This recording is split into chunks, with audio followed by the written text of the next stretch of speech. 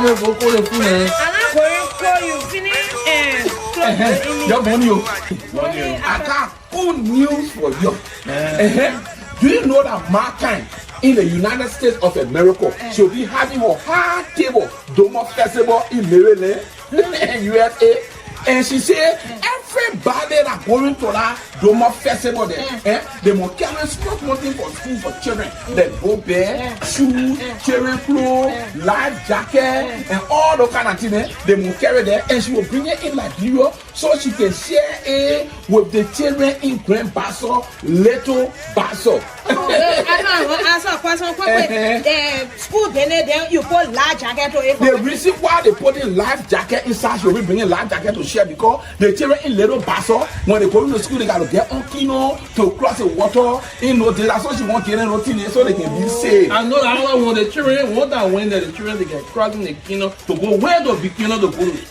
And the time will be August 9 in the United States of America. So it will not be easy. And at the 5th year celebration, she been having celebration, but they want it will be special. So everybody are going there, we carry something. Yeah. That my brother want to tell you I can be praying for me inside the chair there. I know, but I know now. So that so that the cheese I can get you. I go real. I don't thank you very much. Okay. You encourage people now. So my people that are there, your year people that are going for the Doma Festival in Maryland, in America, you please carry something for the children of Little Basso. It's not easy. Yeah. Thank you, Myean, for my children in Little Basso. Yeah. I'm going to go call the food. I'm going to call you, finish and I got good news for you. Do you know that Myean in the United States of America she'll be having her hard table Doma Festival in Maryland, USA? And she said everybody that going to that Doma Festival there, they must carry sport mountain for school for children. They go bear, shoes, children clothes, life jacket, and all those kind of things. They must carry there, and she will bring it in Liberia so she can share it with the children in Grand Basso, Little Basso. I answer a question quick. The school then you put life jacket to it. The reason why they put in life jacket inside, you'll be bringing life jacket to share because the children in Little Basso, when they go to school, they got to get on kino to cross the water. You know, that's what she want to get in so they can be safe. I know that I want the children, want that when the children they get crossing the kino to go where the big kino to go. And the time will be August 9 in the United States of America. So it will not be easy. And at the 5th year celebration, she been having celebration, but they want it will be special. So everybody are going there, we carry something. Yeah. That my brother want to tell you I can be praying for me inside the chair there. I know, but I know now. So that the cheese I can get you. I go real. I don't thank you very much. Okay. You encourage people now. So my people that are there, your year people that are going for the Doma Festival in Maryland, in America, you please carry something for the children of Little Basso. It's not easy. Yeah. Thank you, Myean, for my children in Little Basso. Yeah. I'm going to go call the food. I'm going to call you, finish and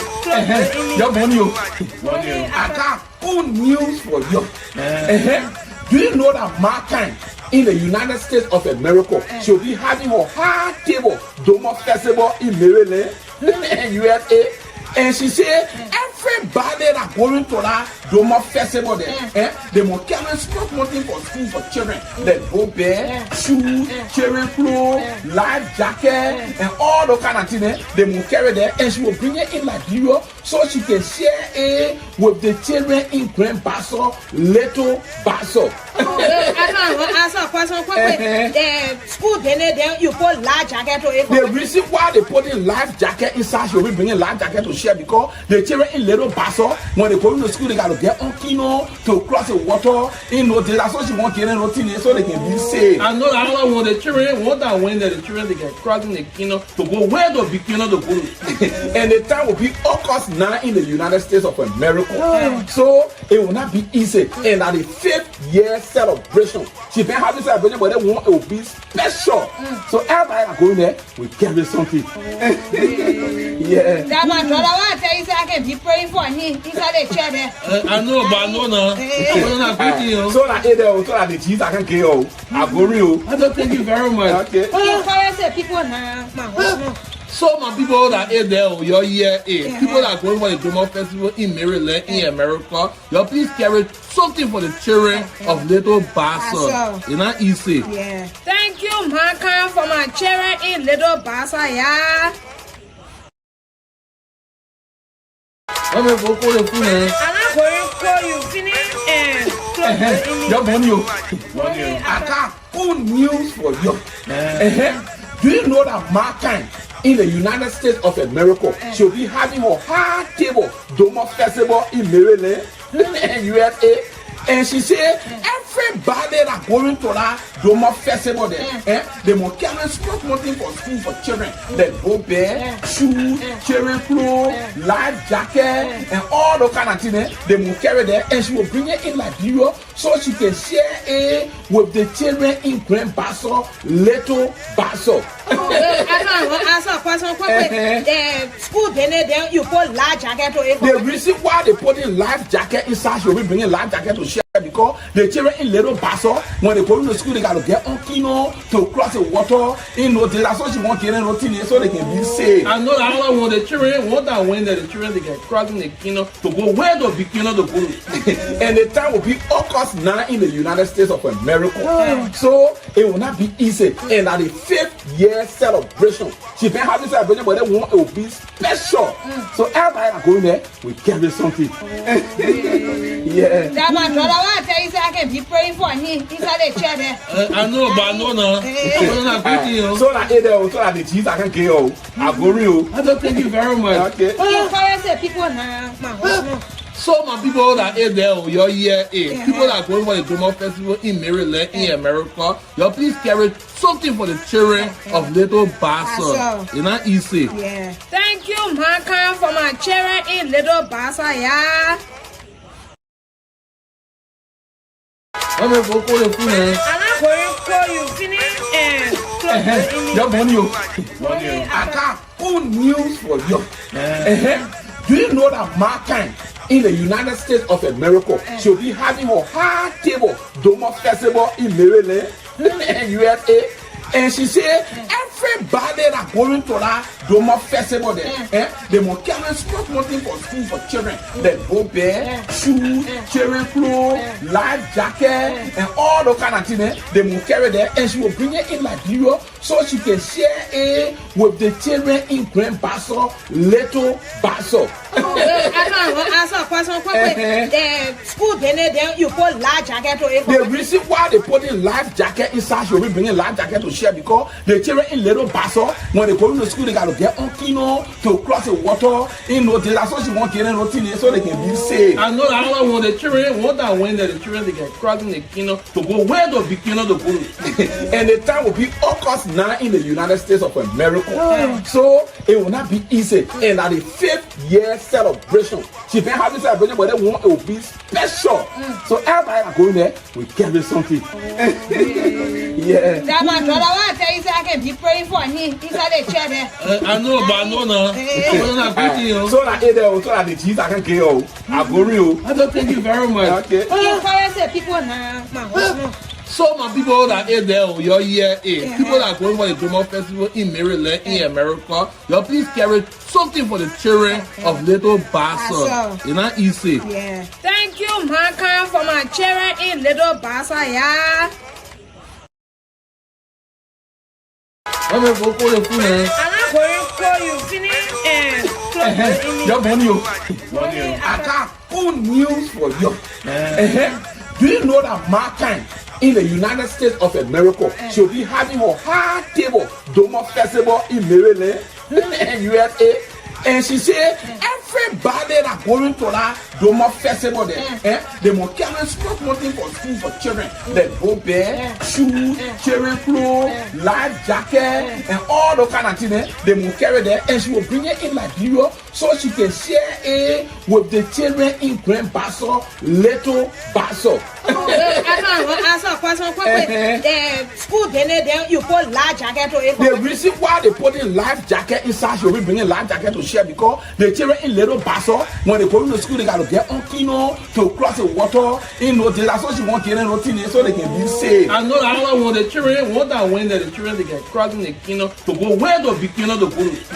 And the time will be August 9 in the United States of America. So it will not be easy. And at the 5th year celebration, she been having celebration, but they want it will be special.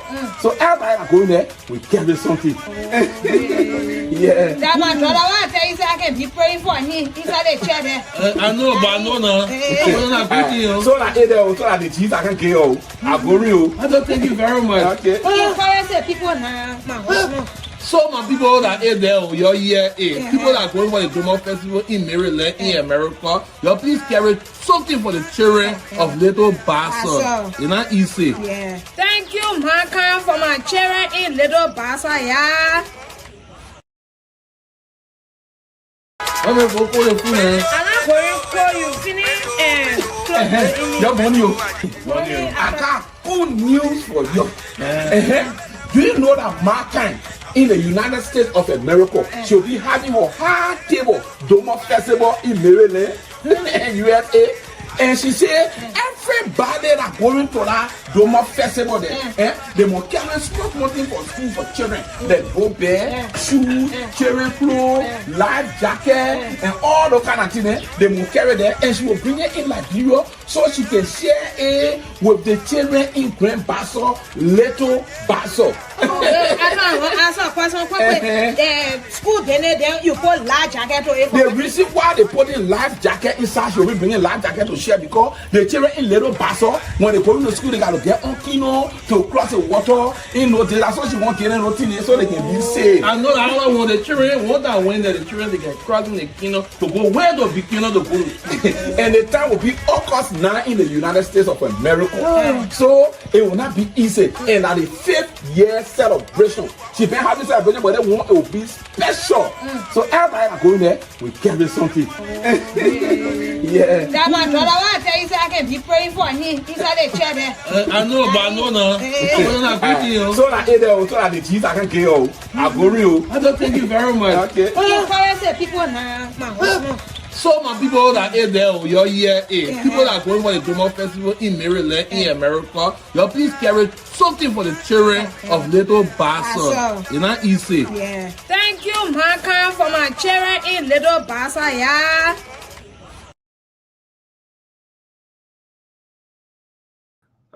So folks, welcome once again.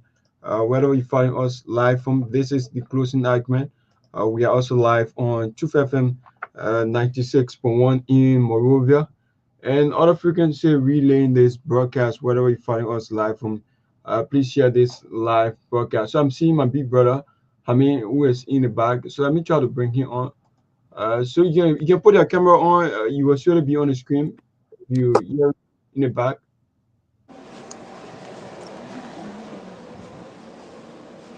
Gina.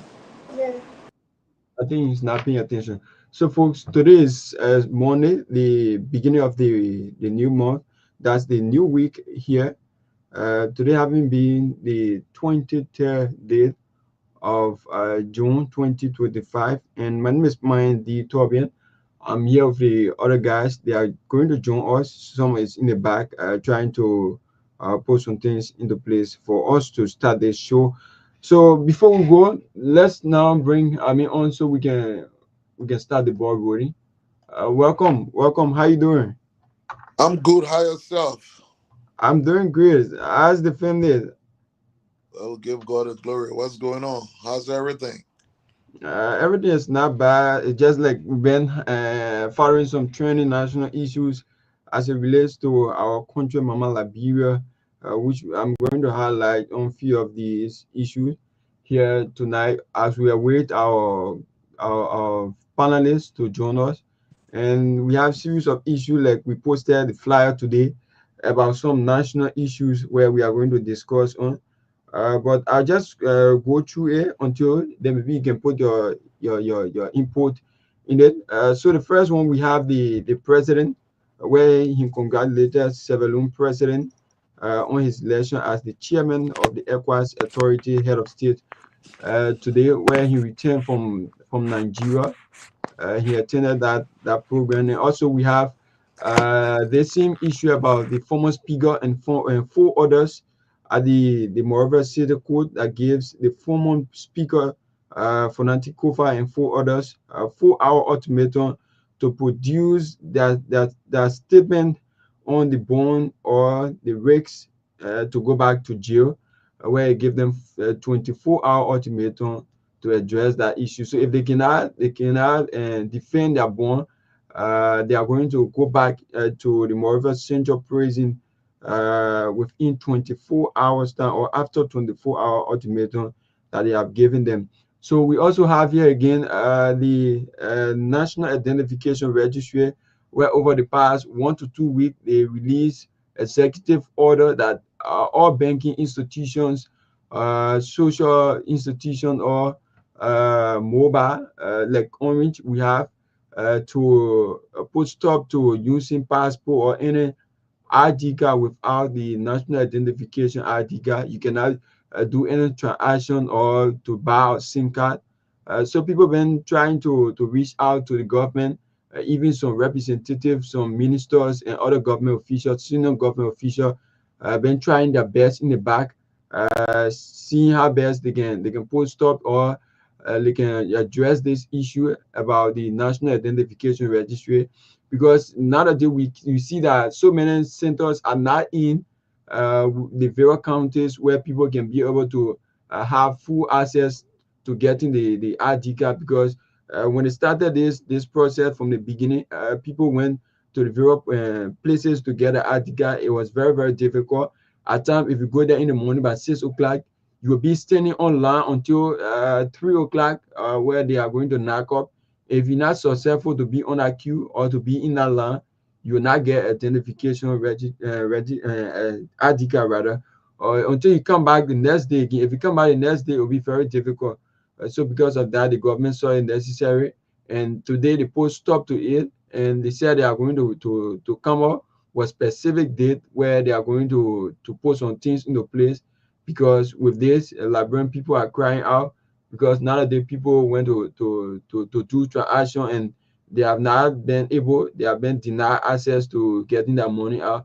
So there have been a serious issues within our country. So I think so far so good. And also over the weekend on Sunday, we saw move political leader, that's Ambassador D. Mazra Kimea, where he put out 40 graduates from the D. Mazra Kimea Vocational Women Empowerment School in Painesville at the party headquarters, where he made a statement that the party has declared an irreversible comeback for WIA, where he pledged his support again, being one of the first or the powerful endorsement ahead of the election in 2029. He pledged his support and he said that they are doing irreversible comeback for the former president, where he's going to come back in 2029. But we still wait to see how 2029 is going to be like. And also we saw today at the same court where we saw the Fadiga brothers. One of them were arrested and sent to the Moreover Central Prison, where we also saw the former DA boss Abraham Kuma, who was also on this platform few days ago. That's last week, I think Wednesday, he was on this platform addressing this issue. And one of the Fadiga brothers was arrested for some other reason, and the court make it clear to the public on what he was arrested for. So the host also summoned acting LDC boss for some issues that have been in the pipeline, but have not yet been disclosed to the public on what ground they have been summoned. But according to the host, most especially the host speaker, they said they summoned him for some other reason. So after that, they are going to come out to the public to release what they summoned him for. So I think so far so good. I can just stop there, and then you can make an input as we go forward. You are muted. You are muted. You are muted. Well, that's a lot happening in the country. I think I'll try to provide my own position on each of them. I will start off with maybe Myean's declaration that the return of the former president is but just a matter of time. I've written extensively on that subject. Let me just say, in a general scheme of things politically, that is not an impossible math. That mathematics is not impossible politically, because as I mentioned, there are historical references where there have been comebacks. You could look at Charles de Gaulle. He also came back after 12 years. You can look at the former president of Brazil, Silvia. He came back as well. Of course, Madame Salif did not come back, but she won after numerous trials against Taylor, and then eventually she won. So also is the Unity Party. They came back after losing the election around 2017, and today they are there. So there are examples to support such possibility. However, as I have indicated over and again, you cannot pray your way back. Neither can you come back on the basis of slogans. Slogan cannot bring you back. Spirituality will not bring you back. And you cannot come back on the basis of just what you wish or hope. It requires work. You must put in the work. It takes a lot of work. In fact, winning the next election, 2029, will be one of the most difficult election cities would have ever faced compared to any other thing, because on the record will be also CDC's record. And so if the commitment to come back is clear, can you hear me? Yes, we are hearing you. We are hearing you. Yeah, if the commitment to come back is one that becomes a clear objective, then of course it must be built on very intentional strategy. So for me, I'm not really impressed when those words are used loosely. Come back. When I see the work, and that's some of the things some of us have been pushing for. That look, it's not sufficient to just say, look, I'm gonna come back. Come back. How? What are you doing? And are you gonna wait for election day to come back? Or are you gonna start to put in the work? The work requires the change of the political ecosystem of the institution. Work requires messaging, new coalition building, a complete transformation and rebranding, and some serious sacrifices. Some of the sacrifices will also require subtraction. It's like the spaceship. For it to get to the moon or its destination, as it goes up, it has to get rid of some substances. So you see some part of it dropping off. So that's what CDC will have to do. And like I said, it's not an impossible task, but it's a task that requires very strategic and intentional working, sacrifices. With regard to the Fatiga brother, I haven't really followed the case, but I think it does remind me of another period under the Union Party government when similar situation happened, a civil matter that resulted into Rodney CA going to jail as well. I'm sure you remember the brother of the former president at the time, Madam Salif, Amla Salif, had sued Rodney CA for damages, defamation, and I think it was around in some millions, just almost the same. And Rodney could not pay it. and so he was placed in jail for some time until I guess there were intervention from international press media institutions that helped secure his release. So this situation, I'm not saying is similar, but it just provide a reminder of similar thing happening. But obviously, the matter is a civil matter between two individuals. Um, I do not know the details of it. I have not heard the Fatika brother claiming that I have not heard them saying that the matter was not fair in court. Um, I haven't heard that. We don't know. And so when we get to know whether, in fact, justice was bent, justice was influenced, then of course we will be able to state our own position in that regard. But for now, we think it's civil. It just reminds us about what happened also with Rodney, CA, Onomad, and Salif. And on the issue about the ID cards, we have always said, maybe we may not limit it to Joseph Boaka, but generally, when you national projects should be as a result of careful planning and not influence just because of political showmanship, because you want to show that you're doing something, so you just do it. You didn't plan, you didn't take into consideration all of those things. And then also, you cannot use national project simply because perhaps you want to generate revenue for government, so you just create a haphazard approach.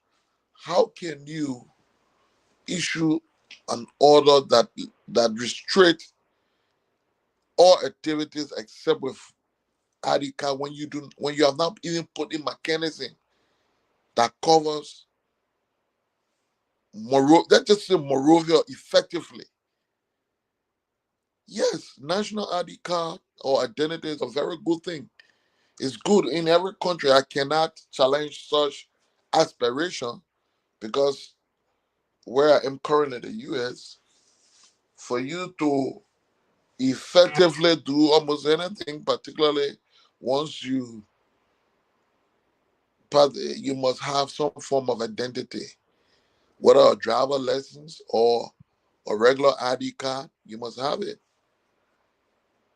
And that's a good thing. It provides another step in identifying the number of people in the country, even though babies wouldn't take it.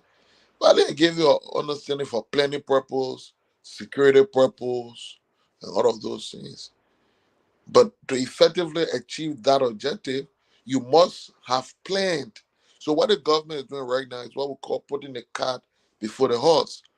Now you have halted the process, saying you're going back, perhaps to plan, to create a different centers, the logistics, and then launch. So what it tells you many a times we are driven more by politics, more by showmanship, as opposed to strategic planning and execution of national projects. So, and what makes that even alarming,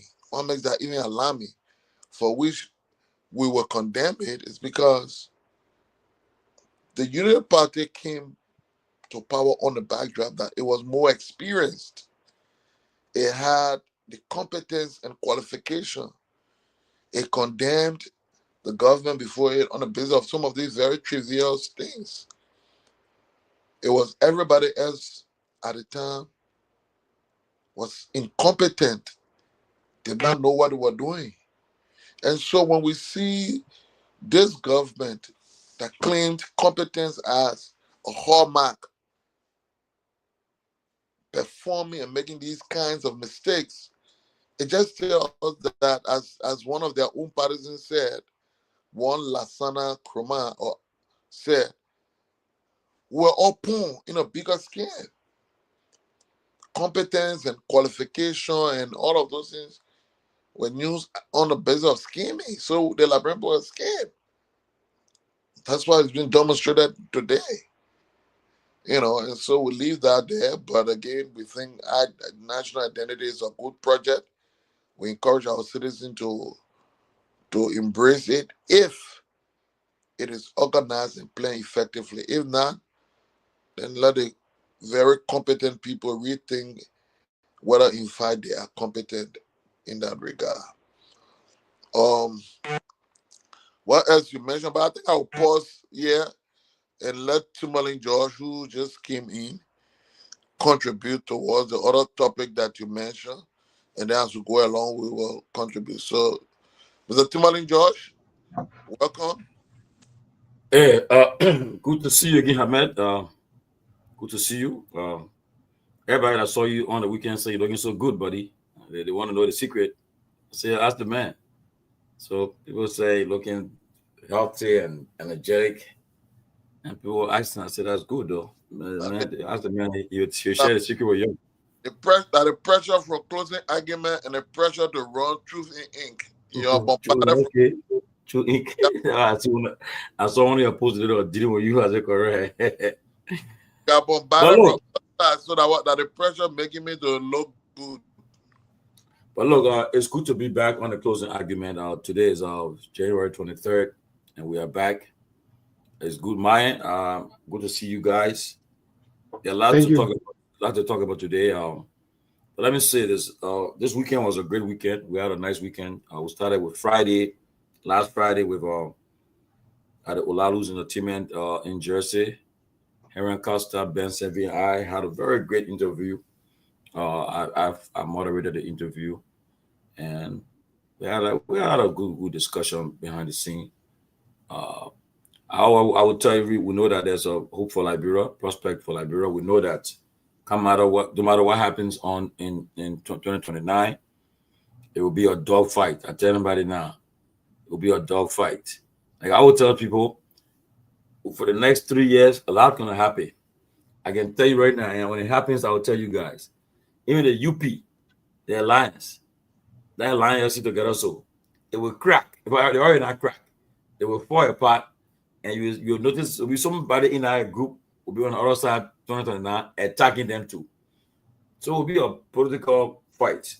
So expect what to happen. So right now, don't get in your feelings. Don't be too emotional. Don't take it personal.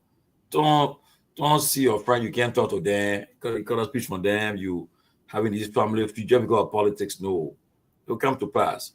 At the end of the day, we'll be going for one goal, and that is to really ensure that Liberia is transformed. In transforming Liberia, you like the right leaders. You all gotta be part of that winning team. So the winning team will be coming up. We'll know the team. Right now, it's time to just build your base, fill your base. You know, by 2027, you'll know where it will take shape. It will start taking shape from. Just pray for long life and good health. And then on Saturday, we went to Domo Valley. Yeah, man, Benson went to Domo Valley. We saw this on Domo. They had some fun, interacted with people, took some photos. On Saturday in the evening, went to Dr. Peabody's daughter's graduation. Hamed was there. Senator Sir Joseph was there. Pewee was there. We had a nice time. The closing argument was on the program. We spoke and made a presentation. It was a great event, very great event, very fine program. I can tell you, just continue to do what you got to do. Encourage your kids and let them continue to thrive for excellence and the best. And you'll be proud. It'll make you proud. But today, I know we're talking about today. I know there was an issue happened today involving Al Hussein UJ Farika, and I just got a video that something happened today with AB and these guys. Myean, can you put that video? See what happened? Yeah, the video is already in queue, so let me play it right now. Let's watch what's happening. Okay, the video is in queue now. So you can watch the video, good though. So we're going to. Yeah, I should play now. Yeah, go ahead, play.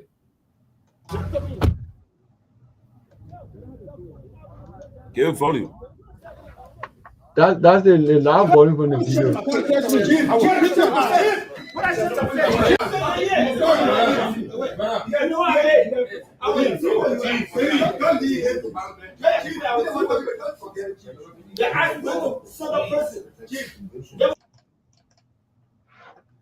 Play again.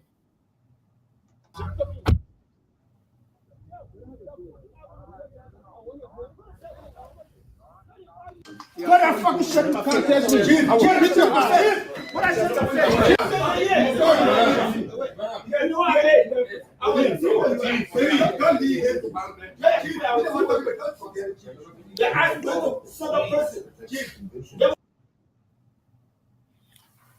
Well, that's the video.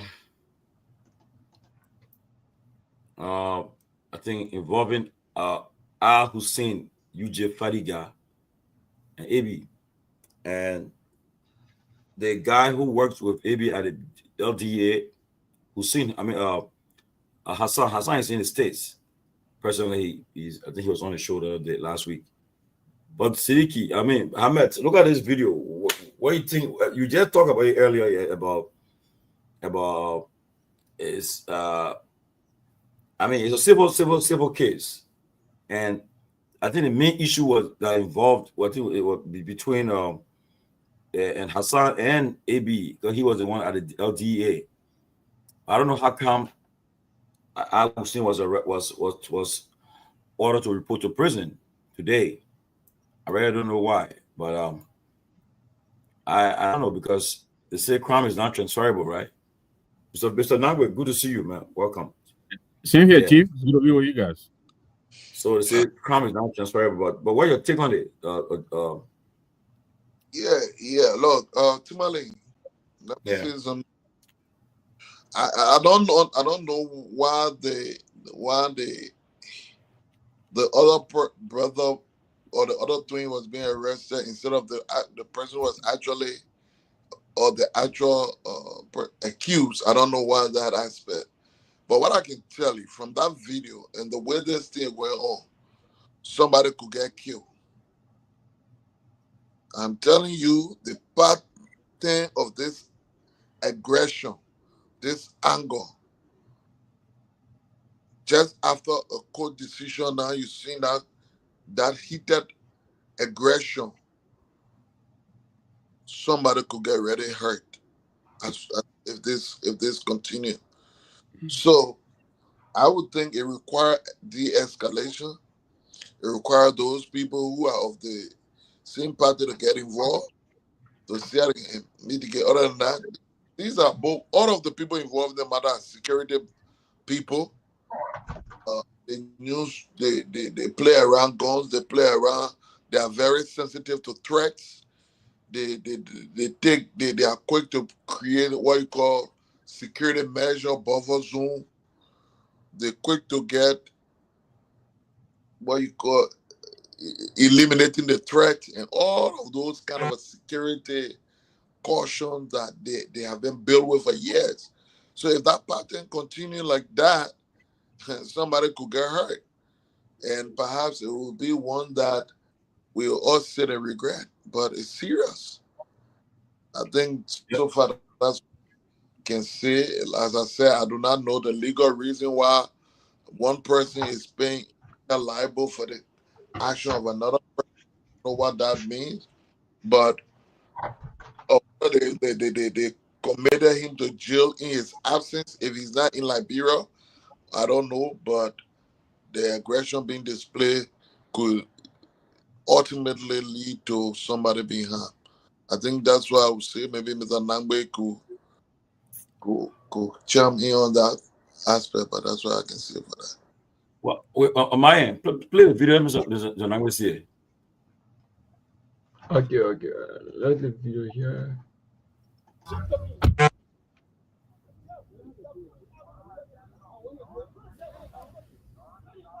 What the fuck is shut up? Contest with you. I will beat your ass. What I shut up?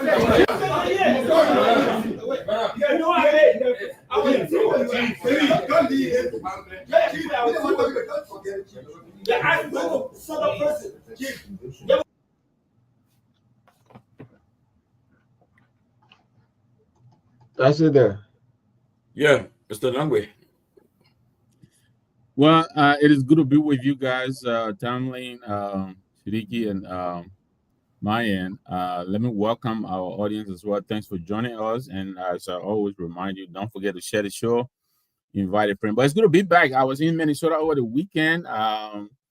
We had a great time, CMC. Our first, it was our coming out gathering. So let me also thank my buddies in Minnesota there, you know, Johnson Chester Doe, you know, my boy William Crabb, Kennedy, as well as Mohammed, you know, Enza Dolly and the rest of the crew. Thank you very much. Great program. Dr. Richardson, you know, in your capacity as a global chair, and also Grace Goa, our colleague here on the show.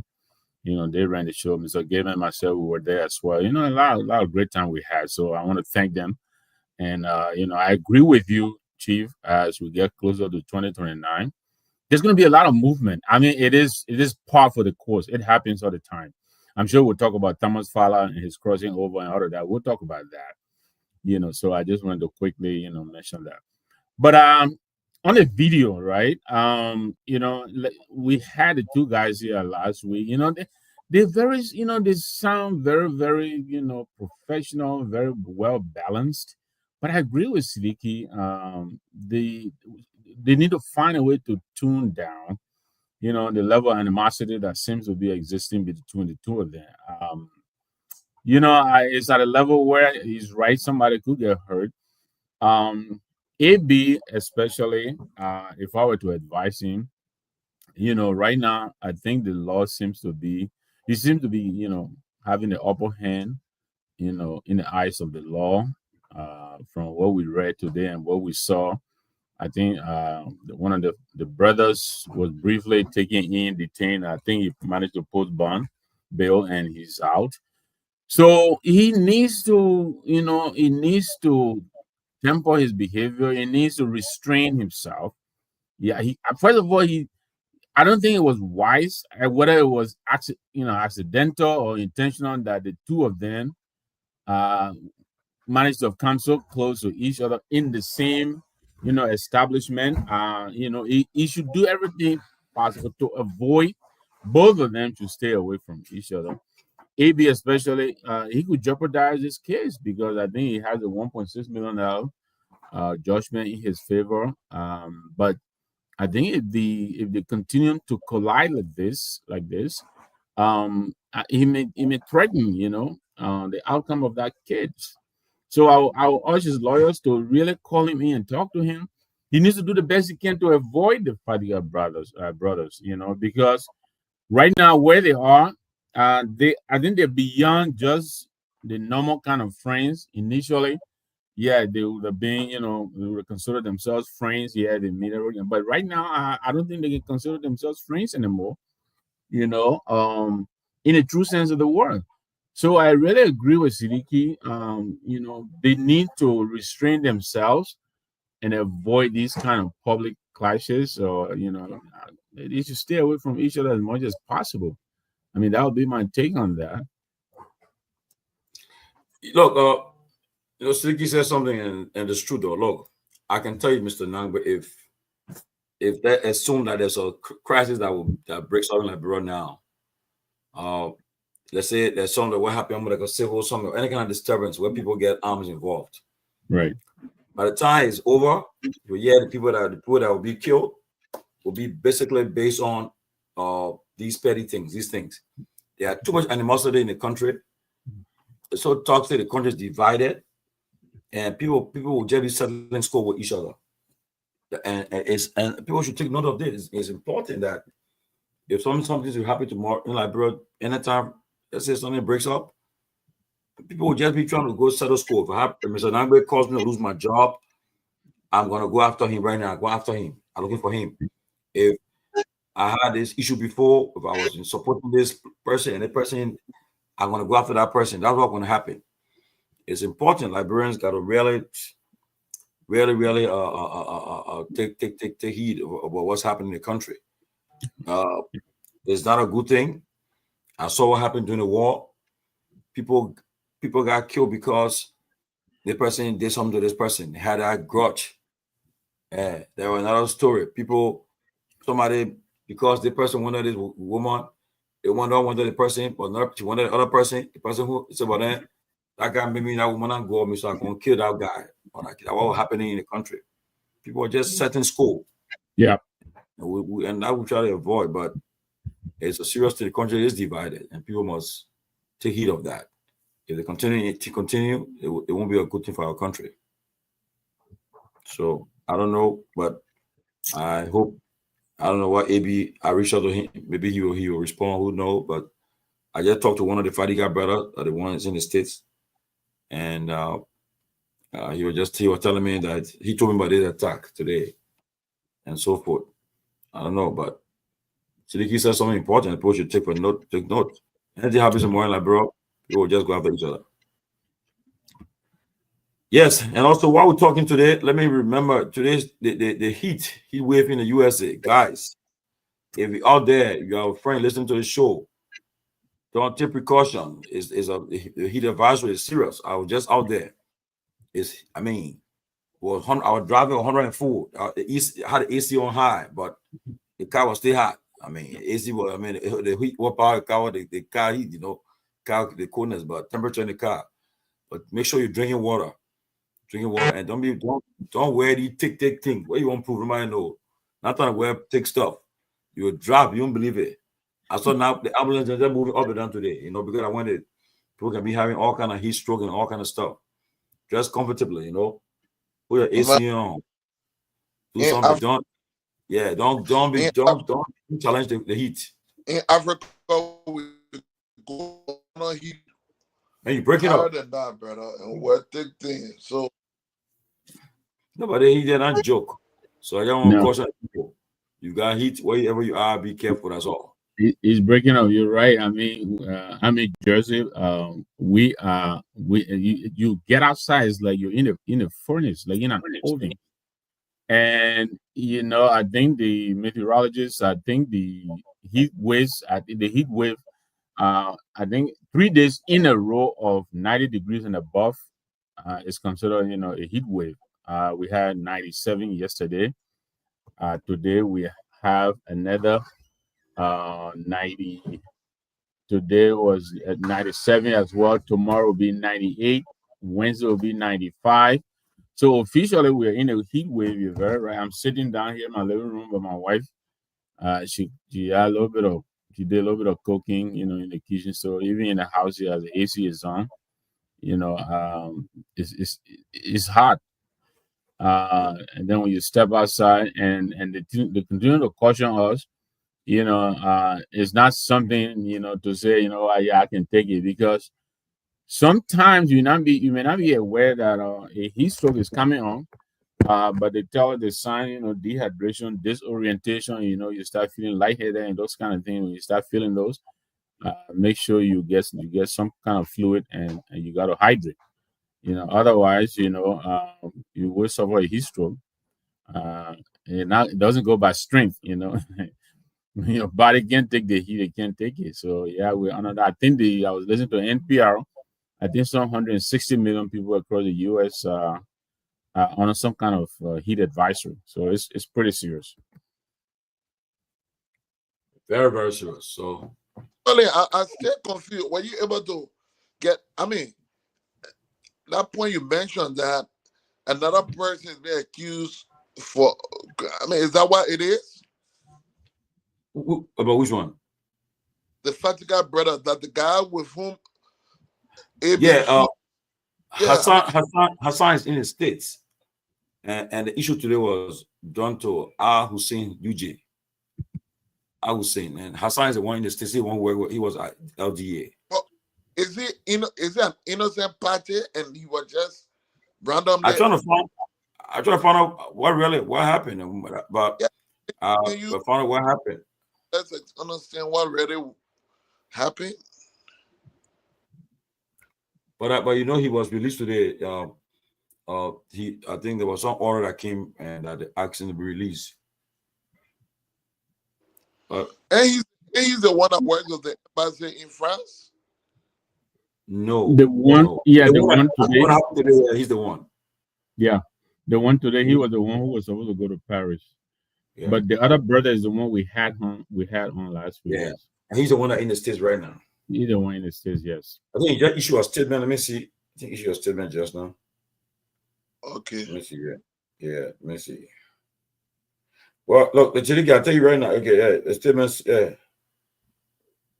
He said, I feel compelled to inform the public that Mr. Abraham A.B. Kromah has made several threats against my life, both privately and publicly. My legal team has been fully briefed, and the matter has been reported to the appropriate authorities. Earlier today, following my release from the Monrovia Central Prison, where I was Peabody Team under contempt of court charge, I encountered Mr. Kromah at the Civil Law Court. Reliable information suggests he spent the entire day attempting to influence proceedings to ensure I would be jailed. When that effort failed, he became visibly enraged and verbally assaulted me in the presence of court officials. During this episode, he openly identified himself as A.B. Kromah and threatened that I would not survive in this town. On legal advice, I remained silent and refrained from responding to avoid escalation. Court staff instructed me to remain in the building until Mr. Kromah had vacated the premises. However, upon exiting, I found him sitting in a silver Mercedes parked near my vehicle. Once I got into my car, he resumed the verbal attacks and began tailgating me as I drove to meet my lawyer, who was waiting at a nearby restaurant. Shockingly, Mr. Kromah followed me there, attempted to instigate a physical altercation, and at one point reached for his firearm after realizing the situation was not unfolding in his favor. This pattern of aggression and intimidation is unacceptable. I trust that the justice system will take these matters seriously. My safety and the rule of law must not be compromised.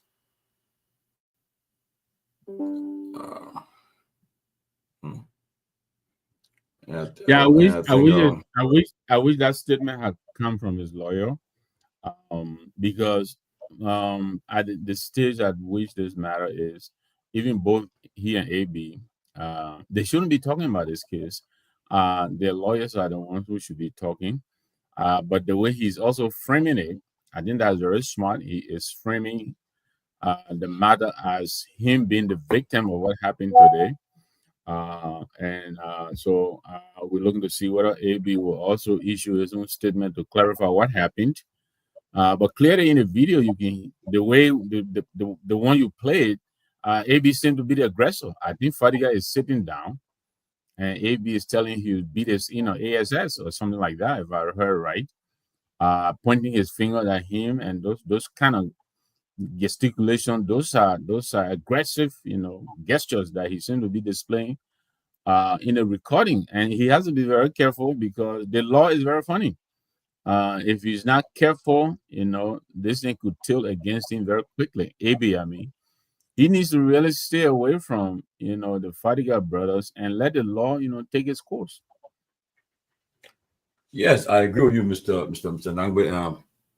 I don't know, I don't know how the poor guys manage it, but I would not want to be in a situation, I won't be in a situation where you have people threatening each other like that, and then drawing firearms at one time before, and now, like you just said, Mr. Fadiga was smart to say AB drew his firearm, and I know AB, but we're not there, so we'll get it back. But you put on yourself by yourself, right? Yeah, so and now he's on record, put on record, but again, it's left with the people though. I don't know, but I personally, so I would not want to be in Liberia right now. On a serious note, because anything can happen. You won't be caught up in something. And it may not be directly in something can happen. Look, let me give you an example, right? Somebody told me a story. Said they were sitting by the big guy, the VIP, and the man said, "That's the Digi guy. The way he frisky on me, I will deal with him one day." They heard it. All the men said, "They said maybe we won't do it. The chief will be happy." Went to the Sidiki guy, grabbed him, and started to deal with him. So that kind of thing, be careful because somebody around listening to the kind of conversation, they hear what the intention is. Maybe we won't do it. The man will get us something for it. You won't get caught up in that thing. Welcome, Grace. Happy anniversary to you today. Thank you, Tomalin. Nice to be here. Happy anniversary again, Madam Chair. I know thank you. The day we made my go-ball of you waiting, so I ain't rushing. Thank you guys so much. The CMC leader. CMC USA cheerleader herself, me right here.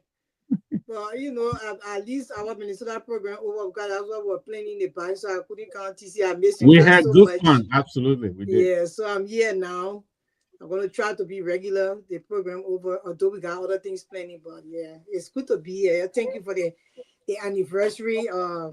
Congratulations or whatsoever it is, the compliments. I'm happy. My husband is a lucky man. Tomalin knows that. Oh, Yeah, but it's nice to be here. I mean, but Tomalin said you are the lucky woman. oh, yeah, I mean, you're right. I mean, he No, is. man. I'm a lucky woman too. So No, man, it Siddiqui, goes, yeah. it goes both ways. Yeah, the husband is he's a very calm guy, very quiet guy, calm. Yeah. And maybe I look about it, he's calm. Mm. Yeah, you know, yeah, you're not a person who, you know, he's a calm guy. If you know your Facebook said, just all he after his gospel music and I think he's a calm, very calm guy. So Yeah. nobody know it's good. Honestly, again, want to congratulate Is he a you guys. Liberian? Yeah. Oh yeah, a Liberian Bassa man, yeah. Good man. Congratulations to Mr. Goa, yeah. But Chief, before we move on, there's something I forgot to mention. Siddiqui wrote a very, very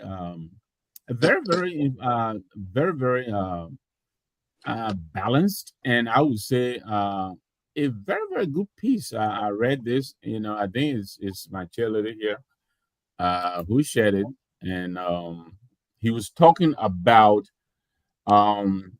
you know, Musa ability challenging the soul of Liberia's democracy, you know, knowing very well he's in the shadows of, you know, our tribal politics as well as religious politics in Liberia. He being a Mandingo and a Muslim, notwithstanding, he's taking a stand to challenge, you know, these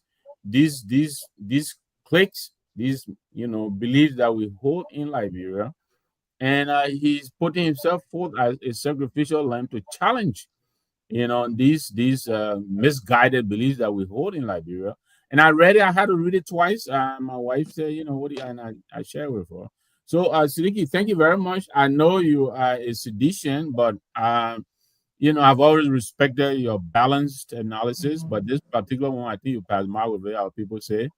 So, I urge all to find that article. Is in the I think it's in several, you know, if I'm allowed by Chief here to put in a shameless plug. This is But in you the need to put it in the chat room so we can read it. yeah, it's in the Oracle News Daily. It's Liberia. Musa has an ability, an emerging presidential hopeful, but challenged by his own shadow of Mandingo Muslim seeks the presidency and tests the soul of Liberia's democracy. I mean, it is so well written. Oh, I read that. Yes. Yeah. So thank you very much, my dear friend, brother. You just demonstrated again that, you know, we have the capacity to demonstrate maturity and rise above, you know, party lines and say the truth wherever it may take us. So congratulations on that piece. Yeah. So, you know, like I said, what pushed you to read that piece, Siddiqui? What read it because I admire Musa audacity. And to be honest with you, I got very impressed about the Musa that evolved politically. Because before this time, Musa became a controversial figure with everybody having different interpretation as to who he was. And when he got elected as representative over the period he has served, I saw him rebranding. I saw, you know, that's one thing to know about a president through other people, and that's one thing to know about a president through themselves. And I saw him taking positions, value positions as a citizen, as a patriot. And I follow him. There were times I was skeptical as to whether he stood on those positions for other ulterior motives.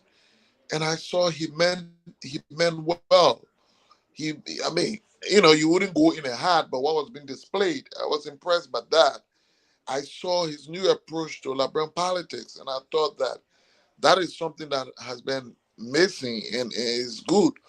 Then I was able to do some research on his attempt to become speaker, and interestingly, from a different interviews, particularly with some of his kinsmen, who he had thought would have voted for him. And when some of them revealed that they couldn't do so because nothing, for no other reason other than the long hair perception of tribal and religion. That was shocking to me. Mm-hmm. So And the other reason, Sidiki, was that Jeremiah Kun had made it explicit in Nima County that Musa Belete was going to come after and make sure that those other people don't get the position they need, because he will speak the truth, and he was afraid that Musa will remove the people because of the truth. Yeah, but listen though, I'm saying one-on-one on those individuals, while all of the politics were played, ultimately, some of those guys, and many of them are educated people. Yeah. Many of them are educated. Ultimately, they allowed that aspect, that prejudice, to influence them. And so I just got inspired how, and if you went in the article, I didn't just limit it to Musa, but how sometimes we get clouded by trivials, by bias and discrimination, and it blind us from reference decision that go for the country. Sometimes some people say she's a female, I would not vote for her because she's a female, even though that female comes with what it takes to do the job. So I was just saying how generally how we have allowed biasness, unnecessary things to become basis that influence us. So I think it was while Musa was the focus in this article, the challenge, but it was into a larger extent tried to say to us as Liberians that we should look beyond things that people cannot control. For example, you do not control being a female. You understand? No matter what, you can't control that, no matter what you want to. And so you should not be deprived or denied an opportunity simply because of that. So it is with Musa. If he brings on the table what it takes to do the job, he should not be put under extra scrutiny because perhaps his tribe or his religion. If you were a short man, you should not be denied opportunity because of your height. So those. I mean, in general terms, that was what I was influencing the conversation. And when I read the article, actually Musa actually sent an article to me, Honorable Belete did. And when I read it, I look at you, I say you are patriotic Liberian. Because at this point in time in our lives and in what we see our country going, it is the right for us to just speak the truth. This is not even about Musa, but anybody else that's in that position. One of the things that he also said one time on a platform that he didn't choose. When his father and mother met, he didn't choose for them to meet. When they were falling in love, he did not choose for them to fall in love. He was created. Through that means he came here innocently. So I don't think people should hold people because of their religious background, because of maybe their tribal background. This has not brought our country to any better. So now we have to look at the greater good. Look what Lai Berete, said on his one of the things he wrote, somebody shared. I'm not friends with him, but I saw it. It broke my heart. For a Liberian to say that the way the Black people are treated in America because of racism, this is the same way the Mandingo feels in Liberia because they are Mandingo. Why should we be prejudiced against our own people that we all was born in that soil? We all are Liberians. We all carry the same skin color. And for you to feel that way in your own country. You see, for me, racism here, it hurts me. But I always have my mind, this is not my country. And besides, I'm a very Black woman. My skin is Black and I love my color of my skin. Nothing against people who not Black, but I mean, this is who I am. So for you to even be among your own people and treated like you were separated from them, I cannot even imagine what these people go through. And how they are not supposed to be in society because of that. How they shouldn't have the right to hold certain positions because of that. So we, the diaspora Liberians, now our eyes should be even open for us to educate our people back home because they haven't experienced what they call racism. So they don't know by doing or prejudice or dividing us because of our tribes.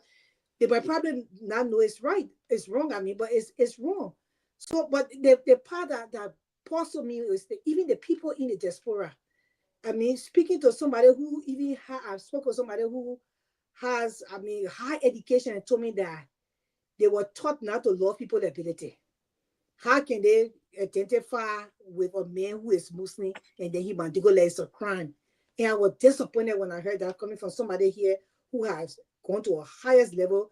And I mean, not only in the school, but produce the product is there, experience everything. For them to say that I was so sad. And say, oh yeah, Grace, but we were taught that. What can we do? But you can all learn it. That's what we're trying to tell our people. You can all learn that behavior. You see, the people teach that they train racism here, but they train disaster and they all learn it. If you watch the show called Remember the Titans, y'all go watch that show. When the white and the black people were able to come together because the children decided that we will not be divided because we want to play football, and as a team, we are black and white. We can only come together as a team to win this game, and our parents' hatefulness will not divide us. So the children teamed together and they brought the whole community together, regardless of they were black and white. They started to interact with one another because they wanted to win that game. And it brought peace. It's a true story. I watched it on the flight to Minnesota, and I was so impressed. And we can do that too for Liberia. Mr. Nangbe, let me share a personal experience with you in that direction and on the platform. That was around 2005. I was part of those who first established and formed CDC.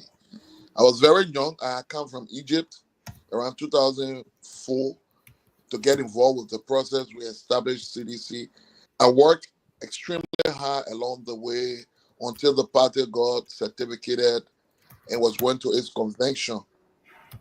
When the time came, I led the young people in that direction. When the time came, I sought to contest the position as youth chairman at the time, 2005. I have friends, supporters, and all of those guys. One of them who were very close to me, strategic in the process, or soldier like myself, a young person, who were very young at the time. I helped to put it together. And when I declared that intention to contest the youth chairmanship, interestingly, my first time experiencing the challenge perhaps my tribe will bring to me, even though I'm not a Muslim. Obviously, I'm a Mandingo. Just hearing my name alone will tell you, Siddiqui. The guy looked at me, a very good friend, like a brother. We sleep together, we work together with everything. He said to me, his name is Michael Monday Jebo. I still remember it. And that remains, it created an everlasting, because before that time, I had never had any experience about being Mandingo, being discriminated against. I never experienced those things. I went to Christian school. I wasn't really in the Mandingo community because I lost my dad. I lived with my mom, so I wasn't really there. But so I didn't experience perhaps what many Mandingos will experience. I couldn't speak the dialect, but I just carried the name in honor of my father. And so the guy said to me, my man, I think he talking, I know, how can we let you Mandingo man? How you be you chairman for our party? He said it in passing, but up to today's date, that's more than close to 30 years now. That statement, that others have not, it just forever. And oftentimes, I just wonder that, so there is a limitation to how far I can go no matter what I do. If that becomes concrete, if that becomes a wild belief. So, so it's challenging, even though at this point, I haven't allowed it to influence a lot of my actions, and nor do I allow it to put a ceiling on my ambition for just anything. But yes, it exists. It exists in the most naivety of our people, even though sometimes inexpressed by very educated people. I just wanted to share that with you, and I wonder how Musa and what he sometimes might go through, Yeah. It is heartbreaking. I agree with you, and I think it's foolish in Liberia. That's the one country I know. Where we say, we express things, but we do differently. I know we like to channel, Martin Luther King in Liberia all the time. Oh, don't judge a man, by his skin, judge them by the content of the character. But this is a classic example of judging a man because he's a Muslim or he's a Mandingo, in spite of what he is doing, in spite of the character he's presenting, And I welcome Winfred and Sylvester. I met Winfred for the first time in Minnesota over the weekend. He came to see us at the CMC. It was good to see you, my friend. Thanks for coming out. So, look, we will talk about this. Right now, we're talking about River G County. Our whole 25 towns have been disconnected. Because the North River, they call it North, but I'm sure I'm from Barobo. We have a common border with River G. We call that North River. North in Barobo means liquor. It's not North. So the reporting, they need, and I hope Sarah will come out to correct that and help us there. But Musa is already in River G. They're trying to collaborate with those people to bring some relief to that county. In spite of the fact that I was looking up, as we're coming up here, if you look at the Social and County Development Fund, millions since 2007, I believe, have gone to that county. They have a legislative caucus. Whether they have gotten that money or not, that is a question that needs to be answered. Because I know most of the money appropriated for Maryland, I'm sure Winfrey is aware of that. Most of the money doesn't go. They put it in the budget, but it is never released to these counties. Because we from Maryland County, we call ourselves Maryland County Association, NAMCA, we went after that money through our caucus. And we realized, even though this money is in the budget, it is never released for over 4 years. We were able to get $200,000 per year. They never send that money. So maybe that's the same case with Roji. I don't know. But the problem is our people are suffering all kinds of problems that they're facing because of the corruption we have in government. I listened to the president return to the country. He's talking about it needs time to build confidence, and look, I'm not trying to be, flip here or trying to, but you've had over 12 years, more than 18 years of being closest to the seat of the presidency. You still don't know what the problem. You need time to do what? To do what? You came to rescue our people. Martin Luther talked about the fierce urgency of now. Our people in Liberia, the emergency is like yesterday.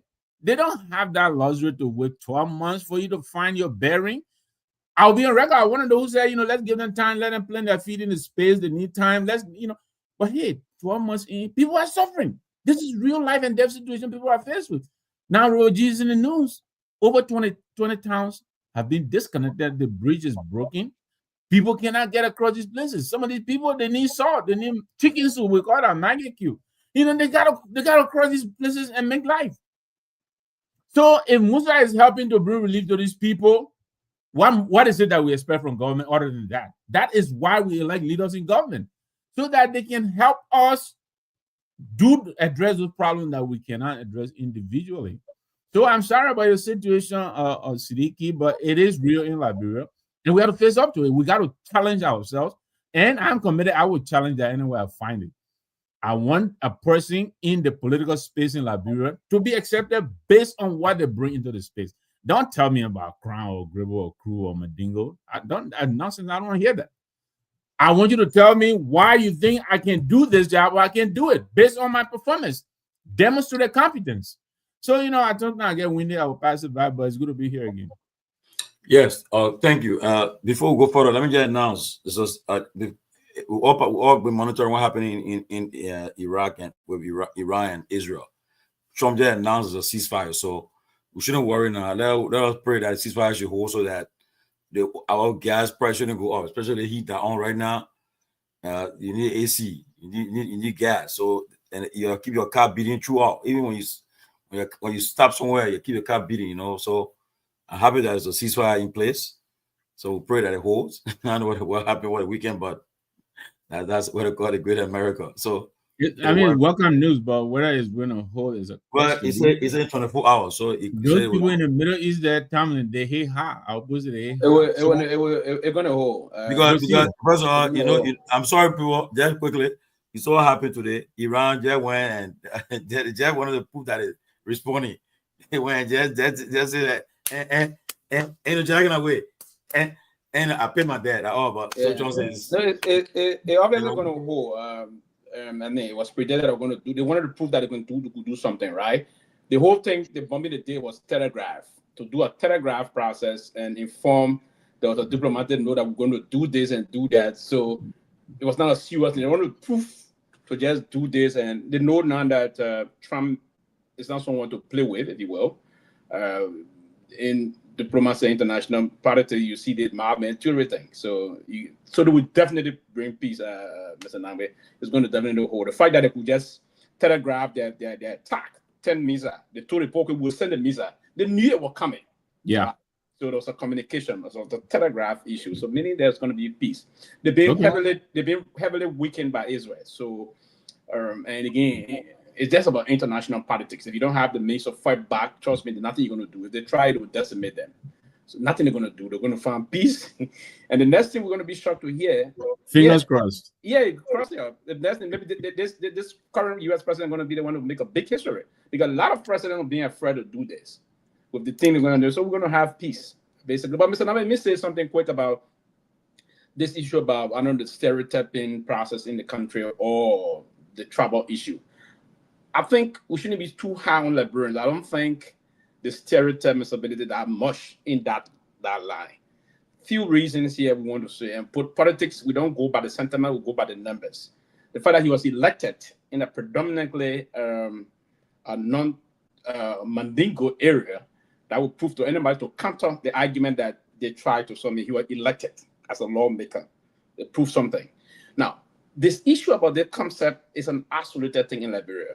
Few people that say God are kind of thinking that believe, Mandingo man, it's isolated. Can we get rid of this? Of course we can. We've been having Amara Connors elected in Bapol, Mr. Benedict is elected in Nimba, right? A very deep area in terms of those. It's a traditional area, but I think Liberians are getting to learn, Mr. Nambe, that we can coexist. But can we debunk this myth and try to erase it completely? Of course, we can do that. We have a lot of money currently on the Supreme Court bench. We have a Mandingo man on the bench also. So I think sometimes we overrate this thing than it should be. If to say the person is, trust me, a Mandingo man can be president of Liberia. And one person, I always said this, and moving forward, I can say this, but there will always be those that are playing the kind of politics are those that are trying to play the hit type of game, that they don't like a particular individual that want to do that. But I don't think this trapper sentiment is going to hold on that. Can we erase it? Can we help to push in trying to get rid of all of those things? But yeah, these are isolated issues I want to term it. Completely isolated in the given part. The fact that someone is elected, so it defeats the purpose, right? I was saying the person was elected. The person went trying to contest to be the speaker. Now, again, it was there a rough terrain. The government needed someone that they wanted to push from this side. It was a very close race. Also, now it's not that bad. So I mean, so it's a room that if you can go that far, you can just reach the end game one day. That I'm thinking it took how many years in this place to see Obama elected president. So a lot of things. So we shouldn't change that mass. A competent Mandingo man can be president of Liberia. So Mr. Benedict, the chances can never be eroded by the sentimental few folks that want to do their. Sylvester, thank you very much. I like the optimism. I too believe that we shouldn't even be having. Yeah, because listen, quick before you come in, if you always thought of that, then you're defeating the purpose. And you see, the progressive will never want to think you are progressive, and it's just what Machiavelli said in the Book of Prince. The prince should never depress his thought process about moving forward. The prince said his circle should always be progressive and very thoughtful. So even say that people would think that way, that we can make it, no, then I mean we're defeating the intent, right? So there will be some isolated, disgruntled, and unscrupulous element I want to think that way. But the whole of Liberia, they would see a good man. They would notice the man's a good man. Come on, that man's a good man. Despite of this happening, we accept. It's a country that everyone will have both Muslim, Christian, and traditional, even non-religious people. Yeah, it's just like this on your. So we have to promote this and say, hey, this person is this, and how can we muster the courage to do that? For me, that's the way to have to go about it.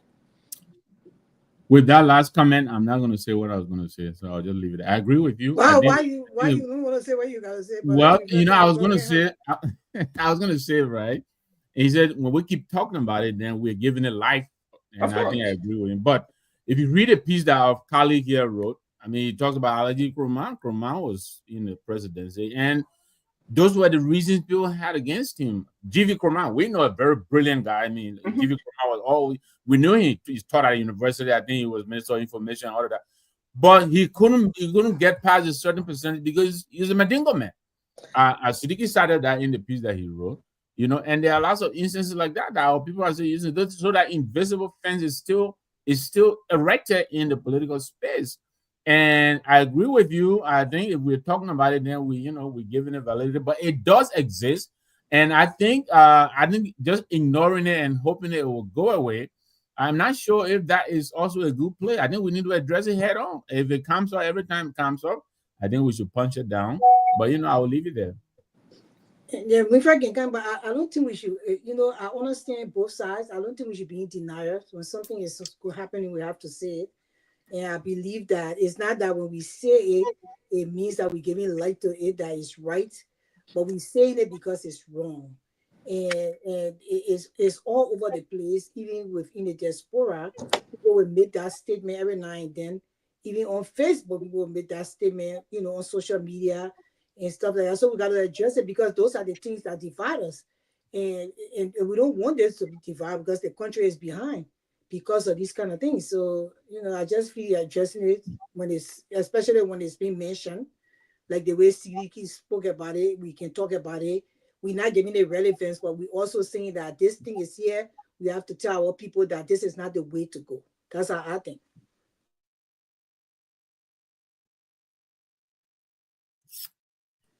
Mr. Rosa, welcome to the platform. I saw you this weekend. I want to say thank you for coming to CMC first induction installation program. First time in history for any political party to do an induction, in the Liberian space in the diaspora. That's what I heard. Somebody told me that. And I think you enjoyed the program. We're very honored to have you, with the kind of work that you do in Minnesota and things that you have accomplished. So it was an honor to have you there. I want to say thank you again for showing up for us with all your leadership. We have some really good dignitary people in our hall. We have some really, Minnesota or big people for the organization. The weight of the people who were in the hall was a lot. The kind of weight, the people that came, have weight. That's what I want to say. So thank you. No, it was great. It was great being there. You guys. Thanks for the opportunity and the invitation. Certainly, it was wonderful seeing you all, and my cousin too. It was great seeing her. It was a good program. Mr. Nangbe was also nice interacting with you. Absolutely. So what you all have been talking about. I mean, is something that is. It's holding us back and has been holding us back for a long time. I mean, so it cuts across not just religious lines, but tribal lines too as well. I mean, you all know, even though, I was born in Montserrado, but I grew up in Nimba. My grandfather is from Nimba, in Tapeta area. But people still see me, so who's going to vote or support that, that Congo ball, and they still refer to me at that. So this stuff. Small River born. Yeah, Small River. I embrace that part of my identity, no doubt. But my life experience is from Ganta, Nimba County. It's where I grew up. From 4 years old until high school, so how can you deny me that part of my identity and that part of my life experience, but that's what it is, sadly that's the that's where we find ourselves. I mean, I'm one of those who, again, so if we want to talk about ridding of country these sort of myopic thinking along tribal or religious lines, I even go as far as looking at the discriminatory clause within our Constitution that that awards citizenship to only Black people. Yeah. We have Lebanese and Indians and others, white folks who are born in Liberia, raised in Liberia, but because of that clause in our Constitution, they cannot be citizen. I mean, that's something that I don't agree with, especially being here in America. And this is part of what I fight for as part of my legacy here, is fighting to ensure that Liberians get a pathway to U.S. citizenship. So I'm trying to fight to get citizenship for our people here and others, but denying people in my country. That is a big time hypocrisy. So I want us to have that conversation across the board, not just the religious pluralism in our country, but ethnic decreasing and decrying ethnic bigotry and religious bigotry and all of that, but also nationality bigotry, based on the color of our skin. That's how folks are apportion the citizenship within our country. So this is stuff that we need to talk about. So we can't just look at it one way. We can talk about all of these things across the board. Because of that, we have flight of capital. Why would some of these Lebanese businessmen, why would they want to keep their money in a country that doesn't embrace them? I mean, you see Donald Trump and many other countries, leaders, they are even next door. I mean, in Ghana and in Ivory Coast, in Rwanda, they're embracing talent and people from other groups, from other nationalities. The U.S. say, hey, if you come in here with $500,000, we'll give you, pathway to getting your green card, But we have people in our country who are born there, they have investment there, but we say you cannot own land, you cannot own property, and so they go through all these sort of nefarious and corrupt type ways, to own property there, and they're taking the money out of the country. They're not reinvesting it. Why would they want to reinvest in a country that doesn't want to embrace you? It doesn't want you to become citizens. So these are things that we need to talk about. These are things that we need to speak about. Now, if you look at the whole religious discrimination that goes on there in Liberia among Muslims, for the most part, and Mandingo in particular, for example, one of the things that people talk about is that say, look, and I'm from Nimakande, and we had a serious fight there in Ganta between the Gios and Mano on one side and the Mandingos, and you all know about that. I mean, it was a very polarizing situation there in Ganta at one time. I mean, it was very violent. They were burning down churches and burning down mosques, in different places. But one of the things that people said was that, okay, and I heard, someone else, reference that, not too long ago. It's like, you all don't, if you guys want all of us to coexist and live in harmony, why don't we have access to your women? You can marry our women, say the same thing too about the Lebanese too. So you can marry our women, but we're not allowed to marry your women. I mean, so those basic things, and as the saying goes, I mean, politics is all local. So a lot of people have to, I mean, it may seem like something, it's not a big deal. It may seem it's so minute and so basic, but these are things that bother people too. Yeah. And that is contributing to that discrimination. So if we want to talk about it, to try to minimize this stuff, we have to talk about these things in totality. We have to talk about all of these sort of issues. I agree. I look at Jetty. When I heard Jetty's story, I never knew the man. I don't know him still, but I heard Jetty's story. I felt bad. Jetty is married to a Liberian woman. He has Liberian children. This man has employees up to over 1,000 people work for him. They still at Christmas time, he is the most of the Liberian that take food to the people all in the streets. So people don't have food to eat. He will feed them from place to place. Himself will be serving. The last time when they got ready for him, they burned his whole farm down. He had to run away. He almost died in the fire because they claimed that he's not Liberian. He's not Liberian, and then they wanted him. I think it was some labor law kind of problem they had, but they were not waiting for the process to go through because these things are court issues. They need to go through the court system and everything. And the way they treated Jetty was just wrong. This man being Liberian forever, all his kids are Liberians. His wife is a Liberian. So why is it that he doesn't even have the right to be a Liberian? But then they came and changed the constitution, was reformed. They changed every other thing to benefit them and to steal. But they couldn't change that what Wilfred has said. How these people are not allowed to be Liberians when all their lives is in Liberia. And then things like that when it happened, if something happened to Jetty, the same constitution goes to say that his wives own nothing because her husband was a foreigner. They did it to Barbara's Matthew's mother. She was married to Mr. Estron. He was a German guy. She had a kid by him, Harry E., the boy that made Sweet Railroads. The woman was living a high five-star life. All her life with her husband. So her husband died. They started to take everything her husband owned, which was hers because it was her husband, just because he was not a Liberian and he was, the skin color of white.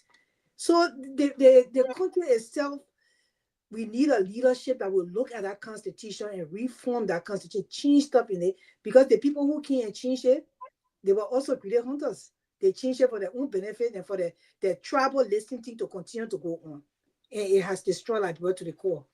So I feel sorry for people like Jetty, because Jetty has done so much for Liberia and Liberians, but he still is not considered, even with having that Liberian children.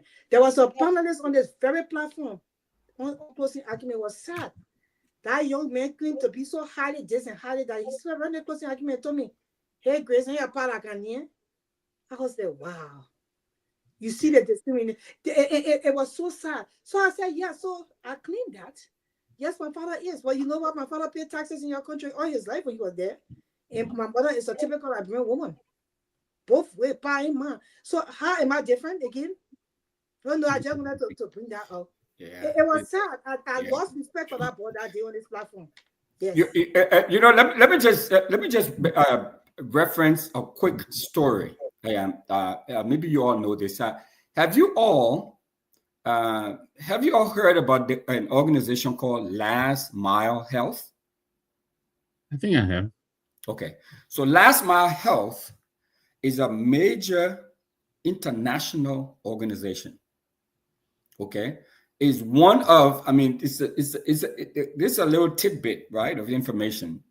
I don't know how many people know this, but it's the only organization, the only international serious major NGO that has, I'm not sure if it still does, but I know at one time its headquarters was in the southeast, was in Zwedru. Okay, so Last Mile Health was founded by an Indian Liberian, a guy who was born in Liberia called Raj Punjabi, and a guy from Grenjida. They grew up in Grenjida, in Zwedru. So during the war, they all fled. They were young boys and stuff. They went to high school together, blah blah blah. But anyways, they founded this organization. It's called Last Mile Health. They operate mainly, almost entirely in Liberia, in the southeast, but they're all over the world. They serve all over the world. But this guy, highly accomplished. He was born in Liberia to Indian parents. Obviously, they refused to give him citizenship because of that clause in the Constitution. So when he fled the war, he was stateless. Guess what? The U.S. took him in and gave him U.S. citizenship. The guy is now a professor at Harvard with a V, Harvard University, top professor. But he never turned his back on Liberia. When Ellen Johnson Sirleaf was president, Ellen Johnson Sirleaf gave him he was there during Ebola, all of his organization, and they're still operating in Liberia today. He sees himself as a Liberian. You read his bio, but Liberia has refused to embrace him and see him as one of them. The guy was just on Biden. He was just on Biden, some counsel there at the White House, advising Biden on health, public health matters. I mean, so this is, this is somebody who, who will contribute, enormously. People will embrace, the U.S. will embrace those kind of folks, people all over the world, we embrace them, but not us. So, I mean, so there's a lot that we have to do differently. I mean, there's a lot. No, I was going to, I mean, you made that point earlier when you were concluding, and I'm glad you came back to it. It's one of the secrets to the success of America. That open door policy, we see it differently in Liberia. We see it in a negative sense. I've heard my people make the expression that, you open up the country, people with the money, they'll kind of buy everything. You know what I'm saying? Why they haven't bought over at Nigeria and Ghana and exactly. Exactly. So, but when you do that, just like you said, people will come into the country, keep their money there, and develop the country. It helps. I mean, it's happening right next door to your store, like you say, in Ghana and other parts. It is. We need to, but when we, the leaders, make expressions like Prophet Key was making during this speaker election, not speaker or Senate seat in Nimba, which a lot of us believe represented the views of the group that he represented. Then this is where we're doing disservice to our people, because when we, as leaders, we are role models. People take after us, and people say and do whatever we say and do. And I think that's where most of us were disappointed. Prophet Key, whatever you may call his classification in life, a comedian, but he has a very powerful voice. And he made some very derogatory comments during this gun Senate election when the vice president was on the same team as him. He was in Nimba when he made that expression. And I didn't hear anybody have a John McCain moment with him and say, no, we just disagree, but he is a Liberian, or he is so. Nobody. And that's what disappoints us. So we need to talk and do so that our people will follow us. I agree with you.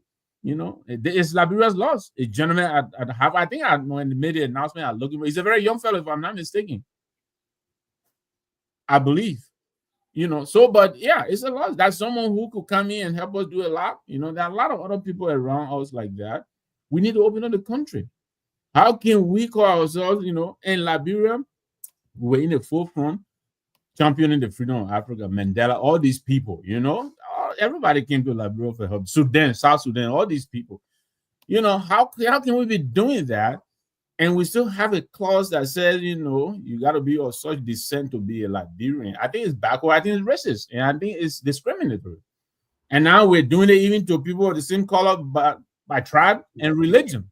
We're breaking it down in this little granular, you understand what I'm saying? Yeah. It's disgusting. And we'll challenge that. We will do that. We will continue that. I understand, Sylvester, maybe you're talking about it, but we will keep talking about it. And we will remind people it's foolishness. We need to get it out of the space. It doesn't belong there. Yeah, tomorrow. Yeah, look, honestly, if you guys remember during the crisis, the reason why ULIMO broke up Fair Power because of this same thing. It was ULIMO. It was the Crowns and Mandingo that formed ULIMO. When the time came for the vote for the Council of State chairmanship, they recommended this guy, Al Mohammed Sharif. But Desktop Tire, the late Desktop Tire, they were all on the same side. But because of that tribal stuff, because they were sure of the vote that Sharif was going to be in the chairman of the council. But because Sharif was a Mandingo, a Muslim, Desktop Tire voted against his own, like let's say we're carrying votes there. Automatically, once you vote for me, we'll win the chairmanship. But he voted against his own man that the group recommended, and that split ULIMO because he feels that he said, "I know this Mandingo man was Muslim when I became president, but he became chairman, you're interim head of Liberia." He said when that happened. So that's something that like the piece that he wrote. Yes, you gotta be bold to challenge the system.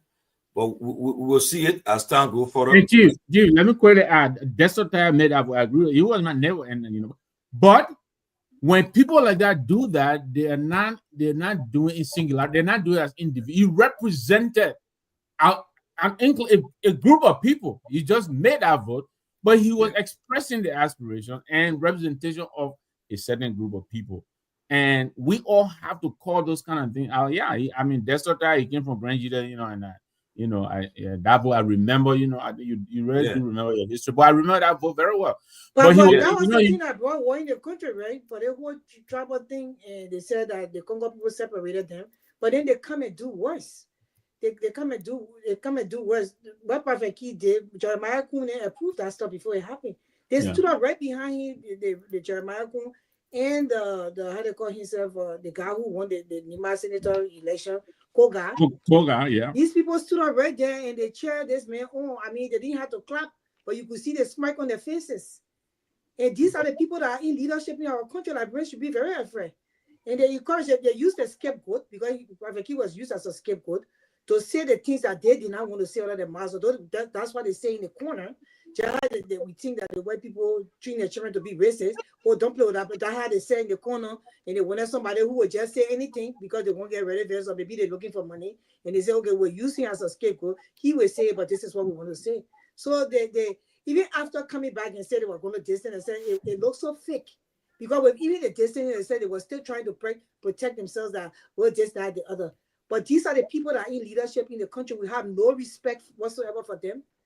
They have no, it was because of by mistake some of them were ever, and some of them had ever sat in the place they are sitting. Because like people were going to remain like brother, we knew that they not have to fight a war for us to leave that country. Some of them will not step up to that place because we not even have the brain to step up to it. But the Liberians that were supposed to be in those positions had to flee the country, and they were also regular Liberians as all of us are. And so these people had a chance to step there, and they're suppressing the country with these things. You know, they tribalists, they not changing the constitution. They sit right there in the House of Representatives, they stay in the legislature.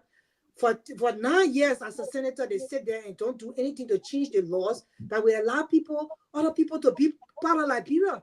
Because they have lived there. You say, okay, you live here for 5 years in America, you can go and get your citizenship and be a Liberian. They say, no, they don't want to do that. So they keep the country hostage. That's why Liberia look like a village compared to the countries around. They look like a village because of these things. Until we can realize and step up to the plate and vote the right leadership, this country will remain a village for the next 40 decades. We have to be strong to change that. Because the leadership that is in place right now, they are not willing to do that because it takes away from them. Because they know that when competent people are in that position, people that have the mind to do good by the people, things will change. You will have to prove yourself, and you will have to be able to step up to the plate to be able to sit in those places. You know? So that's why the country is held hostage. So we are watching what our grandpa will do come 2029, because these people, if we don't change them, their children will be doomed. Well, okay. Look, I would say that we'll continue to face that problem, but like you said, it's about time people have their audacity down to fight back and be heard. But let's quickly talk about this national ID quickly before the national ID. I know in the 80s when President Doe launched the national ID scheme, he addressed the nation and there were a whole timetable. But what I'm hearing now, people are they are saying push everything in business through the national ID, but there are some problems they're experiencing. They wasn't prepared. They just went and launched it. So I don't know what your thoughts about it, because I'm all for it, because I believe in America, you guys all know, you everything driver license, you have that, your social security card. They all ask for these things. You can't just come and just give you to go get money. The bank, anything you do, the things they ask for. But what are your thoughts about how this scheme has been launched and the problem they're facing? Look, I'll go for full disclosure, right? My little brother, Tia Nangwe, he ran that agency during president. Tia Nangwe, your brother? My little brother, yeah. I mean, we're two brothers' children, but we're brothers. Okay, I know yeah. So yeah, so I have a certain degree of familiarity with that agency. There's a lot of stuff that he had programmed to happen. That ID card bureau thing, it was supposed to be a kind of a biometric, even for the voting ID card and all of that.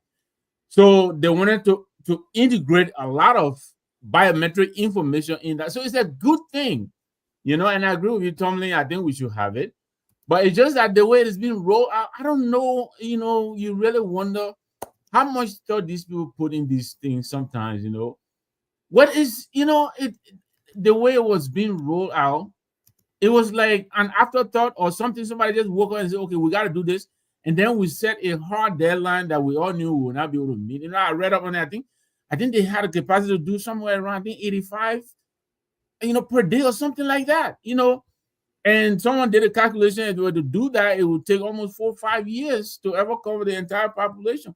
So, we're coming out reading. I think the National Bank has asked, that banking institutions and other places relax to give them time, to roll out the logistics. They're not ready to meet this deadline that is set, and they're costing a lot of consternation for our people. But the idea is good. It's just that the way they're rolling it out, I think that is what needs to be given more care and more consideration. But the ID card is good. Is you have, your, like I say, your you plug it in.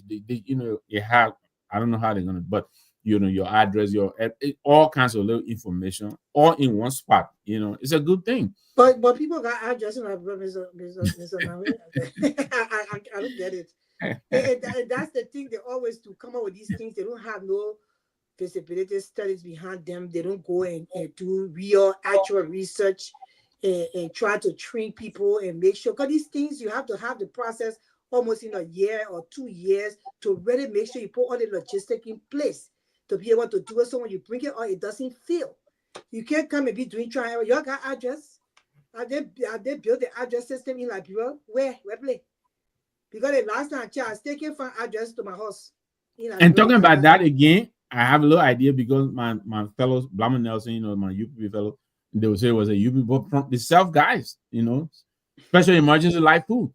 They had that program to demarcate it. That they took it to the Ministry of Internal Affairs when Blama was there again. Tia was also there. He was I think that's where the whole ID card thing also, he brought that idea. But he was a deputy minister at the Ministry of Internal Affairs. They had that whole thing, the decentralization. That is, Sylvester, I think he was in government, and he may have heard of it. But that was the whole process. We need to find a way. We're way behind our Grace. Even like you're saying, addresses. Look, you go to Ghana, you can get it. You can sit in your apartment or Uber because they have addresses. I'm not even talking about Nigeria, other places. But I don't think you can do that in Liberia. I think they have something called yellow taxi or whatever they call it. Everywhere you go, I think it's 10 hours. Even you go 1 block away from where you are at 10 hours, whatever it is. But to even be able to do that, you got to have addresses like you're saying. So was there go behind it? Tell me about it. Yellow hot behind a green shop. I'm an address. No, but and that is sad on a serious note. They say, okay, but where do you see the body who got the mobile boys? Exactly. Go left, go right. No, but the other thing we do is with regard to traffic, we say the thing is 5-minute drive from here. I don't get away the traffic condition. It's only take 5 minutes to get from there over there, about 5 minutes. But to start that, the Ministry of Public Works can start that now because we have the zoning department in Public Works, right? The zoning department in Public Works to ensure that folks are not building in other ways. And the main reason for that would be difficult for the address system, people will have to adopt the system in India, right? There's a way to do it. But you have a clustered environment. But the main reason I think is that we have unscrupulous elements that are selling, even other way, they will be brave to go and sell it. And so everybody building the other way. So sometimes so if your husband have the rules, so if the public work, it's just leadership again on a serious note. If you have a firm leader, the transformation of Liberia will have to be revolutionized through a very strong and powerful leader. That leader will just come and say, okay, it's time to just move this country forward. Yes. Call the public works minister, Mr. Minister, I'm appointing you Minister of Public Works. I want you to appoint a director of that will control the zoning area, right? That director there, if you appoint him and he didn't perform to my liking as the president, I will fire you, the public works minister. Trust me, the public works minister is going to tell that director, say, you every day the minister won't report from that director office. And he will send a technical team around to make sure who are building the alleyway. That's it. So if we stop building in the alleyway, if we stop doing those things, most of the floor system that can happen in Liberia is not because of we bad thing, because we build in the waterway, and so that the water can then move in certain areas. So we do those things, then we'll start having area, then everybody will buy the land. As you say, every full lot you have an alley, right? Then you can drive behind somebody, or you can drive in front of someone's house. Then you can start putting the number in place. If you start doing that, somebody will start developing app. They got a lot of smart Liberians, people that will develop an app that they say, maybe we'll go out on Uber, Walkable.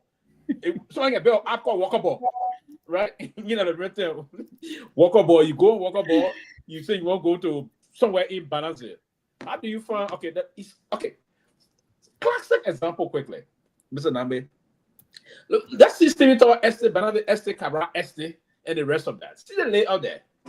If you want to take a drive, you put in that thing in Google Maps, you want to drive. If it's taking you to area F, for instance, it will tell you, I see you drive, you say F50. It will tell you I arrived. Trust me. So if we want to do it that way, that will stay long. But I tell you what, though, Sylvester, I have used Google Maps in Liberia. You put in Google Maps. I have used it from 15th Street all the way to Rouseville Highway. You get the general route. It's just that the little, you know, the of the road addresses and things. But Google Maps, Google does pick up Monrovia. But you just can't, for instance, you can't say take me to house number 23 in Barnesville, like you said, or take me to you know, UN Drive. Address number 122 or something like that, because we haven't laid that out. But I do remember, I think it was during the late President Doe's time. You know that when they introduced 1,000 Monrovia, I think 100 or something like that. That was in that direction. I think it's 1,000 Monrovia and 10 Liberia. I think something like that. Yes. Yeah. That's so. Yes. You know. Yeah. That's why I think that was the intention. Yeah. So I don't know if we have. Somebody just sent me the something for today. The headline that we're going to be covering today. I know we discussed it already. President Boakai congratulates our young president, Judah Malabio, on his election as chairman of the ECOWAS Authority of Head of States. Malabio is the new chair, and then the Monrovia City Court gave former Speaker Fonanti Kofa and other 24-hour ultimatum to produce their what? The sureties to justify their bond on Rick's rearrest. And the last one, the National Identification Order Commercial Bank to relax enforcement issue. So basically, I mean, so that could be, that's the summary of the major discussion for today. But is this Raji? Yeah, I think this is the. Yeah, so if we could take some time. Okay, now let's discuss. I don't know if this came already. Let's discuss. We will first take, because there's a national concern. It's some issue that unfolded in the country. So we can take some time and see if we can talk about the River G situation and see. I see the guy got motorball in his head. They got to be. They must be more than Mandizio. You know, it reminds of TikTok. Sometimes the guy has a wheelbarrow, put a wheelbarrow on his head. Then, you know. So anyway. It's Mr. Nagwe, you from Reggie, right? I'm from Barrow, Maryland. But we have common border with River G. And you know, we talked about it briefly, but since you know you brought it up, Winfrey was not on yet, I think. So I'll let him go. But we talked about just briefly, Tomalin and I and Siddiqui. So I'll let you guys go. When did this bridge collapse? I think the news started coming out towards the end of the last weekend or something like that. I don't know how long it's been, but that's when the news started coming out. And the river there, you know, and I was saying I'll go to river, but the river, you know, there are major river G, the non-river and Kavala River. Those are the big rivers. You know, in Liberia, the rainforest. When it rains, those rivers they there's a lot of water. So those things and those bridges, they're not the real concrete enforced, bridges. Some of them they just put the logs on the road, put the dirt over it and no cars pass. So when the rainwater comes down, but Winfred, you can chime in. No. I mean, I've spent some time in that area.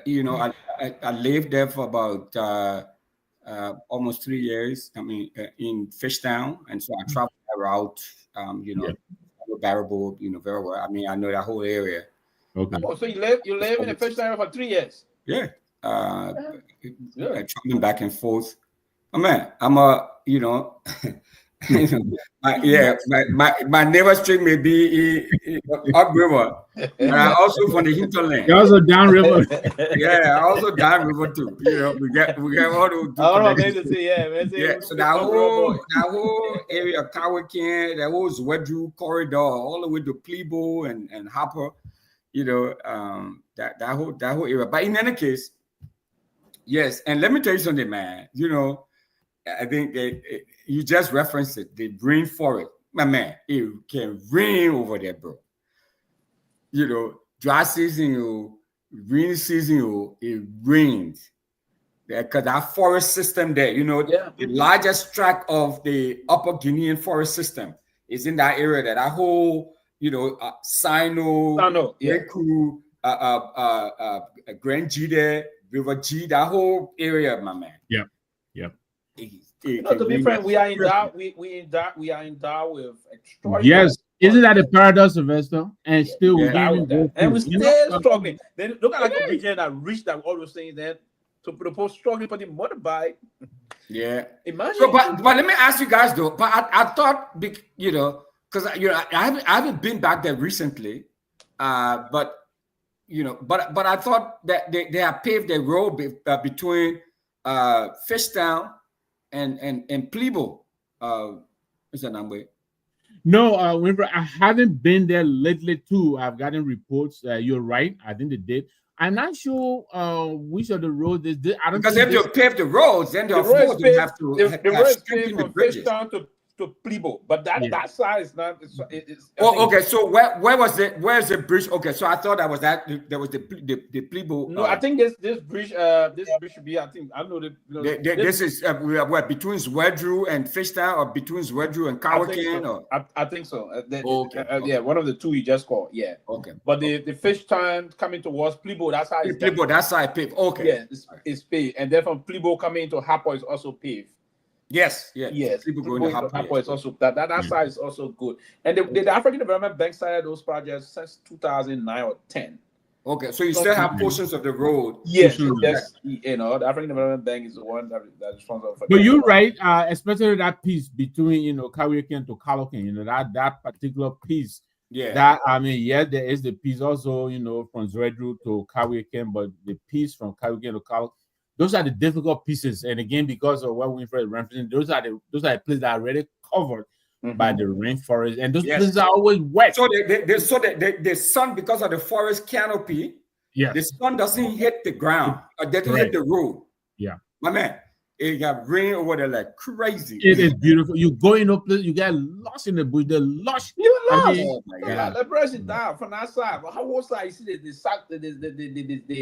Salo National Park. That's a dense forest. I did a piece. I think I've done a couple. I posted a couple of times on my Facebook page or so. But I tell folks, and so I'm not a biologist or ethnologist or anything, so I don't study insects, or I'm not a biologist or anything. But I have a great appreciation for the environment and science and all of that. If you go in that area, if you want to appreciate the biodiversity in that area, my man, the Ferraris and the BMWs and the Mercedes Benzes of bugs and insects. Oh my God. I've never seen some of those things. You see some of those insects that they have over there, and bugs and snakes, and all this sort of, let it ring. All these things are coming up, my man. That when the place is rich. It's biologically rich. and diverse, my man. All kinds of bugs, my man. I've never seen them before.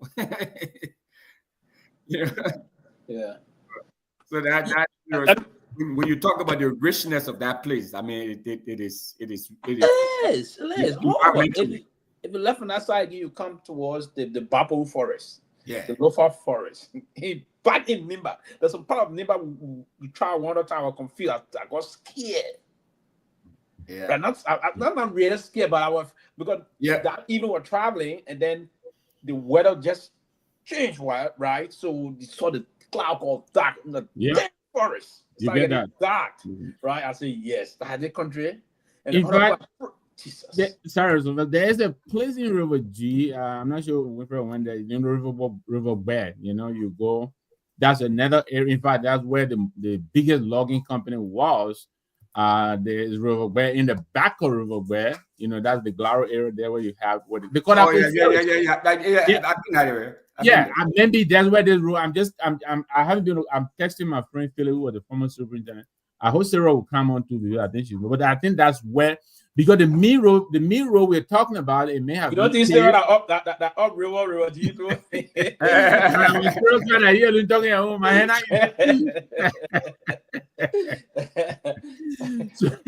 So, but I'm thinking, you know, that maybe that's the road that has a problem. That road going to River Bay area there. You know, so the main road is there that we talk about, you know, that comes from Rangi all the way through. So I come here, River Bay is a name of a river, right? Yeah, it's the name of the river. River Bay and they get River G. River G, then Kavala River, no. Okay. Those are the big rivers. The River G. So River Bay, River Bay, River G, not part of our major rivers.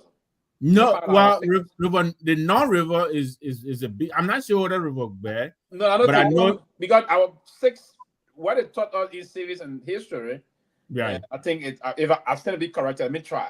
So we have Lofa River, Kavala River, St. John River, St. Paul River, Myean River, and one more, making the six major largest river we have in Liberia. What about Farmington? No, Farmington River. I don't think. It's not a major river. Farmington, Hudson, the Benson River. No, Benson River to I think it's the St. John, Lofa River, Kavala River. St. Paul River. Okay, yes, St. Paul. St. Paul River. What about Stockton Creek? Or is it a creek? No, that one a creek. Yes, St. Paul River. I just saying. Stockton Creek flows into St. Paul. Kavala, I know is the longest river in Liberia. Yes. St. Paul is the largest river. St. Paul is the biggest river. So that's St. Paul, Kavala, Lofa, St. John. 6 I know of. 6. Yeah. Kavala, so these other rivers, I think they may not. Other river are not because they may not have made that qualification. Major river in Liberia, the big river. All the other one are they're not in. We didn't capture that part of it. Yeah. So we have those rivers and other things, but I didn't think those rivers. But I want to believe the guys that are following us on the social media page, they will start. Some people will help us on that level. But I think I'm correct. Well, Anthony Gay, I'm sure he's not an upriver boy. He's watching, so let him help us out. And you know, I mean, I'm not. I got 5 of the 6. I'm leaving one out. I think I'm leaving one out. Yeah. Somebody mentioned Sestos River. Sestos River. Sestos, yes. Sestos is number 6. Yeah, that's it. Thank you. Yes. Sestos River will be number 6. Yeah. So that's it. Yes. So that Lofa River, St. John River, Kavala River, St. Paul River, Sestos River, and so I see somebody else. Sano River. No, who got Sano River? Sano River. Sestos River is that? Is the one I'm making this. So yeah, Catherine mentioned Kavala, St. Paul. Lofa, yeah, Kavala. Yeah. Giselle, Gabriel. I'm not sure. No. So it's Lofa River, St. John River, St. Paul River, Kavala River, Sestos River. One more. It's 6. All the other one, other small river we can call, but yeah, it's 6. And we have other lakes. I think we have 3 other lakes, 2 major lakes, Lake Piso and Lake Shepherd. Yes. We have all those already. Lake Shepherd is in Harper. Is in Harper. Yeah, and Lake Piso is in Grand Cape County. These are the two lakes. So let me tell you. Lake Shepherd is in Harper. So let me just surrounding as well. Let me tell you what AI Google is telling me, and then how people can correct me. But yeah, you're right. There's Kavala River, St. Paul River, Lofa River, Mano River. They say, St. John River, and Cestus River. Yeah, Mano River we're leaving. Oh, Mano River. Yes, yeah, so Mano that's what. Yeah, Mano River, and Mano River is huge. Also, because Mano River is passing Sierra Leone and Guinea. Tapping in the China, yeah. Yeah, so that those are the 6 rivers we have. Yeah, and we have 2 major lakes in Liberia, and one of them they are all. So we have Lake Shepherd and a lot of Lake Piso. Lake Piso is right in Tala, Grand Cape County, and Lake Shepherd is in Harper, Meridian County. It's a very beautiful side of Lake Shepherd. We saw it. Lake Shepherd is heaping up and just entering there into the Atlantic Ocean. It's very beautiful. Jesse, right? Yeah. So, we are in Dow. We are in Dow. It's funny. I'm supposed to know much about Lake Shepherd, but I know a little bit more about Lake Piso, which is in Cape Mount. Yeah. Going to Robert Sports. Yeah, I don't know. Yeah. I love that. Look, every time I go there, I just lose myself. It's beautiful. It's miles and miles of beautiful, serene. Very, very beautiful. And that's very beautiful. That could be an area the former president of the LBR Bank, Dr. Francis, or who his name, I got a name. He got a beautiful, got some area, there's a resort area around the Lake Shepherd area. There's a town in. Dennis. Yeah. We call the place Tala, the Tala area there, right? I don't know. Guys came from there before, I know way back. Those leaders we had, the base on Morning area. I don't know if people can go invest in those areas. Very beautiful. And you want to build some resorts with them. Create those areas. These are very attractive tourist sites that folks can go and spend some wonderful time. Morning boys go and get some time moving. Liberia it's just that we need to structure our country. Yes. Get the leadership we need, and that will invest and invite people. And then I agree with whatsoever we said generally about our constitution. Our constitution, we need to change it. We need to allow those learning boys. Every people of color should be citizens of our country. Whatever Sylvester said, we never say anything about welcome, Sarah. It's good to have you. Oh no, but Sarah, then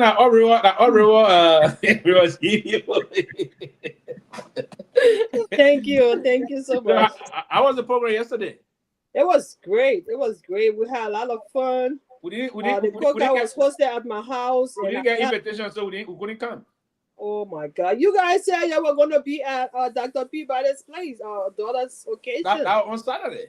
Yeah, the cookout. Yeah, I should have forgot. You guys could have come to the cookout because it was hosted. I hosted it, and I had an opportunity to talk with the Senator Borchas, and to hold his feet to the fire. Oh, he came too? Huh? He's here? Yeah, he was here. He was at the cookout. Oh, okay. That's good. Yeah.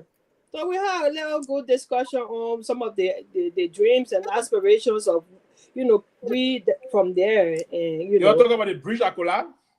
No, I just saw that bridge thing. I could have talked about it, but I just saw it. I didn't know. Yeah. Is it registered? He told you more about the hell. People to tell you the truth, nothing to laugh about. It's very sad, though. It is. It's very sad.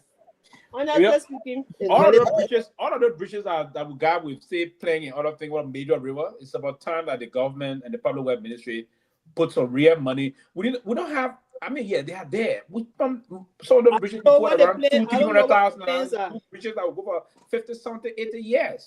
Some of the real cemented, concretized bridges, as we will. We can't have our people now. They're gonna be having how they're gonna do this. And this is the real season. Now, so first, I don't know if the public works ministry will have to devise means that what the old mill guys will do for us.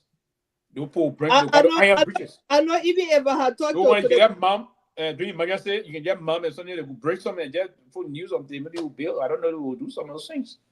I know even if I had talked to the senator, and he was going to tell me, say, Senator, don't build bridges. they pass laws. They don't build bridges, but they put money in the budget. They ensure that money goes in the budget for the government to do that. And more than that, and Sarah, I hope you can speak to that in a little more detail. there is a social development fund, but there is also the county development fund. Thank you. County development fund, the caucus do have a lot of say in how it is appropriated. I know that about Maryland County because there is a town council meeting, and the caucus will hold a meeting, and then they decide what project to spend that money on. So I don't know. Every year? Do they give that money every year? No, that's the point I was making before you even came on. For during part of President Ellington and I think, if I'm not mistaken, other president we had time. That money was never released for Maryland County. I can say that because don't say so. I come in. Which are the money? Well, I shouldn't say so. How? If it was released to the other counties, it must have been released to Maryland County. Just say maybe you didn't know about it. Mr. Dame, which are the money are you talking about? The county development fund. Because there's the social development fund, I think that comes from the concession and other stuff. So county development funds money. So what they did was that it was the lawmakers put in money for county development fund and all those things. So we do have now the Liberia, and it was structured at the time. They passed a law to create the Liberian Agency for Community Development. Right, that institution is clouded with the responsibility of implementing all county development initiative. Right. So let's say, for instance, we put in the budget $1.5 million. At the time, that was the thought there, that how we want to ensure that we develop the country, put money in the budget for each county, right? Then you will earmark certain projects, and that institution will now move to carry on the implementation to ensure to carry on and do all those things. But it was a kind of a major issue that started bringing some serious contention from across the country. Lawmakers started getting a loggerhead with certain issues as to, for instance, Sarah is the representative for District Number 1 River G. I'm the representative of District Number 2, right? And you're the senator. So we all cannot come to one understanding. You want the one. So confusion start coming about. Sometimes they will suspend program because lawmakers cannot agree. Yeah. My thought to that is that, hey, the government should know what the people need. Discuss these things and just go through the major development we need first and foremost. I know some people want to say they need town hall in the district, they need this, they need this. The first thing you need everywhere in all our counties, we need hospitals, we need schools. Anyway, I heard that brother didn't get out because of me, because I didn't say hi to the panelists. I didn't greet everyone. But anyway, no, I think he just because the way I came, like that, so I just started firing. But anyway, good afternoon or good evening to the panelists, and I want to say hi to the followers on here too. I hope Brother Boyfriend didn't get up because of me. No. Hey, you're like a before you. I know, right? They're not a quick fight, but yeah. So I don't know the social development. I know for Maryland because I remember my friend. It been there back and forth as to what project to do, what project to do. I thought you were talking about those companies, but I don't think MetaC is not giving. I thought they were talking about those counties that those big companies. But Sylvester, if you remember, that was one of the things Senator Johnson was also fighting with, I think, President Weah also, because Nimba is the richest county in Liberia. They have these major corporations, but Senator Johnson's fight was that some of the social development fund, because I think Mattel Steel is supposed to get a certain amount. I forget what they gave it. Actually, here's the deal. Yeah, there was time, government they give some of those money. They give the money, but and then they say D-ho to cover home. Right. That Liberia can say, right? Our Liberia partners, D-ho to cover home. So the government will receive the money sometimes and say, okay, we'll use the county money, we'll give to them later on. Right. So Meta is giving money to 3 counties, I believe. I hope I'm not getting it wrong. But Meta is giving money to Nimba, where they got most of their activities on Guarm, number 1 operational area. They give him the major operational area is Nimba. They also giving some money for corporate social responsibility to Bon County, because the rail is going to pass through Bon County to go. Then they giving money also to Grand Bassa County, because it's the area that they were shipping those old front and other thing. They put up Buchanan and the rest of that. So I think Nima is receiving, if I'm not mistaken, this amount, 1 point something million every year. Then Bon County receiving, I think Nima is 1.5, something this, then this, and this. So there was the time you heard Johnson crying that way at the time. It was not really, and we got to be frank, we were not really crying for the Nima pool money. Why you are crying? You were crying for your own mom, but the when you won't be forced, you know somebody guys, somebody will get on it. But you know, but the general thing they sort of do, they don't do it. Then when you bring up, oh, they put our candy money, now get the candy money. But no, you are not really pushing for the candy money. Candy money are not going to pack it. No. When you start pushing to get money from the government, the post are slowing him down. You know, you tell the fool that he called to see where he go to see where he can get where he can see where he got frustrated. He read tantrum, yeah. Yeah, he got frustrated and he said that. So he found the best area and he said, okay, but they put all in the county. I will news the county. Then they put thing I'm funny for the county. And you know, I don't know if he had not died last November, 2029. Maybe again he are going to be a kingmaker. I know. Yeah. For some reason, they put believe in him, but he was not ready for the Nimapo money. He was that noise that caused him because he needed something, and his team was not coming as usual. And then when he called the president get P he call, and you won't make. And the person that could really the gatekeeper at the time, the shock absorber for the CDC administration, then himself got sanctioned, so it was difficult now. So the person could. Because before that, the sanction of McGill, if he get frustrated, McGill will cool him down. Yeah. Yeah, McGill knew how to handle McGill will cool him down. Then everything, McGill will cool him down. Right? Even before the North came, but he said it to a lot of people. He said, yeah, he said, but McGill, then McGill will cool him down. But when McGill left, when he made a time when he called, the president thing he called, so he got frustrated. Right, and so that's the reason. So you're sort of called Chief Tomalin. I mean, yeah. So that's where the problem came from. You see, but you're gonna be alive. But if that was not gonna happen, it was already taking a call. What are they doing on Joseph Baga today? Say this now. We are back. I mean, I'll tell you this though. We had a discussion over the weekend too. We had a discussion on the weekend with Senator Joseph. You know, and I'll tell you this. Look. I believed had that incident with the ARCOP folks, that incident with the guys during the last few days of the campaign, had now occurred, where we have won the election on Nima, because two districts flipped from CDC to UP. I agree. This is number 1 and four. So imagine now how that incident now occurred. I agree. You got a good number in the district. You got to tell you. I know I campaigned there with Sir Joseph during the runoff. I campaigned in that era, and I saw the enthusiasm. But that incident occurred. That was because honestly, we have put up 50,000 votes plus in Nima.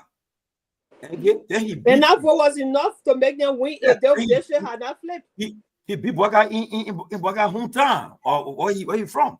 Even though I hear today that Thomas Fala has finally said he's going to support. Let me say something. You gonna no. End that topic before you go to what you want to say. Okay. Yeah, end that topic for that too. I understand. It's all for saying you're support. I want to do the guy now. Oh, nephew, what happened in the country? All right, okay. What happened though? Honestly, right? For somebody who Boaga had that incident occurred. The man made it clear. He said he's not a United Partisan, but he support Boaga. That's what he said. Had that incident occurred. We would have won the 2 districts, and Nimba, they can carry Nimba, he would have won the election. But because of that incident, and then lastly too, I think CDC they made a blunder doing it because at that time, remember vividly, it was during the time where people were lobbying for endorsement. And I remember, I won't call the guy in the government in the field, the guy because my mother morning at Royal, what the rest hotel that near Boulevard Palace, what hotel name? Royal Grand, yeah. That morning, Chairman Benedict myself had tea, drank tea right there, and were in a discussion. And the person who in the government and the person came there and said, "Look, today is the deal. We're going to make a decision today, whether we endorse CDC or not, or UP." But the person was leaning towards CDC. But then, and our ARCOP divided. But then they started reminiscing that incident that happened. and in the district, and definitely they and when heard it before was somewhere when heard it say I'm a mayor for Ghetto, the people going to Boaca. Yeah, the person was feeling bad, but the party took a decision and they said, well, we'll go that way, and the person said, well, I mean, I have no choice. But then the person doing the negotiation, they wanted to commitment from CDC, and CDC, I don't know, look. I know your election happened. We just got a history now because look, I remember 2017, right? When Ben was involved, Ben went to the Lake Council of Bronsky.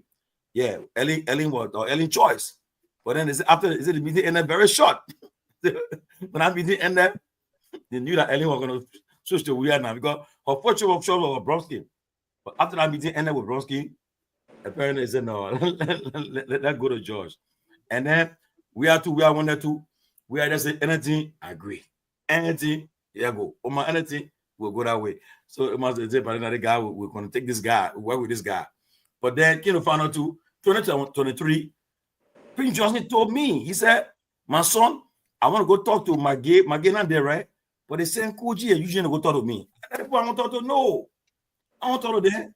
But yet, still, I'll end by saying that even the way he chose support behind Boyka, but how we are 1 or 2 districts talking about Pewee, we have been president today.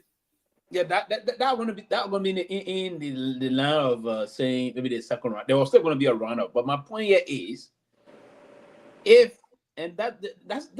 the portion of party the CDC will have to learn from moving forward. Or Mr. Weah himself, as the head arrow of the CDC, will have to learn from moving forward. Now, number one, honoring dues, and I think it's very important. If you myself to the money, and we all should learn those things, and that's one of the reasons why, for me, I love to be committed lawyer. Loyalty and commitment is very important. Now, how he honor most of the deal from past time, I don't think from Mr. Johnson, we wouldn't be here today. It's good to get honor and good to honor and play. Why you think Maggie kept in that way? Why you think that happened? Because Maggie is trained as an NPP boy to do those things. You learn to keep your own side of the commitment. Is important. You'll be even the day you don't have people with trust, you know that guy is trustworthy. Yeah, Mr. Russell here will take the rest of the politics. Oh, well, learn to do that. If you learn to do that, but CDC the moment he started getting disgruntled or disillusioned, why the men are helping the men take phone and call, you don't want to pick a call. Then he crying up front. And the mistake that came, the other people started attacking him, and then they attacking us out of Nima, but inside Nima.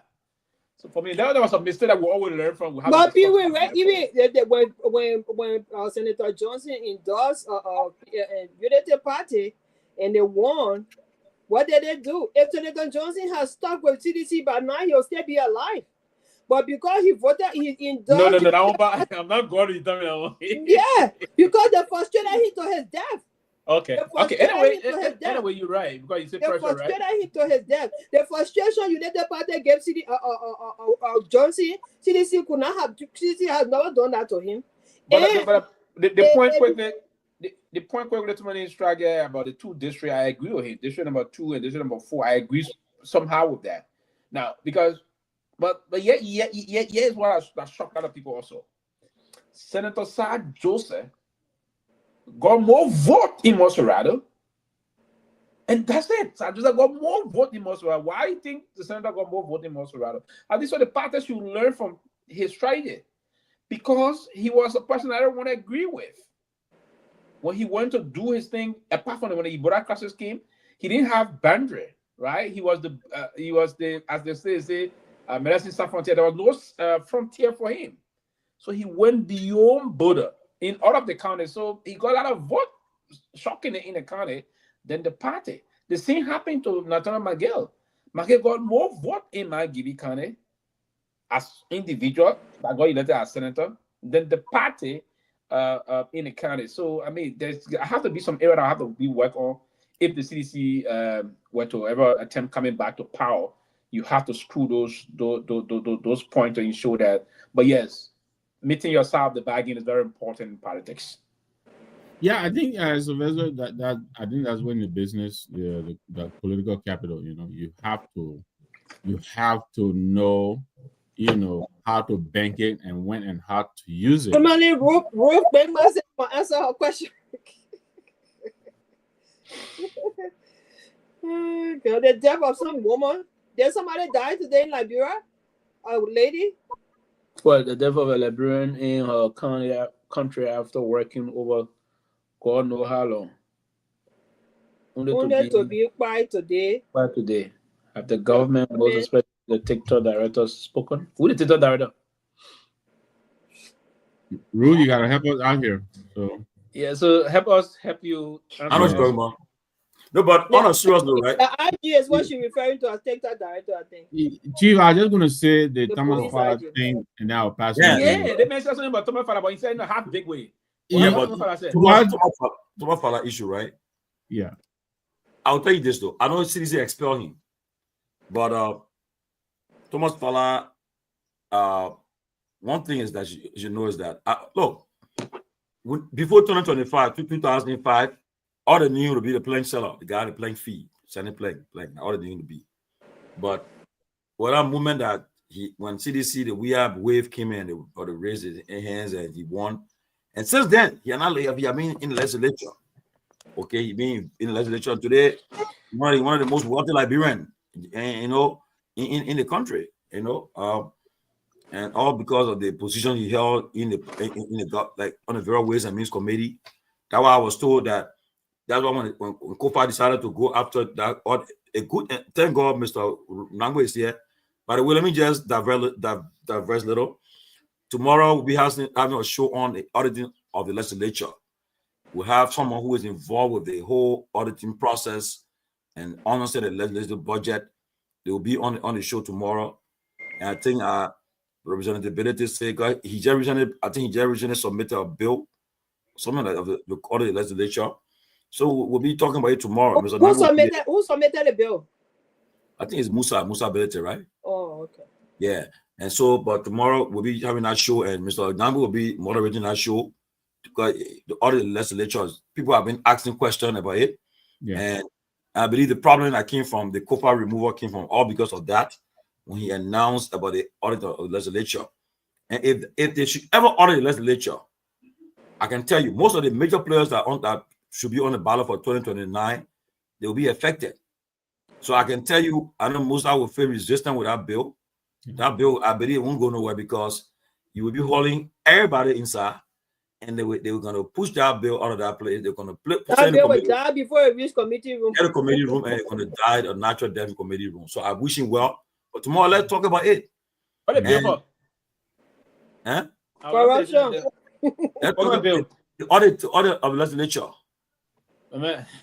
That's a difficult title. I know, but Mr. Nangwe on to that task tomorrow. We'll see no. All of you guys come in tomorrow, please. And Chief, I hope we'll open the line too to get input. Yes. They got a lot of folks in that place that want that place. So sabotage that whole process. Let me just say this, listen, right? When I work with John Moru attempt, it's a difficult thing. It's a difficult thing. Though Moru even have them the poll, Moru told them, okay, what the first thing we can do, let's put in the place system process to help you first. We brought in the system. You have to start using all of this in the system issue brought in the system. So you have to go through a virtual system, you got to pass this issue, you go through the line before you go to the controller, go for the controller, you raise this, you raise that, stay at that. They stop following those things. So it's gonna be but they got some individual lawmakers in there really want to see transparency and accountability. Imagine from the lower house, Mr. Benedict spoke last night and said, okay, there's a need to audit the institution. Some of them will be bold enough to come. But there are just certain people in that place, before you continue, Mr. Nambe, they don't want to see those things unfold. Certain individual there. Because all of them got reach from that place. Yeah, most of them, certain people. Unlike other people kind of the hustle, they do their own thing. Most of the guys we saw going on Ways, Means, and Funders, the chair, the PAC, all those areas, the rule order. Most of them, but it will be a good thing to audit it. But I don't think it's going to be this down this term. I don't know if 2029 lawmaker will allow it. They wouldn't see. No, but look, let me tell you. Quickly, before you continue, for 2029 lawmaker to allow it, there are certain people on the Ways Means Finance Committee in our house should get out. But the people that got the top position there. But here's the thing, though. Here's the thing. Look, for Thomas Fowler, right? I don't know. I think if I were advising the CDC right now, I think they should reach out to him, try to reconcile, because all these guys. I know there are several top CDC folks that are very, very, very powerful, influential too. But you're not go back to them. Even if they reconcile, you're not go back to them. Yeah, they have. But they trust him, sir. They will not trust him.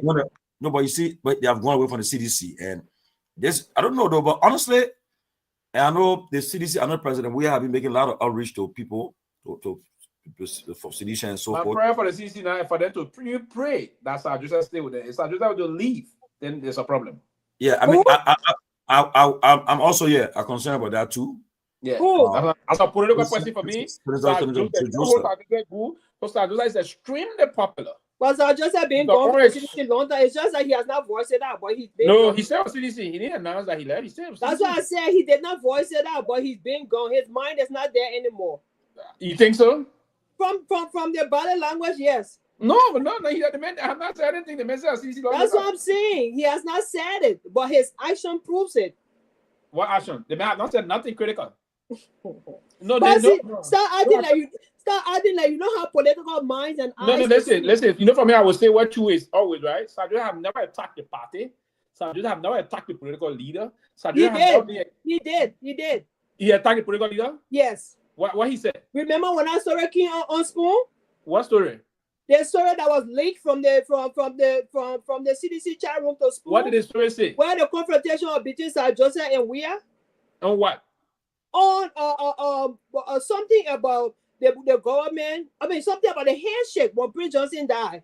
Mm-hmm. When Prince Johnson died, Sir Joseph was one of those that criticized Myean for not shaking what her name Kun hand when Myean went to sympathize with the family at Johnson's house. But that was in the chat room.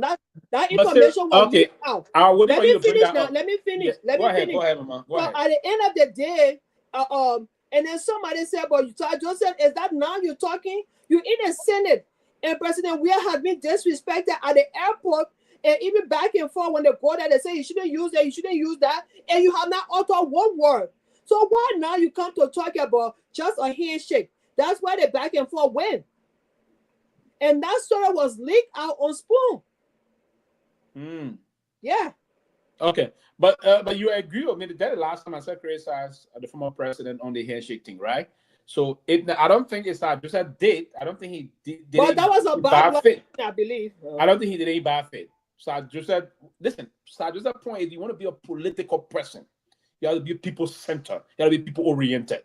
So the senator thought on that was not to lambast the political leader. No, probably he may have misconstrued Joseph's intent, right? But I don't think Joseph is leaving. Now listen, you need to hold. He has not come out publicly to condemn. Joseph himself got political capital. You need to manage him. If you don't manage him, you left. Thomas Fowler will not come back. That I know. You know the reason why you take over. The reason Thomas Fowler is not coming back politically. Thomas Fowler is currently representative in District Number 1, Lofa County, 4-year district. Thomas Fowler believe for him to be vibrant and respected and protect whatsoever you have in Liberia is to always be in power. He's not going to compromise that. If he did not support or he does not support Mr. Boakai or Uncle Boakai 2029, the Guinea people will rally to remove him from office. He don't want to see himself out of the place. So he's going to support Boakai. Then he will have a winning victory again to the House, making him the longest serving lawmaker ever. That's one of the main reasons why he will not come back. And I can say this to you on that level. But I agree. But let me ask you though. No, you believe in that? I know this is why I don't talk about it much, because I don't think the Liberian people care about U.S. sanctions anymore. When they sanction somebody, they believe that it's nothing. The people still get elected, They will still be who they want to be. They don't. Why do you think that? I mean, why do you think that, Tomalin? Because I mean, the fact that they get elected. All the people that have been sanctioned, Mr. Russell, all people that have been sanctioned. They just announced that. No, they're not here. No, if they care. No, they care. They care, Tomalin. I disagree. People, I think it depends on which side of the political spectrum you find yourself. If, for instance, if you're a citizen right now, you pray for the sanction UP guys right now. Most want to be on sanction, right? Because you feel that, that would happen. So it depends which side you on. So now, for my question, I want to put, because if you even sanctions, if I keep hearing this guy need be involved in all kind of stuff now, Fala, if he gets on that sanction list, he'll still get elected. As representative. My point is, the government, when they sanction somebody, the government should go into it. Because if the government can, I ask somebody, the say, look, if the government can go into the case, say, why are you sanctioning Tomalin George in your government? Then the US government say, yeah, the reason why we sanction him. Government should pursue that case. And at the end of the day, if the system clears me, and now it's look, this guy you're accusing for this thing, for playing with your money, but this guy who investigated, he came out clear. Nothing wrong with this guy. So excellent, but the government said, this man should be clear. Yeah, so now, if you clear me now, so why can't the US government take me off sanction now? They will know that okay, it's different. Because my government, my country claims are clear. But on a serious note, that's why I support the audit business. If you audit that legislature, and Liberia should push for it. Look, most of the guys we're talking about, how many times Liberia push for it now? Liberia will be pushing for it ever since. No, but then for instance, the lawmakers them, you start calling it. Look, we should start having a program where you bring a smaller picture here. They put them, you bring them, and you turn the point against them. Look, I've been pushing for it ever since. You know what I think? We're not doing much. Even if they do the audit, it will be politicized because what the ruling party right now in power, they will want to throw dirt on the opposition. So they will prioritize the dirt of those lawmakers from the opposition as compared to them. So that whole thing will not be transparent. It will be sabotage. You just need that story. Yeah, and they're going to politicize. Yes, it's going to happen. And that's why they will not come, and that's why they will not audit the rent. And that's my prediction. And you ask any of them, I was going to say. And the reason why it's going to be difficult, they're going to say, what term are you going to audit from? Thank you. That's where the politics is going to come. Thank you. They're going to come and say, okay, can we audit from Madam Salif time? People say no, okay, that audit for the time. Other people say no, that audit for the time. They will not come to an agreement as to which term you're going to audit for. And that's where the problem is going to come from. And so what we do, for instance, right?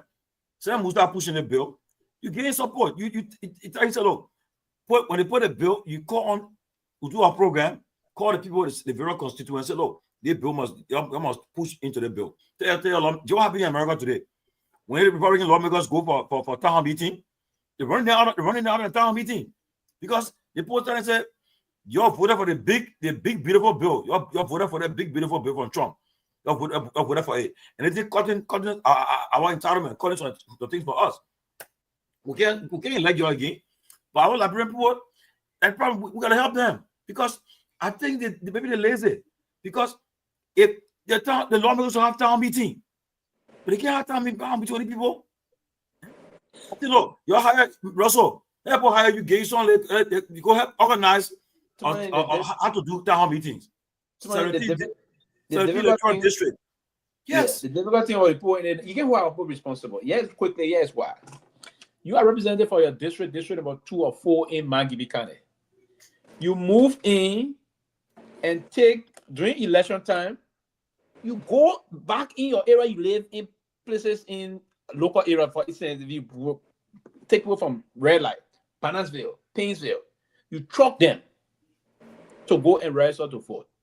So I mean, the people that you rep, do you know that most time the proper constituents are not the one that vote for most of the lawmakers? So that's the problem. So if you see if you see Mr. Honorable Benedict pushing for, I mean, for him to even muster the courage to do that, I thought most of the lawmakers would have rallied behind him to do those things. But it's a difficult thing to do, and I think it's going to be. I mean, it's just. You know, but you know what happened? One thing the National ID card is good, very good about, it will help stop the 18 people that truck with that election to who the truck people to vote for them. And I probably people facing because the people are voting for you, the people are living there with you. It's a serious thing. A problem because but they were supposed to do it right. They were supposed to plan it right. But Sarah, for instance, you're running in District 1, and I know that you know very well you get the people there in for you. You go in different district, get support and bring a second register to vote. But if national ID card come into place, now it'll be problem now. Oh, so what the national ID card? Yeah, but they need to do it and do it right. First of all, your information will be on our card. Oh, okay. So you have to show a national ID card for you, right? Do you have voter registration? Yeah, all you go through. And that will help. That means not the same, man. Me, I witnessed it in Liberia. The people can drug in that country. Not true. I agree. No. And Musa has also pledged to why affect the CDC too, right? Because most of the post CDC, the people who run CDC ticket too, they were doing the trucking. So time the second round now. To care about when I easy. Yeah. and the truck, most of them easy beginning. The truck, most of them man they get it. So now how you go back now and say, but United Party people truck too, not on the CDC. I say about the truck. Everybody truck. What are you gonna say? Yeah, but what the people did, if they say I truck in my district, after I won now, I said, man, I don't know. Because the money I used to go carry but I don't get that money again. No, so I'll keep on to go vote. You see? Because they pay the people, they get everything. No, look at, I think it should be made illegal, and I'm glad Musa has also pledged that he will lead a reform of the election law. I think the trucking thing, I see our friend Abu here, who I respect a lot, but sometimes he gets into his United Party feeling, he loses everything. Yeah, how can you live in Moravia and go for in Harper, for instance? How do you know what affects the people in Harper? I think it's wrong. It should be outlawed. And I hope the law will, there will be a law that will forbid that from happening. But even during the election law, even during voter sensitization, you hear people saying this: vote to where you live. Yeah, I mean, register to where you live. Register to vote. And that's the simple thing that people you vote to where you live. You vote where you live. Let's agree. I mean, vote to where you do that. Let's agree that if I believe I want to be that, and the domicile clause that even we can prohibit people from doing this or doing that. The point that you will in a mass number. Let's agree if I say I'm from Lofa, I'm going to register to go for Lofa. I believe I'm always frequenting in my area. I can go and register to my place of vote. That's different from putting big number of people, chucking them from one area to the next. And that, if the law will find me to do, if that they do number thing doing the vacation thing will help mitigate that. What happened? What you got for again? No, I thought what they trucking minivan. Yeah. Anyway. But listen, the topic was who you know somebody talking? Move from you. Yeah. But that thing can stop. I think this is what leadership is tested, taking those hard decisions, even if it means that you yourself will be affected personally. You gotta be willing. You gotta be willing to take those hard decisions. So we know that the former speaker called to audit the legislature. That one of the things that led to his downfall. We know that. So this is going to be look. I called names, right? Don't forget now. The president VP. I think he was on Ways and Committee before in the House. Tomalin, Prince Myean. All of them. They'll be the audit will have to answer a question of audit. You think it will let it happen? Because all the guys don't get ambition for either be on a big presidential ticket. They will not let it happen. That is clear. They will not let it happen. They resist. So just how today the political class in Liberia, they keep on the last 2 cycle comings then to by election. If they got all the thing they got with his cooperating, all the thing will stop. He will Focus on the money. Most of the money go to the people instead of being given to us as a representative, appointed official. A problem. They reject it, honestly. So like I said, it's about time Liberian people get ready and say, look, let's challenge the system. Yeah. Let's challenge the system. Let us challenge the system and make sure that we this time around we be heard. But they cannot, the last 20 years, they can't get it, up to them. But the audit, I want the audit to take place. I'm supporting the audit, but let's see what happens. Yeah. I know you guys ain't, but this story is really trending. I think it's trending about this lady that they killed. I don't know who she is, but I saw Yasin put the link up on in the comment section. And I see Yasin put a link on the comment section, and I click on it. It talk about a lady that they killed. They chop her skin off, they rape her, and they bury her on her mattress, and she was buried in her yard. A lot of barbaric things happening here. I don't know who the lady is. The person they mentioned her name, but it's just. Yeah, but Sarah, so, you know, we're not discussed that we don't have information on that. So this right, I know. I mean, I'm just mentioning that. I will follow up on it though. Yeah, you got information. I will bring up. Yeah, you know. But when I did, you guys talk about the thing that did to Hassan Fidi, Fidiga brother today at the court. Yeah, we'll talk about putting the video up. I think some of you going to South Beach and walking in Coastal like that. What they did to the other people when they're going to South Beach. But you know, but Sarah, the crow you only arrested, you go to jail, you go. No, but they didn't handcuff them. But Sarah, what do what Al Hussein really did? I think that's from Kroma or from the Kroma. No. 20. I come 20. Yeah. The fact that the judge or the magistrate, the judge say you're going to jail, right there you should be subdued, you should be handcuffed.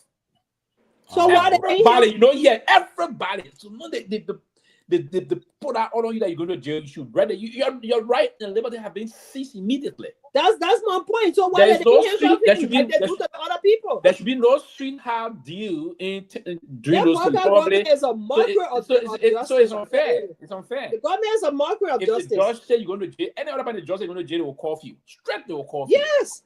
You go to jail, your liberty is being seized. They did it to other people. Why did they do it to him? I mean, I'm not wishing him to go to jail, but me too.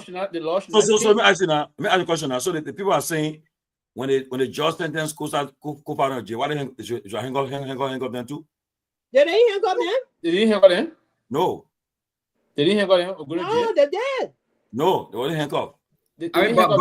But handcuffing folks is a standard operating procedure. I mean, it doesn't, you know. So my question is, so why did they handcuff Kofa and Jason Sibo and okay, but Priscilla?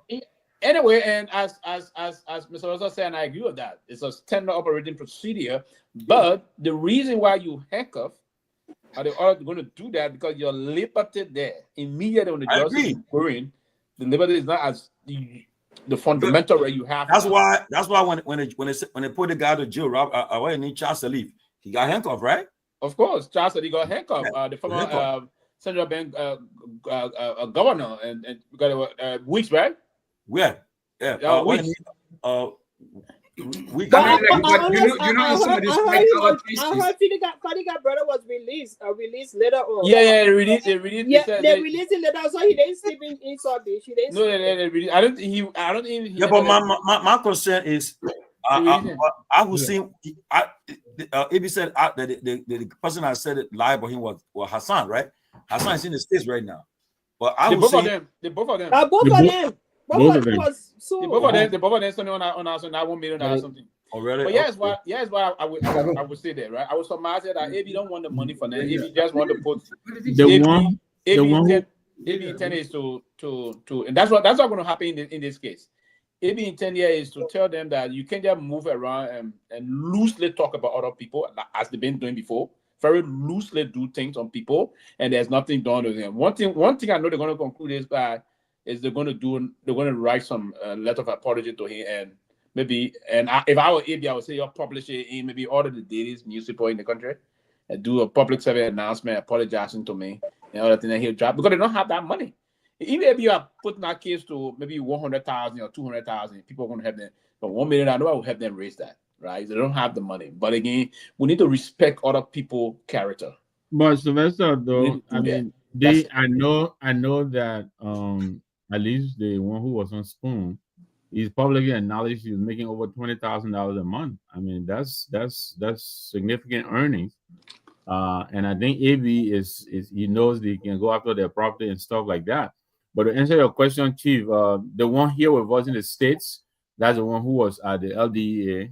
Yes. Then the one who was in court today, that's the one who was on Spoon, but they both said some very derogatory things. Oh, I didn't know. I thought only the guy at LDEA. Yes. So both of them, the lawsuit were against both of them. That's why the lawsuit is against both of them. So against both of them. So what did that guy saying? He said, for the right? You can hang a lawmaker. I was surprised they didn't hang up the lawmakers that they sent to put in jail. I was surprised. Yeah, when they arrested, Russell said, once the judge saying to command you to go to jail, you handcuff. You handcuff and take you there. But it was at the discretion of the officers. When Senator Khan was involved in that thing at time, he was handcuffed and taken to service. But there have been a lot of comments on the selective application of justice. For instance, as Priscilla Cooper, she was in the same category as these lawmakers. I think on that Friday she got ill or whatever, but they report that she never really went to jail like the others did. When she should have gone to jail. And the question is, why not? So I think that's where the question is coming from about how Fadiga was handled today. You know, how quickly he was, he posted bail and came out. The other guys, with the reports that they invited them in the morning, they never talked to them until all the courts closed, only because they wanted to send them to jail on that Friday evening. So you can see that, there's imbalance in the application of justice. And look, but they're saying that this case is civil. They said the case between Fadiga and AB are civil case. Yeah, it's civil. So it's different from the case of the people being accused of committing arson. Yeah, this is civil. This is not government. This is civil. But the problem about this, if you cannot pay the money, then you'll go to jail. If you cannot pay the money, do some payment plans, you'll go to jail. All right, so Sir Gonganu is addressing my question. He said Priscilla asked to be given a separate trial, I think. Yeah, she asked for a separate trial. She asked for. Okay. But yeah, separate trial. When was separate trial going to start?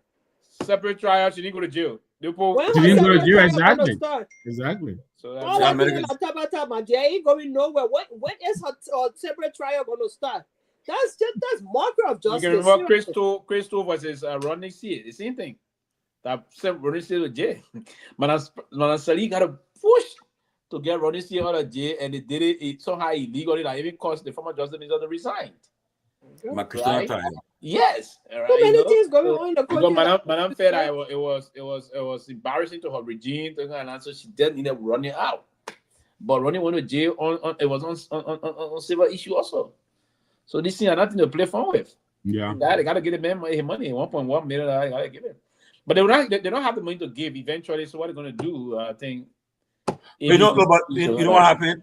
I know the both guys, the Fadiga brothers and AB, they worked very hard for this alliance government to come to power. Worked very hard. I remember AB and I met at D Calabash, and even Betty. At that time, I was sure that he's even winning election now. He said, I'm telling you. He said, I'm telling you right now. He said, you guys will beat you guys. Let me tell you, they think gone. I said, AB, I can bet you, but tomorrow, but next week, you get the result. And, so I know they put a lot into it. They work hard for it. But the way that's what I said on the show. If they work hard for it, when they break the law, they shouldn't go to the house of peace. They should go for it. But what I'm trying to say, right? For instance, you right now, for the person to reappoint her, it will be hard. He fired him. You see, that's why I say he should ask them to resign, maybe. Say, okay, you resign. If they resign, maybe he can reappoint them.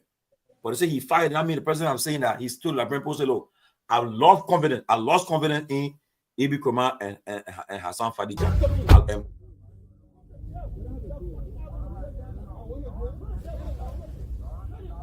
What the fuck is shut my contest regime? I will put your ass. What I said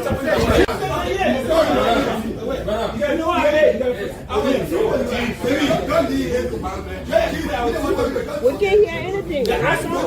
No, we hearing it. You're hearing it. I'm not hearing it.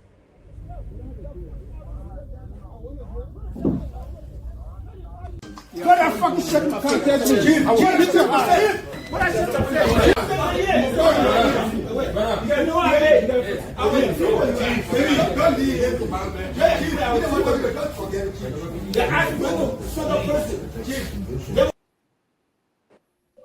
now, you're not fear. Look, what I think in a restaurant or something like that. What if you have some foreign guests there, right? Investors there in our place there, like trying to put maybe $400. Then is my attendant say, who's that? And they say, the person will say, what? Is that a big guy doing this thing? Then it's like the problem. We're afraid. So look, I don't understand though, but we're not asked the question. We're not asking.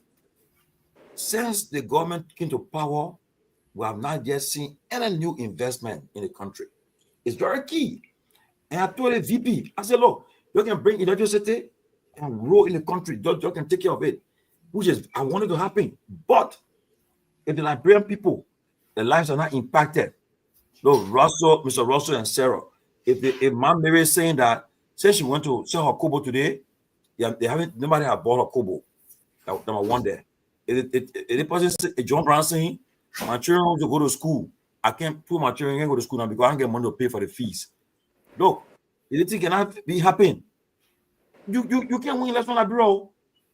If the person says we'll be looking for a job for the last 4 years, no jobs, you cannot win. That's what people don't understand. I 100% I support the role. I support the road getting reconnecting the country. I support the electricity in the country. I support 100%. That's why the machine are coming. Let them do the roads. Let them keep the roads up to standard. We'll be fine. We'll go make our visits, our travel time very short. Fine. But if I hear that woman saying her kobo, since she brought kobo today, they didn't buy it for her yet. The other person saying their children out of school because they can't afford. It's a problem. The other man say I lost my job 10 years ago. I haven't gotten employed. It's a problem. And just to end on this, you said one of my friends, he was at Peabody's place. The guy said his wife and son went to college together. He said, Georgie, your sister about to lose her job because the program with the USAID funded program is shutting down now. And so at the end of this period, she got a job. And she was doing a very good job there, doing well. But look at the amount of number of person she was helping. They helping. How many families were helping? I believe they got people on scholarship, helping on our families. But now because that income coming stop, all the people will be affected.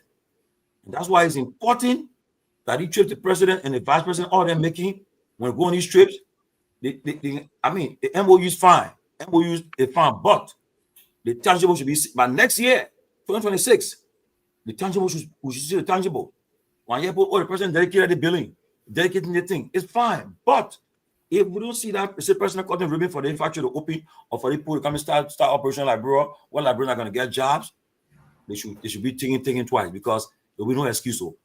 And I'm just sorry that this government came to power, I said, at the wrong time when Trump is in office. Trump's church USAID was a major to fund our country programs, and then the Millennium Challenge Fund are just being approved to start coming to Liberia. And by the time the election finished, Trump will be out of office. By the time the next government coming to power now. So I don't know, but what are your thoughts on it, though?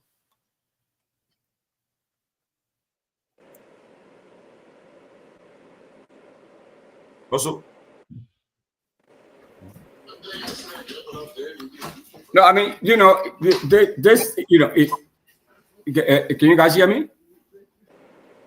Yeah. Okay.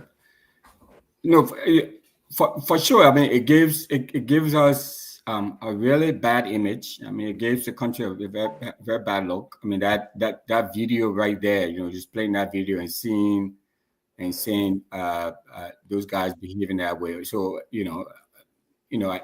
I guess the many folks, many of us are applauding the decision that the president made by letting them go and all of that, because that doesn't look good at all, Tomalin. That doesn't look good at all.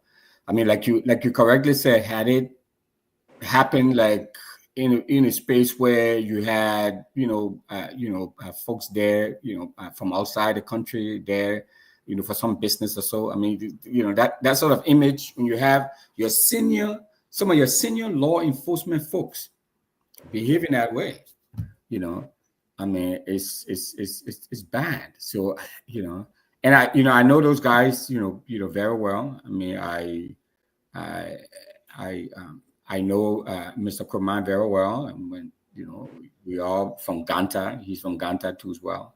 I know the Fadiga brothers too very well. They're from Brooklyn Park here in Minnesota and all of that. But that's just unacceptable, and it's just unacceptable. So, and now you have a situation where they all are going at each other, but at least they're not in the government, and they cannot embarrass the government again like they did. But they needed to have been held accountable, and I guess part of the accountability was to relieve them of their positions.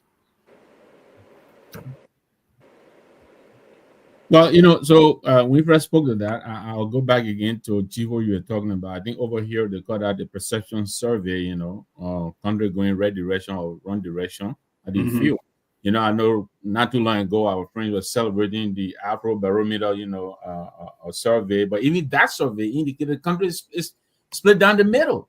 Ever since the elections, the country has been divided almost on a 50-50 basis. But what matters to people most is what you're saying. Never mind the analytics coming up and say, the economy grew by, but if Monster in the market is not feeling that growth, it doesn't mean jack.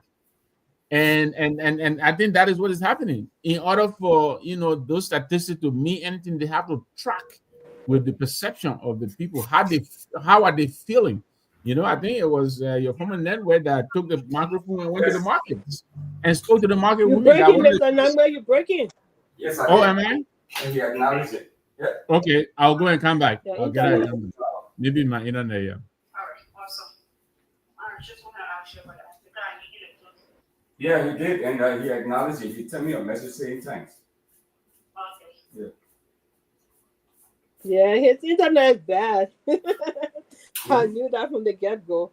His internet is bad. This is from Brad? Yeah, but I think you are right, Tomalin. I think you are right when you say that they can do all they want to do once the common people are not feeling the impact of what's going on in the government.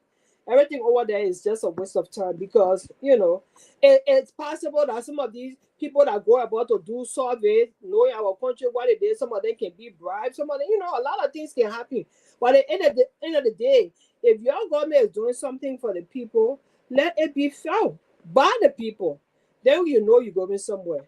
But with what it is right now, Oh no, right now people vote. They want results. They want vote. They want something that they can do. And they can say under the comment section and say whatever they want to say. Reality is reality. You go out there, you carry a microphone there, people say the same old thing.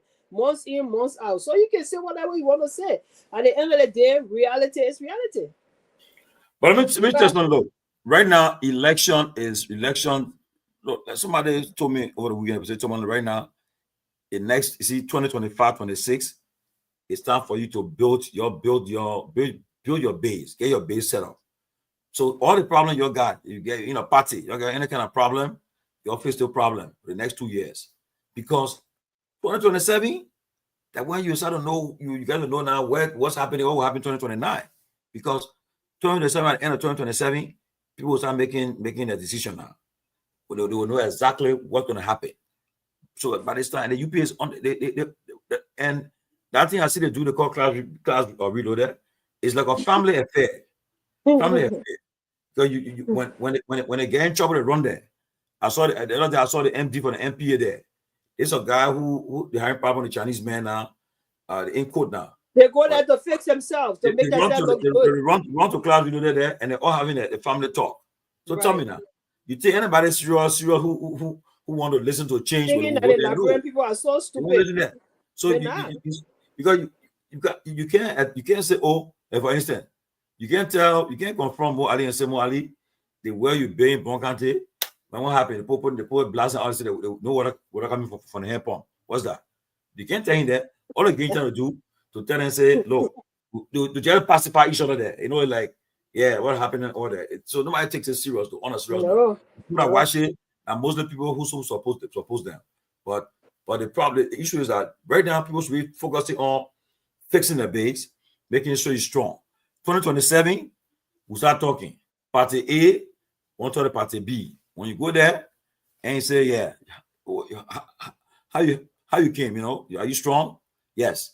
When they say, regardless of what kind of party it is, I really hope the Liberian people will make the best decision because the country is drowning. But if the Liberian people making, but here's the thing now, UP time is not on the side.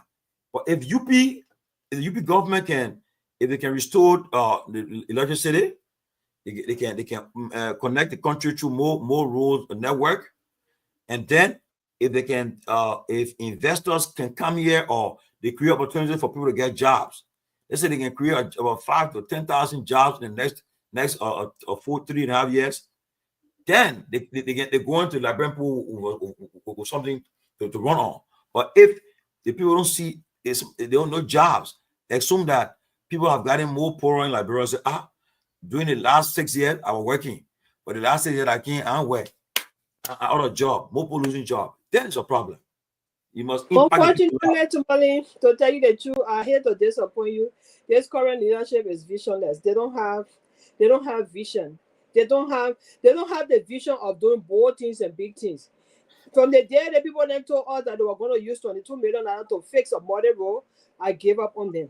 Our people need asphalt pavement. They don't need you to fix road that will get muddy again. Everywhere you go in the country is dusty, and you're telling them, "Oh, we're gonna fix this one." Oh, people used to travel to the South East for 1 week, but now they're traveling there for 9 hours. You know what? Put the freaking asphalt pavement on the road for our people. That's what they deserve. So that 2-3 years from now, you don't have to go back there again and spend another $22 million to make road pliable. Put the quota on the road. Why are you making people look stupid? It doesn't make sense to me. But Sarah, so what's the money not there? The money is there. It's just misapplied, misappropriated. Because I was told somebody rules, they only did what they can do, like for in rainy season like now, right? So they dare the roads, so they dare to keep it just to make sure the roads is pliable. Because until the money is given for them to put quota on the road. Until for them to borrow new money for them to put quota on the road? It depends on it. Look, I was in Liberia last year and I traveled. I went to Ganta to sleep, but I couldn't sleep because they said the people were all packed. So I watched Body and Trump debate in Saniquale. And the road I went on, is it that road was faced doing we administration? I mean, you see, just in America, right? The license on the road.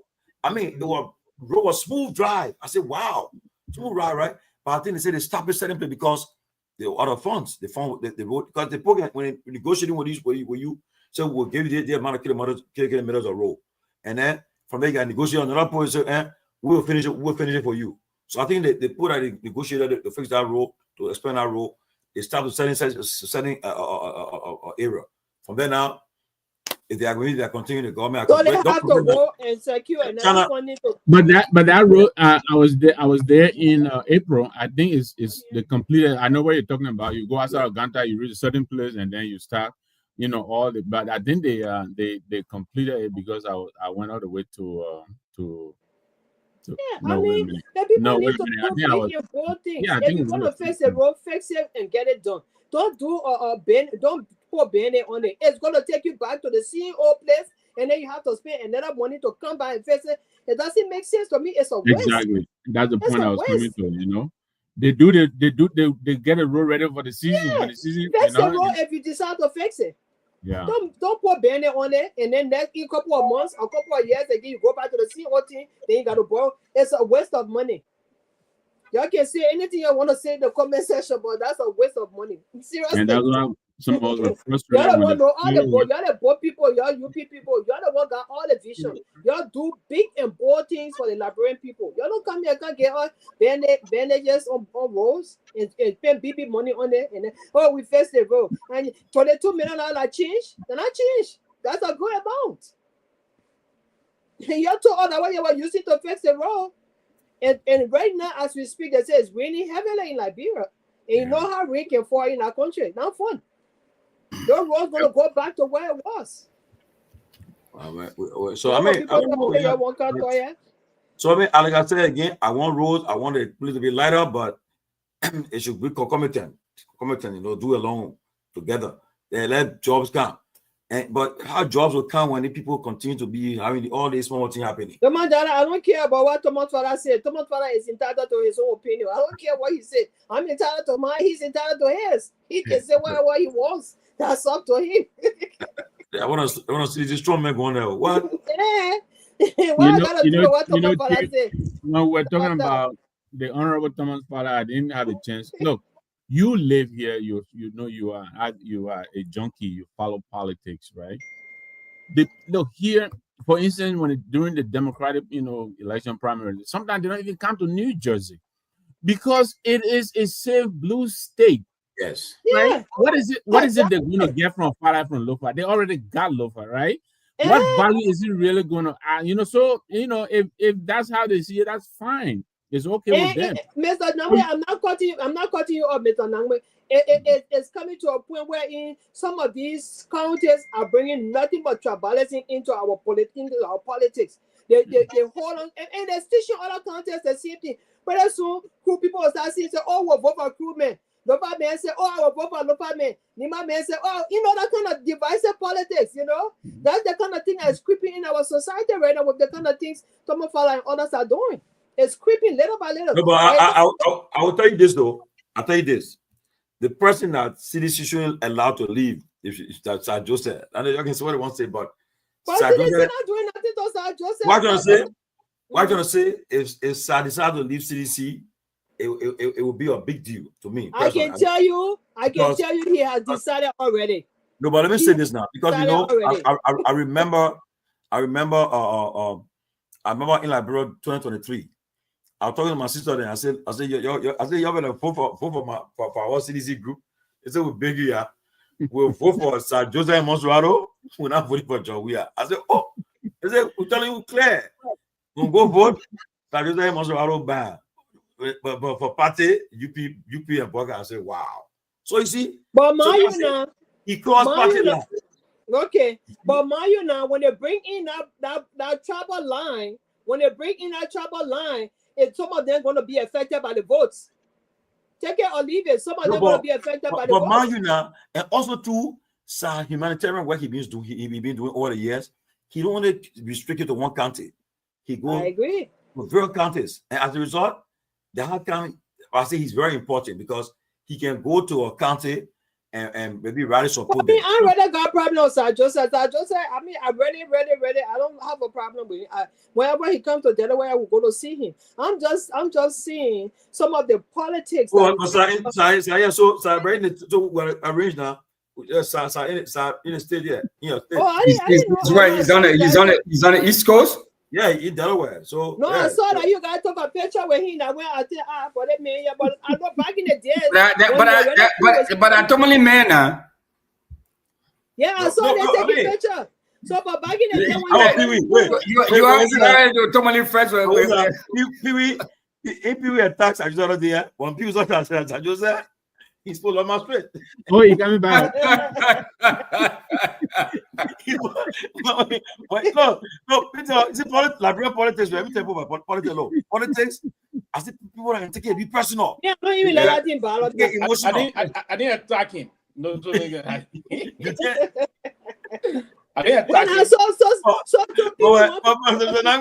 When the man said you don't want to just John CMC. He said, I want to see that man. Yes, I embrace that. So I said, you don't want to be on my back. No, but you see, we will always put our leader feet to the fire, right? Respectfully disagree with them and other thing. And I said it that very day that Sir Joseph played a very significant role in the country. He continued to play those roles. But we also count on leaders, not only sometimes to respond to certain issue and leave others. So no matter we disagree to agree, and we keep those necessary criticism are meant to put our leader to be cautiously engaged with the people. That's the intent of it. It's not meant to break them down or other things. But yes, I agree with Tomalin that Sir Joseph is very important to the CDC, and the CDC should understand that moving forward. It's the number of politics that come in 2029. 2029 going to be more. Now, we were all concerned recent time that 2023 was the major thing for election process in the country. But here's what I'm going to say today. Come on, you be talking points. 2029 going to be the one of the most consequential of elections. The reason is this: a lot of folks trying to creep in, and particularly the two political institutions trying to justify again that we want to take power. And no, and we rejecting that. We're saying no, we want to have a new face to come to the presidency, right? So 2029 is critical. And let me interrupt you there. But you believe, okay, I mean, I know you can reject other one, right? But I mean, say this. Do you believe that in order to get to the finish line, right now UP is in the driver's seat, they're in power. So you want to get rid of them. But do you believe that to get to the finish line, you need the CDC, right? CDC is a factor. No, so here's what I would say to that. If the debate to get rid of the two party and striking a party that we're trying to push now, the third wave, the alternative institution, then we'll go straight to the Liberian people say no, go, we don't need, because the intent is if these two institutions have not done well for the people, we need it out so that we can initiate a new pathway for the country moving forward. So you don't necessarily have to be dependent on those individuals. No, absolutely not. The intent is it's a revolutionization of a new day, right? You come and say there's the day. Now the CMC is coming and say, hey, the intent is to amalgamate forces from all sides. So in amalgamating forces, you have to bring those that you believe that have not contributed towards the country backwardness. And that's it. So what we'll do, we'll go for agents, surrogates, proteges of those institutions and bring them and change their mindset. For instance, we deploy to bring people like Syria on board. We go for Susan. We need to change Susan's mindset towards how we doing things, the new way to do it. So Susan, it's the time that you come and join. So, that is the way we intend to do it, right? Go and cultivate these people to money, but it's not their vision. So we don't necessarily need but Pewee, I repeat, Pewee, I didn't agree with you though. You guys rather disagree. It's I don't hear, but I'll tell you the truth though. Look, if initially I thought they want to get rid of people that stop, just like who go for those people.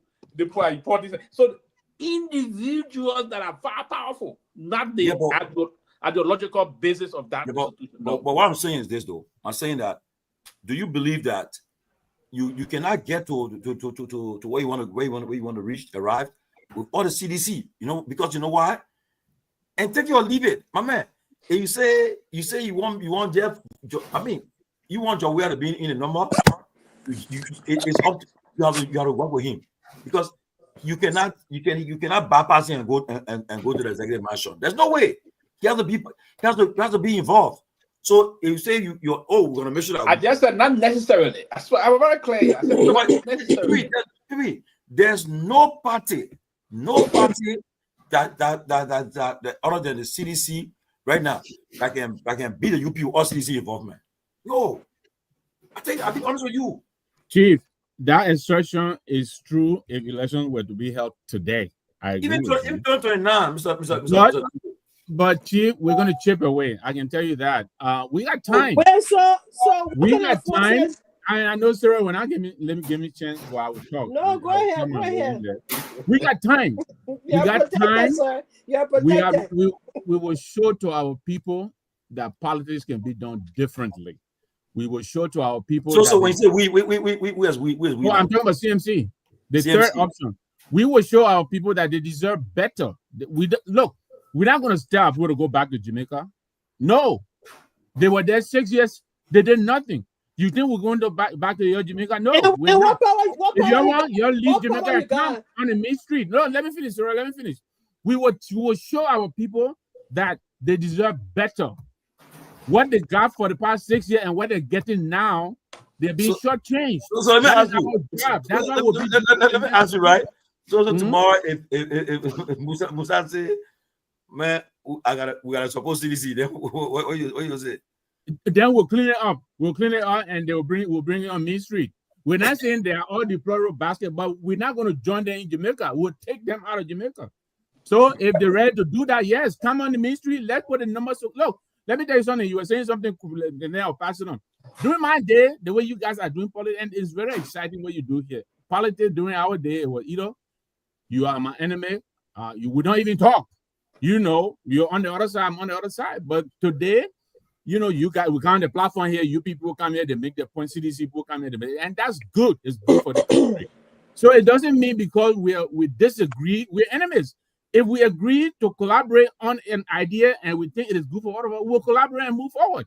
But until that happens, we will show to our people that, yeah, they deserve better. The CDC shortchanged them, the UP is shortchanging them. You know, they're riding, both of them flying private jet over the place. We did it, Baga is doing it, yes. But what are they bringing back for aid? If we would do that, we will bring back something for aid, or we will not fly. We got to show to our people. That's what we'll be doing for the next 4 years. So I we did bring something back for aid. We are there bring something back. But for the record, no, I support it. You use a private jet. I support it. For the record. No, I think it makes sense, especially when Alex Thomas put it. But the point we're making is it got to be worth the trip or stop doing it. If you're not bringing any return, then that investment is bad investment. You just said no, that every business is an investment. If you invest in a jet and you fly over the world, then bring back something to the country that showed to us that you did. The only government that bring something back there is UP government. Since they've been flying a private jet, but when we are there, his private jet, at least he brought something back. That's the evidence of the hospital in Bapolu and some other things that he did. So let UP people show what they're going to bring back for the few time that they have been. How much the hospital cost? How much the hospital in Bapolu costs, sir? Are you kidding me? It costs a lot. I don't know, but tell me. It costs a lot. I cannot say there and put figure to it, but from the way I see it and the kind of equipment that was deposited in there, I think it's a lot of money. I think so. Is it operational? I cannot put a total figure. I'm not going to lie to you, but I know it costs a lot of money. Okay. Trust me. Okay. But yeah, that's what we'll be doing over the next 4 years. You know, we will tell our people what is possible. You know, we got to take them beyond the horizon. We got to show them what is possible. We're not going to sit down and let our people continue to suffer between these two parties. They come in, so my question for you, let me just say something.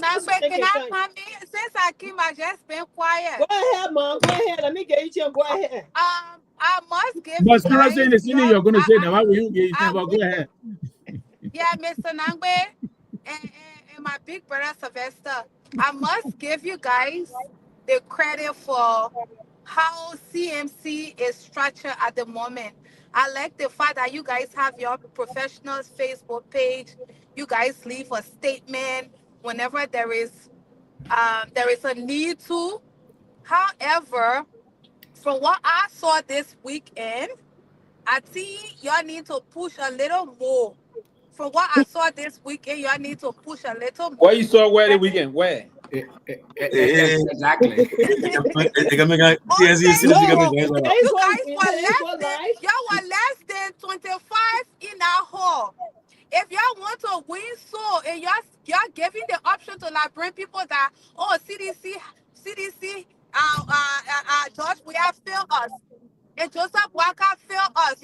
If you guys are wanting to win so and probably, you know, I guess some people like us to be a bit convinced, y'all need to put in a little more work because that little hall was empty. Because myself was just wondering, I'm like, who are they talking to? Who would they be really sending out their messages to? Is it just to themselves? Because I did not see anything on this weekend. Okay. So it was Mr. Nangbe, let me respond to it as an outsider. Also, go ahead. Yeah, let me respond to it as an outsider. I was invited, full disclaimer, I'm not a member of the CMC. Right. So I'm not a member of the CMC, but I was invited to the event as a community leader. And then, of course, I have a number of friends and relatives that was part of the whole planning and all of that. and I met some new friends, including Mr. Nangbe. But it is not true when you say that there were less than 25 people in our hall. That's not true. It was false. There were a lot of top community leaders from. So what number can you put on it then? No. I'm not going to go into anything against it. Let me respond to her now. Let me respond. Let him lead the crowd politics. Let him respond. No, but he said it was. So let me get because I was not less than 25. So let me get no. It was way more than 25. I'm saying it was not less than 25. So just directly responding to what she said. Number one. Number two, there were a number of high-level community leaders at that event. Okay, from the head of the Liberian community group here of about 50,000+ people, the head was there. The head of the black. Let me interrupt you. The head was there. Hold on, Tomalin. I don't have a question. In what capacity? How many? Because from what the person here was there, in what capacity? I'm outside of the I was at the program. I was at the program because if Mr. Nangbe says anything, or maybe if Grace says anything, it may appear to be biased. But I'm an outsider who was invited there by one of the members. I'm not a member, but as a community leader, I was invited there, and I'm giving you my feedback from what I saw there. Okay, right. So besides the head of the Liberian community in Minnesota, 50,000+ strong, he was there, represented and stayed from the beginning to the end, because I was there from the beginning. The head of the black community, so African Americans, other African immigrants, what they call it's a state agency. Okay, it's a state agency for people of black descent. So African Americans, all of the groups are there. The head of that group is a Liberian, Wayne Doe. He was also at the event. Okay, and a number of other high-level people who are not member of CMC who were there as well. Okay, even the MC of the event, he made it clear too. He's a prominent person in this community too, or some musician, a prominent person. He was also at the event, and also the MC of the event. So to minimize it as some small little group and a few little people that gather there, I think that would be let me of what the program was about. Let me ask a question, right?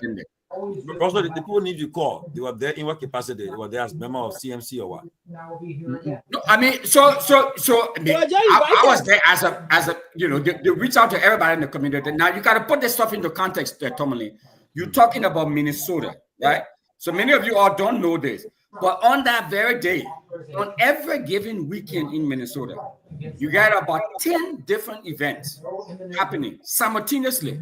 And to be honest with you, someone who try to go to as many events as possible in the community and invited all over the place. I mean, from baby shower to graduation to this to that. Now, we're not talking about a place as big as Delaware, Philadelphia, New Jersey, that whole corridor. You're talking about a relatively small area, right? And you have all of these events taking place. I was impressed. I was impressed. I did not know, especially for a political group, the rally, for them to be able to pull the crowd at the poll with all of the events that were taking place. It's very impressive. I'm telling you, somebody who is on the ground. Thank you, Mr. Most of these events, who invited to all these places. I'm telling you. But I mean, obviously, you guys don't want to hear that. No, they're done. They're not. But Russell, the people watch it live now. The people watch it live. I just say the people watch it live. But Tomalin,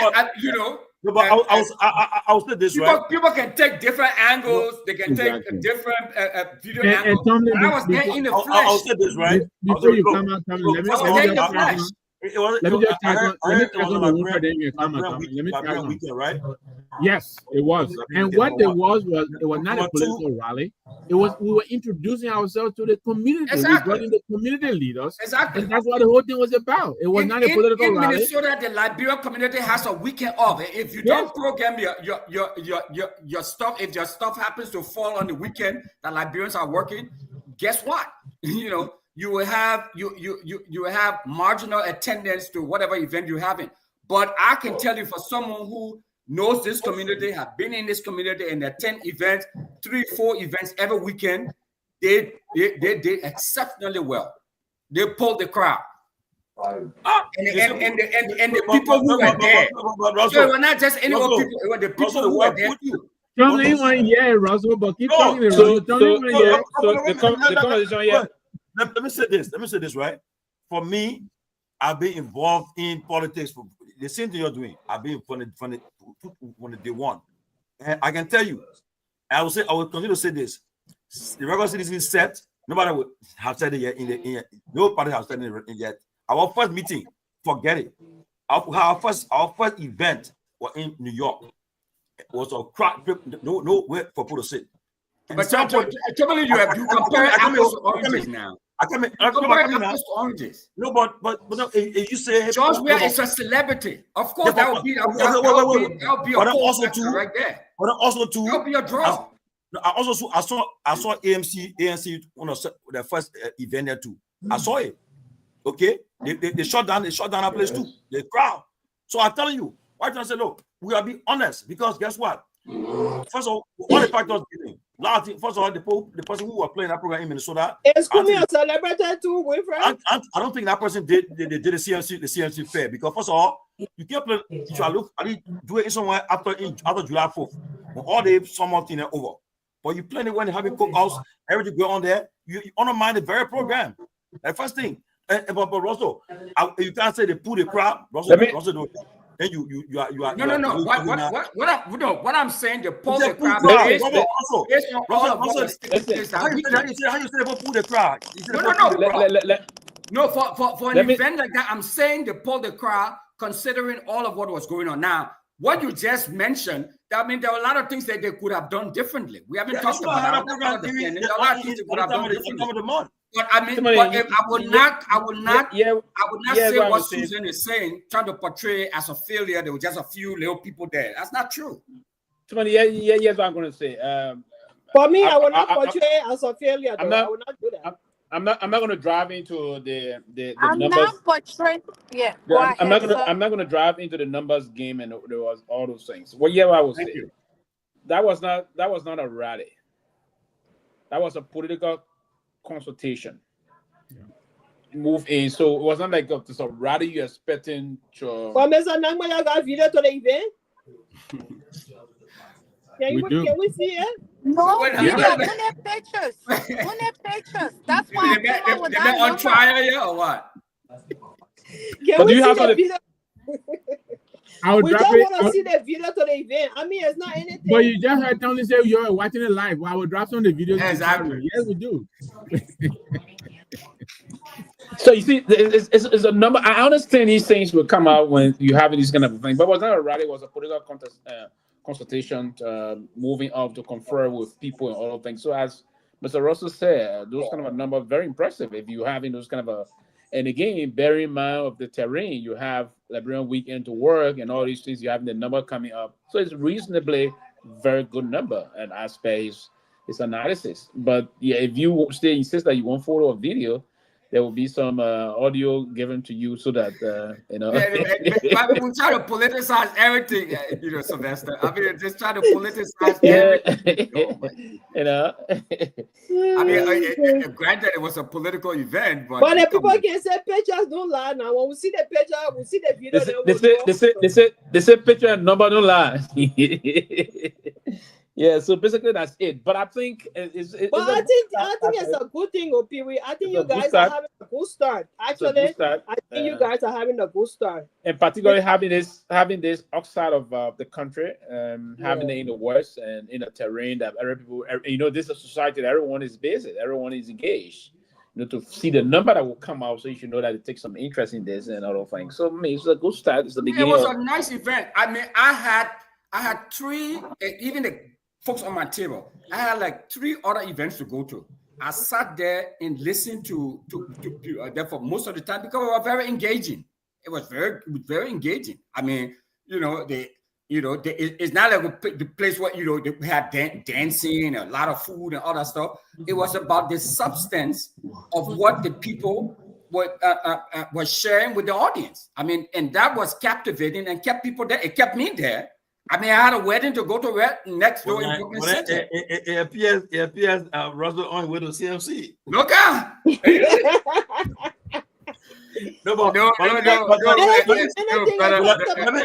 me say this, right? I'm just trying to be objective. No, let me say this, right? Because look, anything is possible.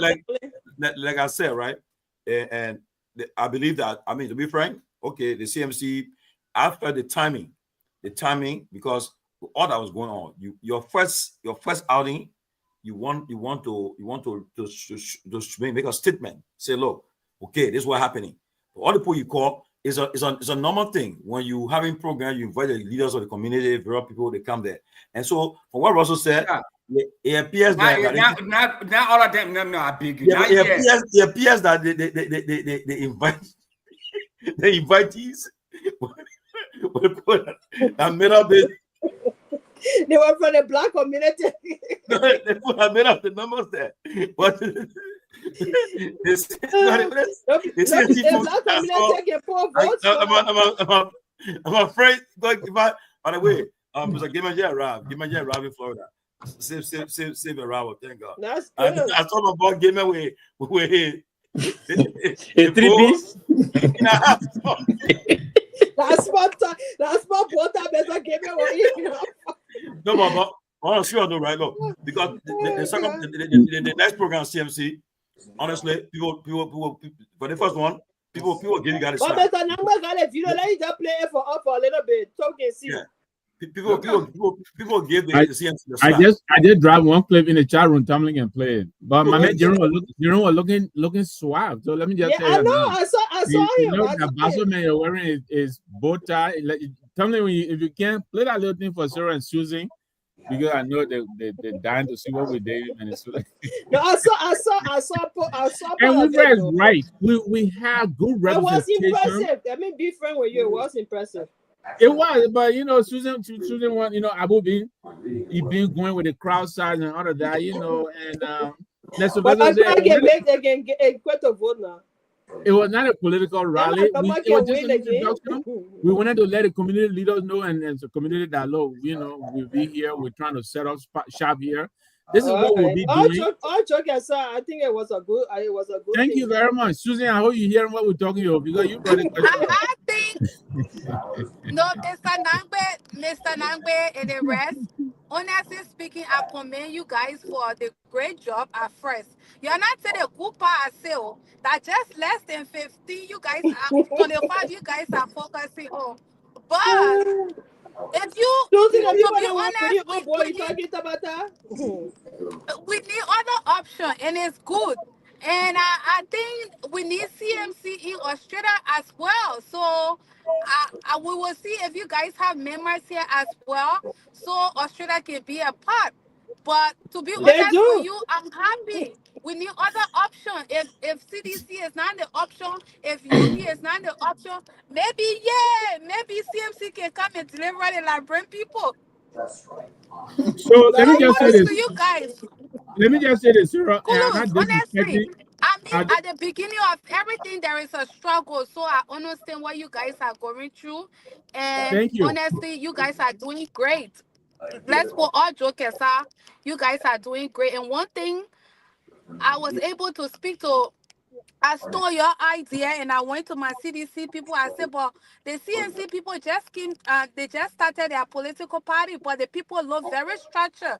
Look at their website, when they're ready to put out statement, their statement go across. So I think we need stuff like that. CDC is one of the biggest political parties in Liberia, but we don't have a CDC page that is just there. So that's one thing I really applaud you guys for. No, CDC has a page. Thank you. Let's have a page. So, Sarah, let me just say to you, Susan, right?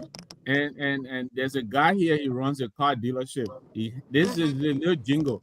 He said, "I have always been your dealer. I am your dealer. You just don't know it yet." So you guys, you know, you don't know it yet, but you know you're part of CMC, and welcome aboard. We'll be glad to welcome you. Tomalin, welcome aboard. But it was an intimate gathering. We had a lot of fun. Like, but when Tomalin not playing the game. I think he's trying to cue it. You know, Tomalin always doing 1,000 things in the background. I'm sure he's talking to maybe he's talking to someone and big person already. He's talking to a friend side just. That's right. So, but no, our next event we're planning. It should be happening in Philadelphia. Sarah, that's in your neck of the woods. We're trying to do that for. Maybe you get a little bit more crowd because our area is crowded too. Yeah, we're trying to do that around the end of September. So we got a hall. We've already tied down the place. This time we don't get no more your renting hall. Okay, we'll fill it.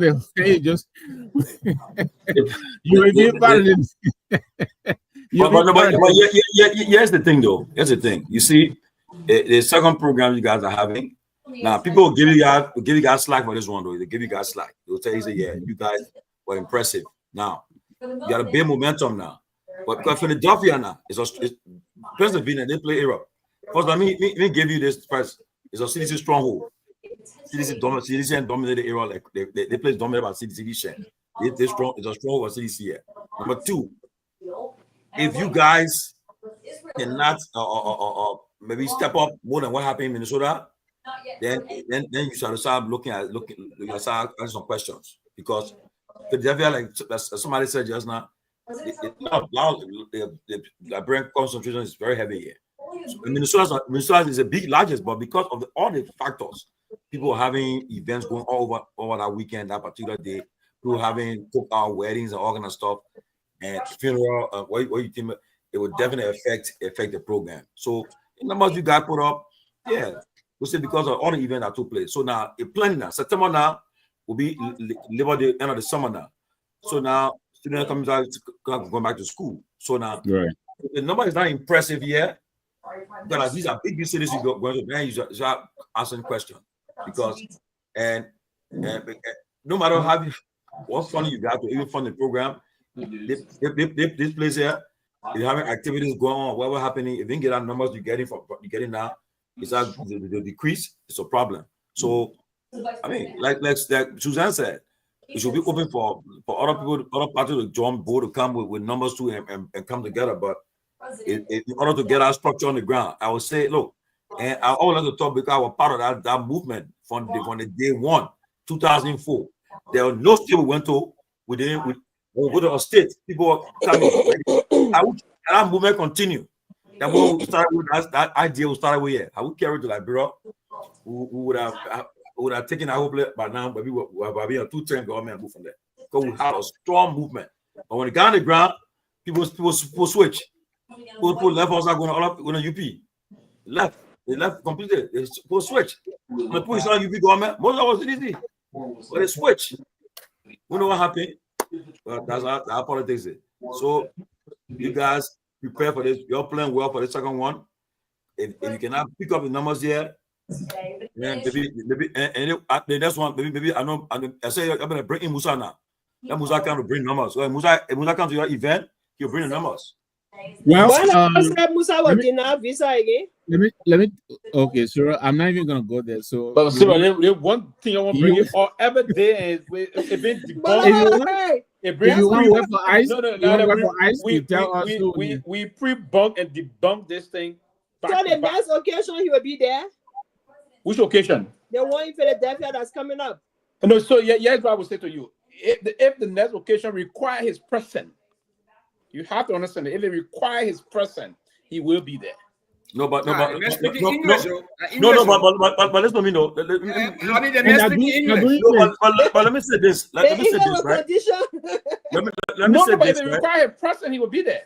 every occasion should require his presence. No, not every occasion. It should require his every presence. occasion. This is Pewee. the embryotic stage momentum, of this the enthusiasm. movement. The momentum, It requires enthusiasm, his right? presence. Look, for instance, right? I'll tell you this though, and I talk from experience. Though, the momentum and enthusiasm that you want to for the gravity towards your movement. Like for instance, the Philadelphia era, if they have it should be a big program. Now you call your heavyweight to come and push you up. You know, if you never hear that Musa Bede coming to Philadelphia, the crowd will come there. You'll come there. Yes. His presence will boost. It will move people. So you want him to come to and give and take away from the people, the guys in the states here, because honestly, Musa is a hustle name. He's a political figure. He's a hustle name like Liberia. You see, and so you want to push it up, to carry to put the gravity towards to make it a big event. So you can say it doesn't have to know. It's important that if he comes, it's important. To boost the. But people want to make it look sweet. If it requires his presence, it's not about requiring his presence. So the Northeast region, for him to be there, let him be there. I am responsible for the Northeast region, and all the pieces of advice you put on the table, we're taking note. Thank you. We're not going to say, they are unimportant, and we're just coming into our being. There are a lot of things we're still trying to grapple with, registration here and there, all kinds of stuff. But the points you're making are very good. We'll do the best we can. But you are invited. Tomalin, Josh, you are invited. Sarah Apple, you are invited. I will come and support my fellow. I'll be there because hopefully we can form an alliance in 2029. So we'll be there. Hey guys, you get drafted. We're talking about 2025. You already talking about, but yeah, we're looking to. Hey, you people are already preparing for 2029, so we gotta be preparing too. Right. So, but yeah, it's been a great show. I don't know how long we got to go. Yeah, we got 10 more minutes. Okay, I know you had mentioned earlier what we're doing tomorrow, but I wanted to remind our audience. Yes. Yeah, this is very important for our country. We think that there's a lot of things that are wrong with the country, but the legislature is also part of the problem. And so we want to shine the spotlight tomorrow. Hopefully, Mr. Musa. The biggest part too. Yeah, hopefully Mr. Musa ability will be with us. Because one of the people who have been pushing for the audit of the then we have. Some gentlemen who do a lot of budget analysis, they have agreed to come on tomorrow too. But come on too and bring your questions. Let all of us discuss, and bring to light. And this is not about, got you or penalize. We just want to understand what is happening in our legislature, how they're spending, the appropriation, why they're putting money implicit. They're putting. I mean, if you look at the security budget, who is really after us in Liberia? The security budget. I was taking a look at it. I think the biggest chunk of our budget, besides the legislature, goes to security. Why? So we need security though. Yeah, but I'm not sure if we need it to the magnitude that we're funding the Sylvester. So but so tomorrow, please try to join us. Call in and also bring the questions on the table. Let's discuss Liberia tomorrow. Yeah, tomorrow will be good for that budget. The top, I think that's a taboo. Most of the lawmakers, they won't want to go near it because they got their pokes in the budget. All that budget you see when they pass that budget, everybody get a piece in that budget that comes to them. So the order will be done. The order will be done only to the legislature, not the Senate. I mean the representative, not the Senate. No, the whole legislature. The both houses. The both houses. Yeah. That's gonna be tough. Yeah. Most of them is gonna be tough. I can tell you that right off the bat. But they'll resist it. I can tell you for a fact. They will. We think they will. They'll resist it. If the poor can take a whole speaker out just because of that, it's not gonna happen. That's right. It's not gonna happen. And how poor they say you pull roll. They can try, but they're not gonna succeed. Yeah. It's gonna be a lot. The only person that will probably do that will be a government that is ready for prime time. Yeah. Yeah. But you know what, Sarah, and I agree with you. But the people say your government is as efficient as you make it to be. I think we Liberian people, we complain too much. We're too docile. That the people think other than no, it is not the people thing. It is your thing because whatever decisions these people are making, they affect all of us. They affect your pocket. They affect your livelihood. They affect your children. They affect your future. And we have a right to tell them, And my suggestion would be, those are the lawmakers that will be supporting that bill. My suggestion is they should tie it in with the people, the Liberian people. If they cause them to do like a town hall, meeting from district to district, go and talk to the people, tell them the importance of this, so that they all can be on the same page. So when time comes to push it, if the government sabotages it, the people can protest against that. Absolutely. So I think Susan just came to ask her one question, so she left. But Chief, thank you very much. Great show tonight. I don't know if we're doing our closing, but I think I've said everything I had to say. Thank you very much for the opportunity. I appreciate you guys, appreciate the platform, and thanks to our audience. They've been pretty interactive tonight. Joman Jala, Abu Kamara, they've been ready. Yes, Cindy and everybody, yeah. But I hope, Sarah, that girl, the lady, you will be able to get. Yeah, Ruth Roberts Pengba, please, man. The lady wait up and see the people. I think I heard the lady came from here and went to her house that she built in Liberia, and all along she was in the. I'm not sure, but I think that's what I'm reading from here. And all along she was in the hotel, and then when she went one night to go sleep in the house that she built with her own money, that one they slaughter her. Oh, so tomorrow we're gonna send our guys there. But so I'll look for that story. If I get it, I'll send it. Yeah, to you please, tomorrow. man. And by the way, too, oh man, we That's horrible. Yeah, we'll send the boys tomorrow. Let them find out. Mr. Nambi, are you bagging Jesse now? Yes, I am. And by the way, the executive manager. I thought you said you were coming to our program on Sunday. I didn't see you. I asked you for the address. You sent me the address. So you asked me for no address. I have the address. You were coming. I just went to Peabody people stand there. Family, let me congratulate you guys for showing off for Peabody and who was it again? I think your daughter, right? No, only for Peabody, his daughter on Saturday. Okay, so thank you guys for doing that. Yeah, that was nice. And Sarah, I think yesterday on my birthday, I received no message from the TCA for anybody to visit me. Amen. That's why. Yeah. No, man, Pewee, don't do that. Happy birthday, man. No, I'll read a whole post on you, sir, because I think that. Yeah. Happy birthday, brother. It's all that, but it goes on next year. Thank God for that. Yeah, yesterday was my birthday. Yeah. So, Sarah, happy birthday. Thank you. No, Sergeant, but you want to have something for me? No problem. No, I see why you have something. Yeah, don't have no. But I will try to talk about. But too many. I told you guys to come. You know what, Sylvester? I think that's not just another go there. I think that's just another go see you. I told you guys to come here and get some big. Oh no, but that's cool, man.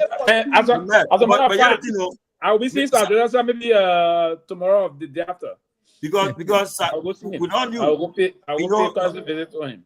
Sergeant want to attend the game, but the game will play in. I think I'll play in where they play the game yesterday, Madrid and Juventus. Madrid play. And that Jesse? Yeah, so Sergeant thought you'll play the game. So whenever I go to the game yesterday, the white Madrid game, but then we got caught up with the venue. So I think we're not in. I think there are a total of 16. When I checked 16 games or so that have been played in the Philadelphia, Jersey area. Yeah. No, so before we close, can we sing a happy birthday song for Pewee? Happy birthday to you. Happy birthday to you. Happy birthday to you. Happy birthday to you. And also today is the birthday of one of our men called Monk Mamadou Masakwe. Today is Monk's birthday. Yeah, so you posted that. Yeah, Mon, where you at, man? I saw it. The Ghana here to put a picture of, but I want to say thanks, man. But Pewee, that's not tell us a hell of time. Yeah, praise God for you, and want to say happy birthday. You've been a friend, a brother to all of us. And also, I want to send a shout to my grandniece, Riri. Riri, to see her child bring home all A's. No B's, all A. I can't believe it. Wow. She was named after my big sister, Sister Ria. They call her Riri. Riri got all A's. She brought all A's. Good. Now Very one B. encouraging. You know, and Ben is saying the program said that the apple doesn't fall too far from the tree, right? So it must be in the gene. Tomalin. I would say all the brothers are uncles. Ben said, all the processes are uncles. They always talking in code. You know what kind of when they were Ben said, I don't use the word process. No, right? You know, everybody got a lingua, right? Like the Minister of Public Works, when Gideon's talking, you see the corridor. Then the guys are the finance ministry. They can say to money, they say the envelope. The envelope. The envelope. Then they try on soup. They can say intervention. That money not intervention. He said veteran got to intervene. You got to do some intervention. But Ben, I get my ginger on you. I think that would have been a perfect process for the birthday. I know, right? All right, guys, have a good night. All right, y'all have a good night. Thank you. Thank you. Thanks, brother. But Russell, wait, yeah. So President, why are you working right now? We just got a major donation. Was just passed by the city of Brooklyn Park to the Liberia National Police, and they just voted on it. A really huge package. Wow. To send to the for National Police. LMP. Yeah, for LMP. So we'll be breaking that news. Well, I just booked the news on on the prison argument, but we'll be giving details about that donation. So I mean, it went to the city council and they passed unanimously. Wow. You know, so they yes. So they highlighted the strong collaboration between Brooklyn Park and Brooklyn Park Police and the Liberia National Police. You know, Brooklyn Park Police were in the lead. They were the lead jurisdiction for this assassination that took place here last week. Oh, they caught the guy where in the bush. Yeah, in a rural county about an hour or so from here. But the Brooklyn Park Police they were. Russell, just tell what really happened. What really happened in the whole thing? What really happened? I mean, just political violence. People taking things out of context. Don't like. The guy was Democrat. No, it was not Democrat. It was a Republican. He voted. You see how you all the Democrats in your car. Yeah. He had Democrat names. He had about 70 names or so that he listed. They were not all politicians. There were some folks who were from Planned Parenthood, and there were other areas. So he just drove to the woman's husband's house, and in a police squad, a police car. Yeah, well, it was not a police car. So it was it was a used car that he had a security company. So this was a used car that was once used by the police, and he outfitted them, using his private security clearance and stuff, and outfitted them with the police lights and all of that to make it look like a police car. And he wore police uniform. I mean, he knew a thing or two about law enforcement. I mean, see, if you read his resume, I mean, he's very smart guy. Yeah. So around what time happened? What time of the day happened? It happened about 2:30 in the morning was when he started this rampage. He went to the first lawmaker house. The senator, right? Okay, the first one. Okay. Yeah, the first one. It was from the house, and she wasn't there. And then he left and went to the senator house. Okay. So when he got to the door, appeared, he said, well, his police opened up, and they saw him through the the ring camera, and they noticed that he was not a police officer. For real? He didn't look like a police officer. He was wearing a real mask, like a skin mask, as it's called.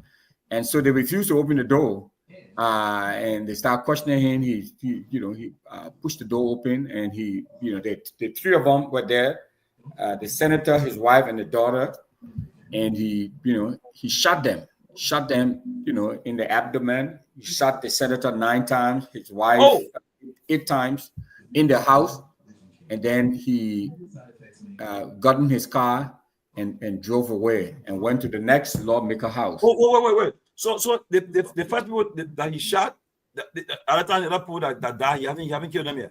No, he hasn't killed them. But after the senator, he went to the lawmaker. The police were not. The police were not aware at that time. No. So what happened was that they called the police, and so the police, instinctively thought, maybe we should go and check on, because a lot of these because it's Brooklyn Park, so a lot of these folks live 5-10 miles. So from the senator house in another little suburb, it was like, it's officially about 8 to 10 minutes drive, but it took him 55 minutes to get there, and they had called, but they did not know which house he was going to, or who he was going to, or that he even had a list. Okay, so the people just instinctively thought, well, let's go and check on Speaker Hartman, the former Speaker Hartman. And so when they went there, they saw the car in the yard with the lights flashing and all of that. So they confronted the guy there, because they thought there was another police officer there, but not knowing that this guy was fraud.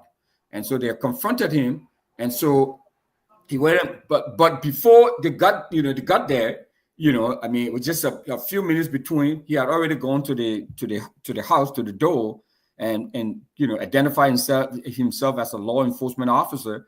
And so the husband opened the door. Oh. And the husband opened the door, and those guys came and started to confront him. As soon as the real police officers started to confront him, he shot at them. So when he shot at them, so they knew that no, this guy is not. This is not legit. Even though they have seen the cars and the car out there with the lights flashing and all of that, so they shot back at him, and he ran in the house and he shot the man. Killed him on the spot, and then went to the wife, the speaker, and shot her, killed her, and then jumped, ran through the house. The people chased him, so they thought that because they shot at him, but he was wearing bulletproof vests and all of that, so they thought that they had hit him, and that he was probably in the basement. So they called for backup. So and he left his car out there running and everything, and he escaped, through the back door and fled. And so they put a complete dragnet around Brooklyn Park. So I'm just like, so the entire city was in what they call shelter in place. So it was on lockdown.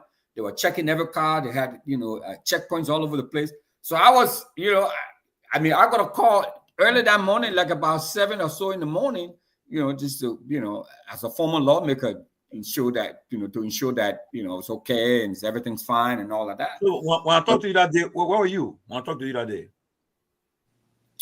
well, I was at home. Okay. I tell you how you're on shelter. Okay. Yeah. They had on, they had us on on shelter. But Russell, so now the police were there when the man kicked. The police were there when he killed the people. But the police, I don't know. But the police, they may already done damage to somebody's house. They did not know it. But so you got to remember now, Tomalin, this is 2 different jurisdictions. As you know, so it's kind of like you in Congo Town. You go and you heard somebody in Congo Town, but then they call to get there. So they did not know.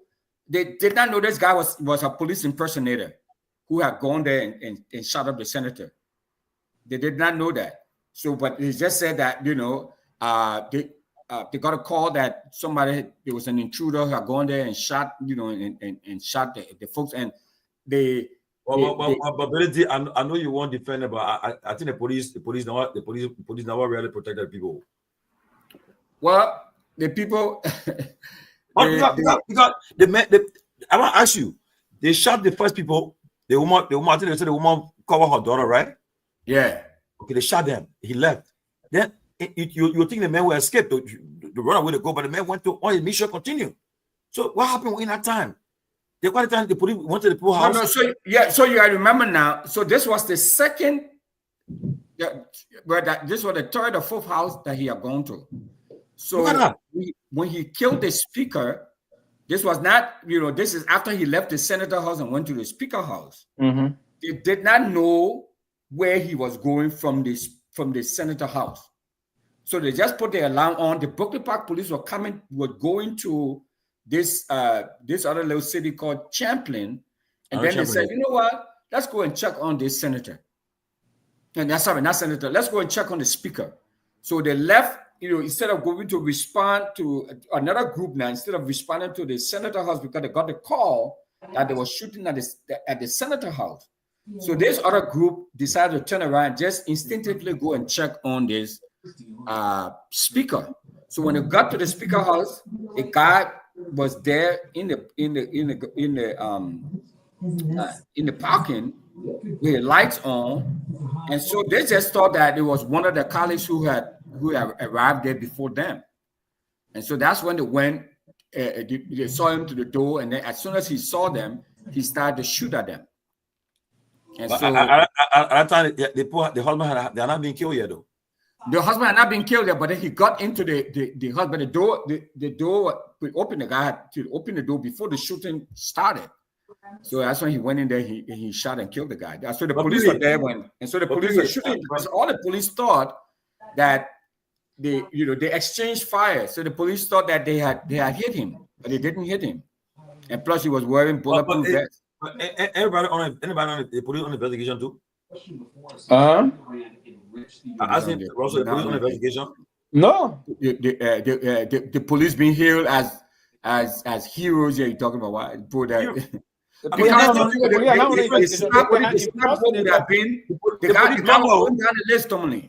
Yeah, but Russell, for the fact that the man has done the first attack. But Russell, I know, man.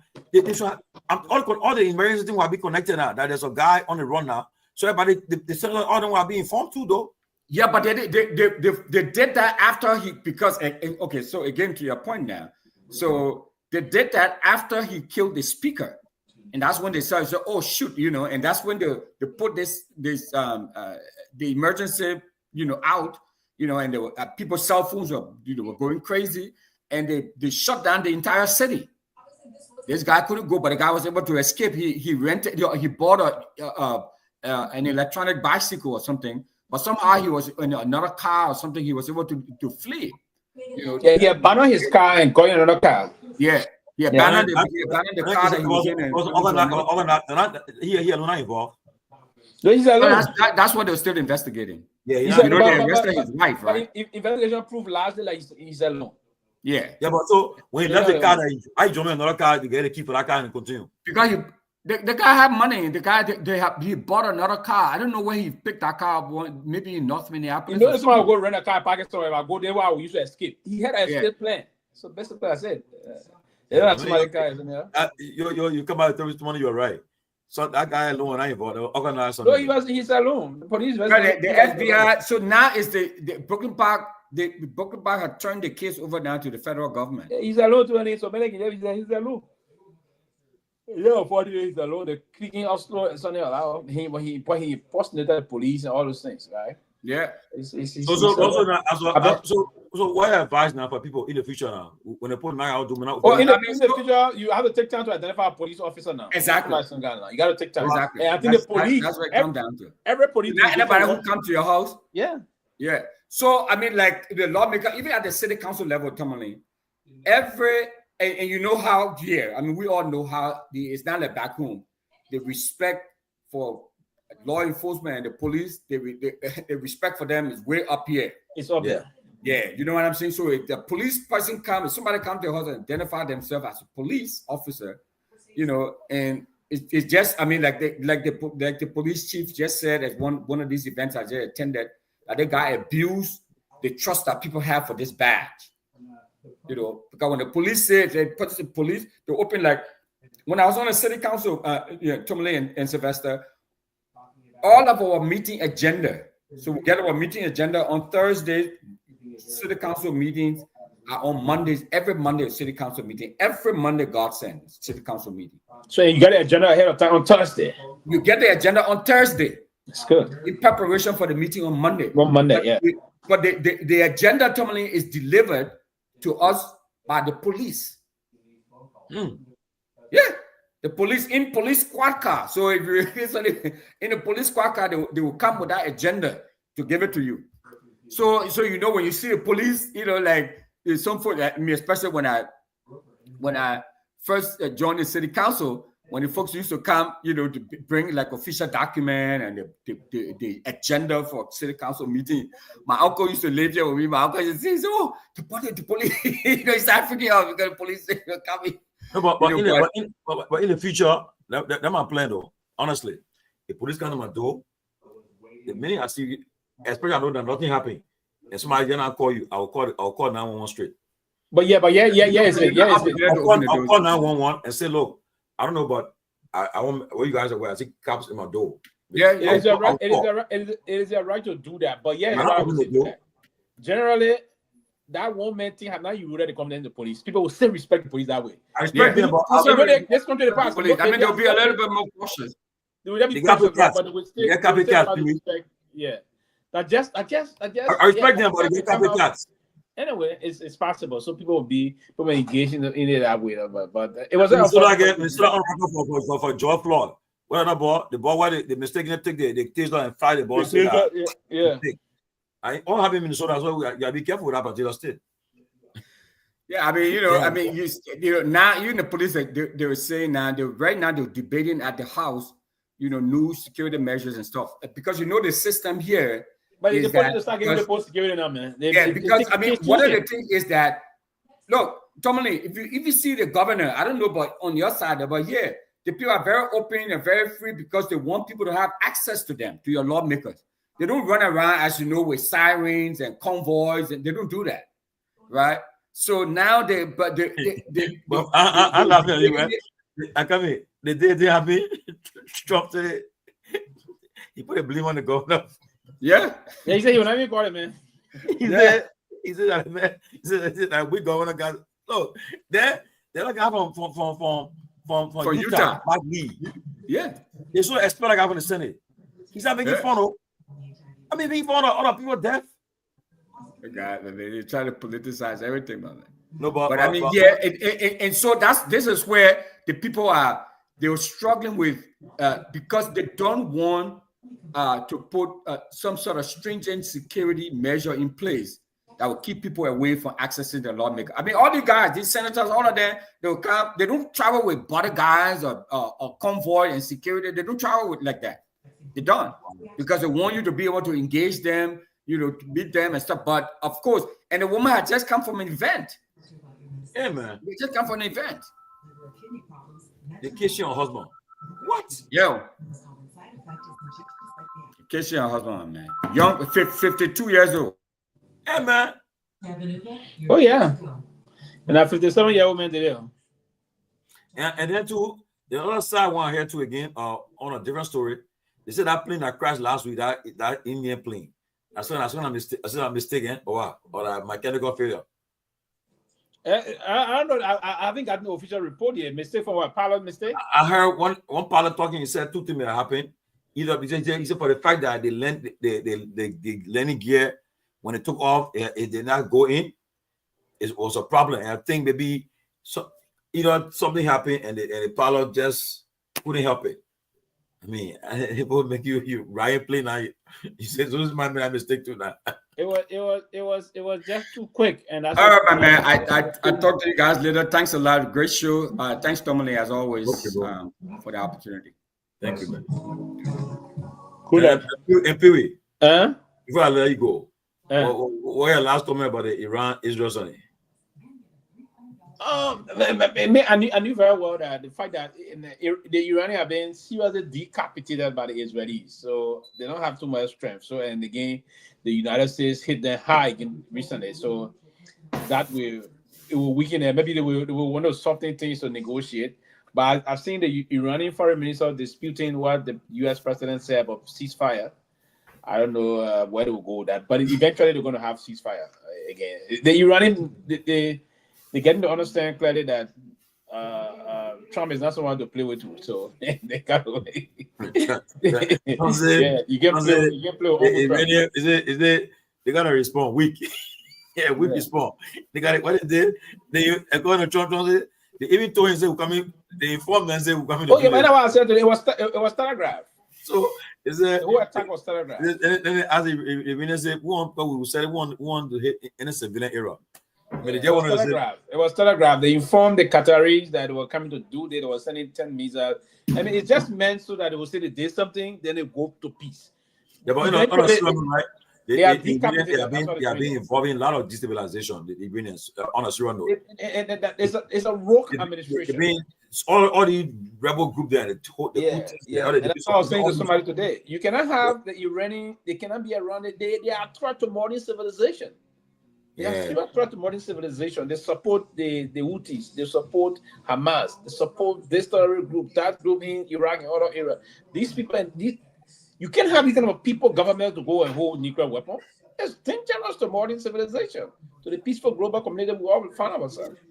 So that bunker buster the news to subdue the area and other things. They may still want to try to do things, but the intelligence going to keep focus on them and do things. You can't have, man, the Ayatollah, they're doing all kind of nonsense, keeping the country that even women wear things, they go after them and do this. No, man. Yeah, but I can tell you, I think the Israeli, the weaken the Iranians, the weaken them. Yeah. Expose that.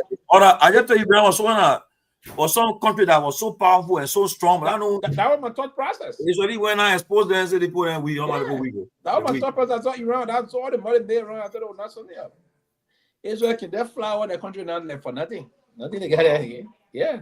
So that's why you see them do all this thing they did. I think they did. You didn't see the people was sending missiles on the USB, they harm or kill one soldier, they finished. They knew that to change the regime. They will even go after Ayatollah and kill him. But but on the flip side, the Israel I see today, Israel in the Bible. They're not Israel there. Nobody Israel in the Bible. Now they put the people to starve to death. Yeah, the people in Gaza they're starving for food. They're not Israel there. Yeah, so that thing I don't see it. But I pray for that Middle East to come to the country. Because if it don't come to an end, will affect gas prices, will be affected. Yeah, the Middle East got to come to some right now, and that's why Trump is trying to push for a deal to come through ceasefire so that everything can be stable. So right now, almost 10 o'clock in the night and it's 89 degrees Fahrenheit. It's hot still. Very hot. Today was tomorrow it may likely hit the east will be likely hit 100 degrees tomorrow. But yesterday was 104 degrees while driving. 104. I not tomorrow going to 3 digits. I usually what 3 digits today. I usually wear and sing on t-shirt on my t-shirt. I couldn't wear it today. Because the sun. Then in the car you put the AC on. The thing beat the AC. You wasn't your time. The heat will kill you still. So I had water in the car drinking water all day. Oh yeah, I'm going to do that. Keep yourself hydrated. I have a small cooler in my car. That cooler said. I put you drink water all day with a cooler to for drinking it all because in fact my small coolers I can put it in the car and just be putting water in it because I want gas. I want gas station today. When you get to the gas station, once you fill your tank, it's and goes to the small freezer there, water there, soda there. I got a full bottle, a small water bottle. I drank 2. I said, let me go buy the car. Here. Free, they're giving it free. Give me good. At least I think give me Wawa. They get some free. The poor country by air. Free. Take care of bro. So you're gonna do it. Tell that person, my man. Everyone's not coming. Yeah. There was Jones that come in line, running there. But yeah, put that passing through. They say, and tabs on free to drink. They were here today. He was too much today. But I have small coolers. I will get everything and put it in my car. I got one smaller cooler. Just put it. The water, ice. Put it there and put that in there. Throughout the day, you can drink water from there. Because if you do it, the water you put in the car, the water will be hot. Oh yeah, you need a cooler to do it. You need a cooler. Oh, and that the only thing that you can be prepared to buy anytime you go in any of those stores, you buy water. So. Yeah, but every time in Arizona, I can remember every time in Arizona, every store you enter will have some cooler outside. They got 10 guys for water for the up. Yeah. Yeah, during the summer. Oh, all the guy there. But today again, Organization like that do be giving people water in the street. Yeah, I want to warm out today. The other guy, man, the guy his shit. The real Liberian guy was doing that because I went man. Oh, but the plenty they can do. The white guy over there, all the motorbike can be on the motorbike in the street. Then today, the boy, one man was on naked today. Man, woman, naked there. They're gonna be over there. I said they can. He come me put doing nothing now. Oh yeah, when it comes to everybody freedom on our bike, it's big time. Today I will sign us today. Again, I see one guy wearing socks and slippers. He do well. He there. I play normally in Liberia during weekend we wear short pants, but I been used to now weekdays wear short pants, sneakers and other. I get used to wearing. I got a lot of short pants and in my dress code. So even back in Liberia when I go there doing dresses thing. Oh, now you can put a towel around your neck and then wear the slipper with the socks. How you would tell me be that kind of person? Yeah. The guy, I'm messing with you. Listen, I know. I said, well, how yourself? I'm a political. Listen, I'm a diplomat. Right? Be do right. Went to like bro.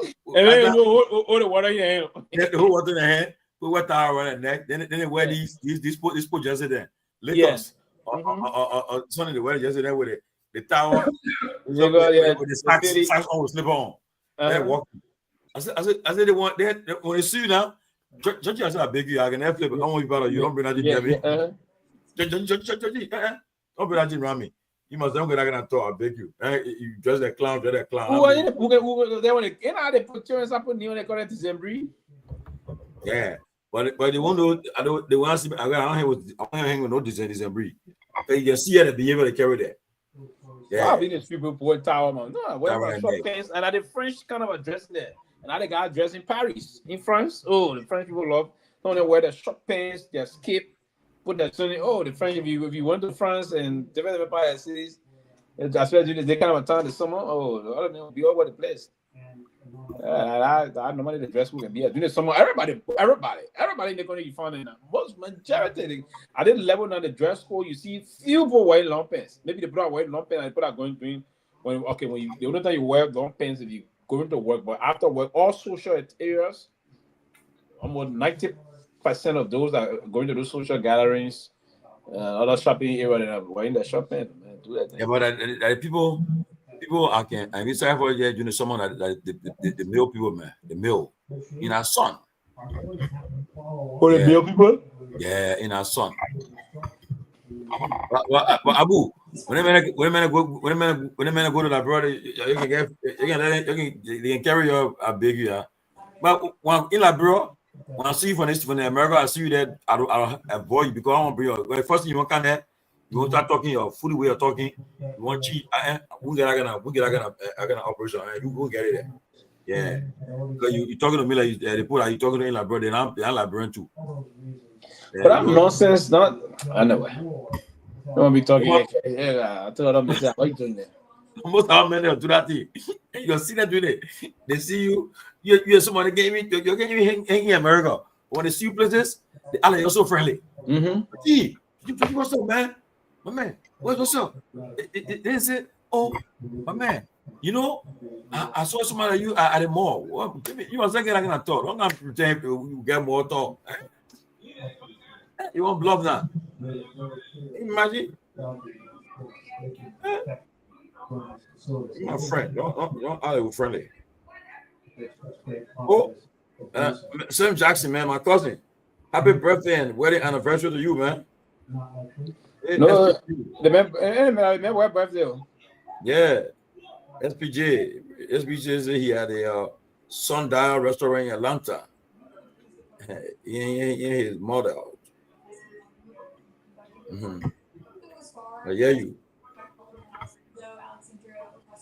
Yeah, you. I think impeachment is a misdirection. There's no way the Republican leadership in the House is going to bring it up. There's no way it would pass if it was brought up. And quite frankly, do I want to see I said the United States? Well, I'm feeling celebrating your birthday, man. Rich Giovanni,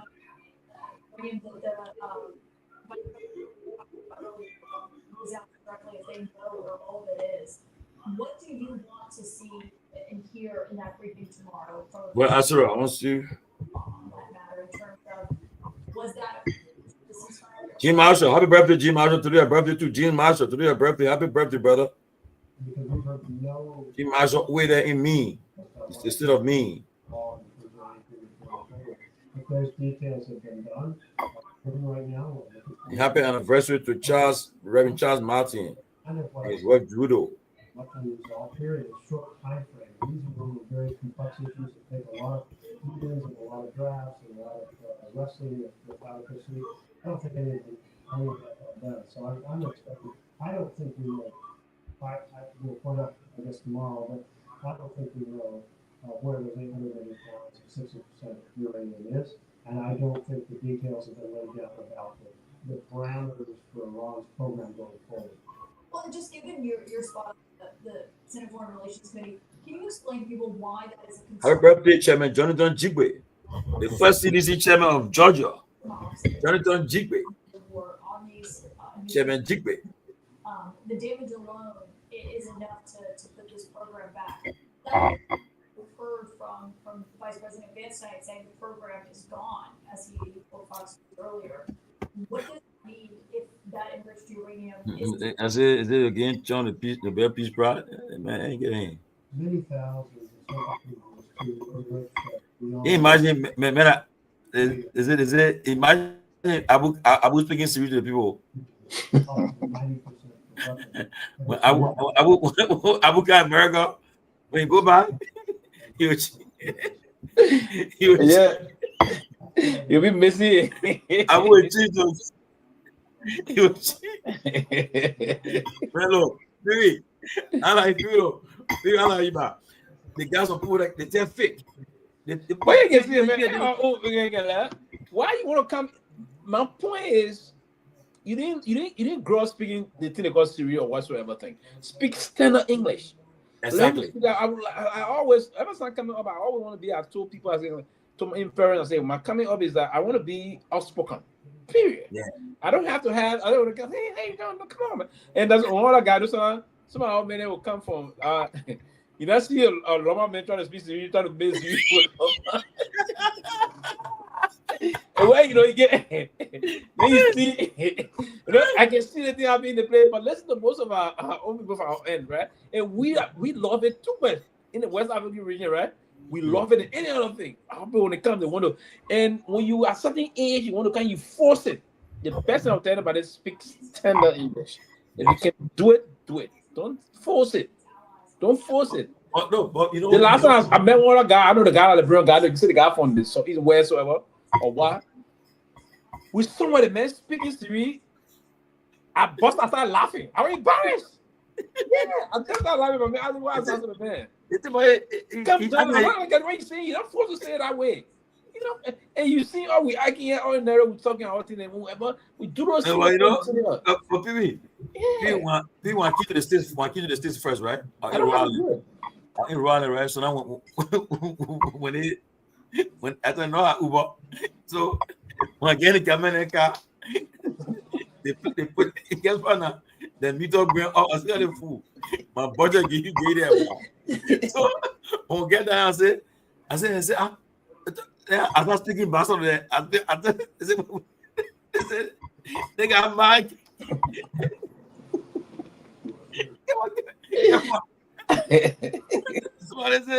Somebody will whip you. And then too, you know, too, another one you right. When you in America, I should ride a bus in Raleigh. So I know that in America, you usually stay at people too long. It's what I'm saying. Yeah, you don't. But it's in 2000, year 2000. I look at some, I eat a bus. I see people that are big. That mean, I say, I really want to be there. So I look at the person. What the fuck, man? I said, oh, somebody said tomorrow will shoot you. Stay. Oh yeah, people don't like it. I said, I can't believe that human being there. You know, a real human being I'm looking at. I can't believe it. Then, you know, there's someone too. I see somebody, the person dressed like men try a woman. I say, then the stuff you doing, the poor look at it, they will hit you. So you live in Rhode Island for long, right? Oh yeah, so but you know inside outside. Oh 12 years, yeah. So I'm due in Rhode Island on July 4th. So where the places? Where I'm due there July 4th. Where are the places that you need to? I think I'll put it by just afterward. I'll put you in the hands of the former speaker when we serve the Liberian community. You are the speaker with the assembly. I want to assemble with him. Melvin Datu Howard. I'll put you in touch with Melvin. Melvin will show you the show you the whole. I'm not driving. I get on the Amtrak phone. So how many mega station they have? The Amtrak station they have is in Providence or where? Yeah, in Providence. We don't run the smallest state in the union. The smallest state are Rhode Island. So they got one. They got one Amtrak downtown. Only one. Yeah. So the one at downtown. Yeah. And somebody you have to Uber from there. Go where you going to a hotel? Where we going? Yeah. But in Rhode Island, too, most of the time, if you're traveling, like you're going for vacation, like because the state, you gotta go through another. If you trying to take a straight flight to go to Rhode Island, you pay almost $400 just for that round trip. So you want to pay the cheaper price, you gotta go to Boston, Logan, then you drive to Rhode Island. Oh, yeah, you go to Boston Logan Airport. Logan Airport in Boston. I flew to Boston Logan. Then I took a rental or somebody picked me up. So from Boston Logan to Providence. It's how many hours? About 45 minutes. Okay. Yeah. So yeah. So you want to? Yeah, I would just get the Amtrak. I would take the Amtrak. Yeah. It was a very small state, but a lot of Liberians there. By the time you hit the ground, the fact you told like Liberian you told they planted you know straight. Oh yeah, they planted there. Don't forget it. Just in New York. How's the community in terms of why are they planted there? What's the is there a lot of job that they will put in Minnesota or other area? Why are they, because was it one of the areas that started congregating more? Or yeah, don't forget that Rhode Island started the whole thing about TPS. They allocated, and then the senator had been there. He been there for long. Senator Jack Reed. He stayed there. He stayed there. And Rhode Island, the advantage Rhode Island has is that you found out that almost all Liberians know the senator. And some senator they know them apart. He will know that. He and the guy, the senator now, the former attorney general, Sheldon Warehouse. Even the Republican I was there when I was there. Lincoln Sheffield was Republican senator from there. I mean, they were so together. A Liberian, you have a problem. A Liberian, you ought to see the senator maybe the next day. Yeah. The president of the community, right now, they divided right now. They're fighting there too now. Two communities there doing their own thing. They're trying to make peace. I don't know how far they're going. But the community there, they united too, though. They're together there too. Yeah. If anything like in case of anything like the Liberian community in America, you have any event, the women will bring the food, the men bring the drinks, the high will just support you. Yeah. Yeah, but it's a very small state, smallest state in the union. Providence is the major place. Yeah. And you find somebody, and most people like in America today, they'll take a start from Rhode Island. Most of the people that Liberian that came started from Rhode Island, stay there for a couple of years, then they move out to Charlotte, Pennsylvania, Minnesota, just Rhode Island. That's Rhode Island. So when you take for July weekend? Yeah. Oh, okay. I'll be there, but 4th of July is gonna be on Friday. So I'll be there after that weekend. Oh, okay. Yeah, I'll tell Marvin that the new progressive leader is coming out here, so you gotta be giving all credit and treat her well. Yeah, Rhode Island, man. Providence. That plays a ball. What? Providence, my man. Providence. Hey. Providence. One man, Frank, who said no, only men and women live Providence. No boy and girl, men and women. They call each other, they call by the pick. What's up, pick? Pick. Hey, Providence. Yeah, Providence. They got one of the best universities there too, Browns. Brown's University. Yeah, where is it? Yeah. Oh, but then you come say, be there Harry reunion that weekend in Rhode Island, so you'll see a lot of people there too. Yeah. Yeah, that the 4th of July weekend, be there Harry's reunion, be there in Rhode Island. Okay. Oh, so you have fun there. A lot of Librarians will be there. On Israel in the hundreds to try and eradicate the state of Israel. Yeah, you have a good time. First time from Rhode Island. Yeah, my first time going there actually. Wow. I went close there, but I didn't enter. I went close there. It's not too far. I was like less than 20 minutes drive away from there in New York. Kind of part of New York, but I think he did try to. I started with Connecticut. Yeah, Connecticut. When I arrived in the States at Connecticut, I started with. I stayed Connecticut from January to May. By May, I was in Rhode Island. I used to work to. I was in a job. I think I will help them. Now I'm in some help.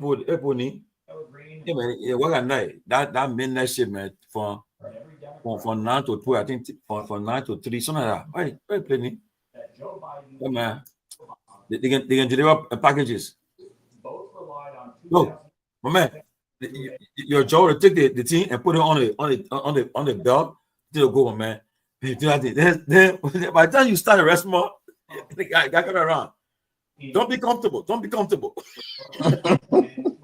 So that's my uncle said. And then I see the big African guy. He said they won't got your muscles. So let me use on that quick. You put it there. He said, don't be comfortable. You gotta keep on. I said, what? Then I stopped there. I went and took a security job to the mall.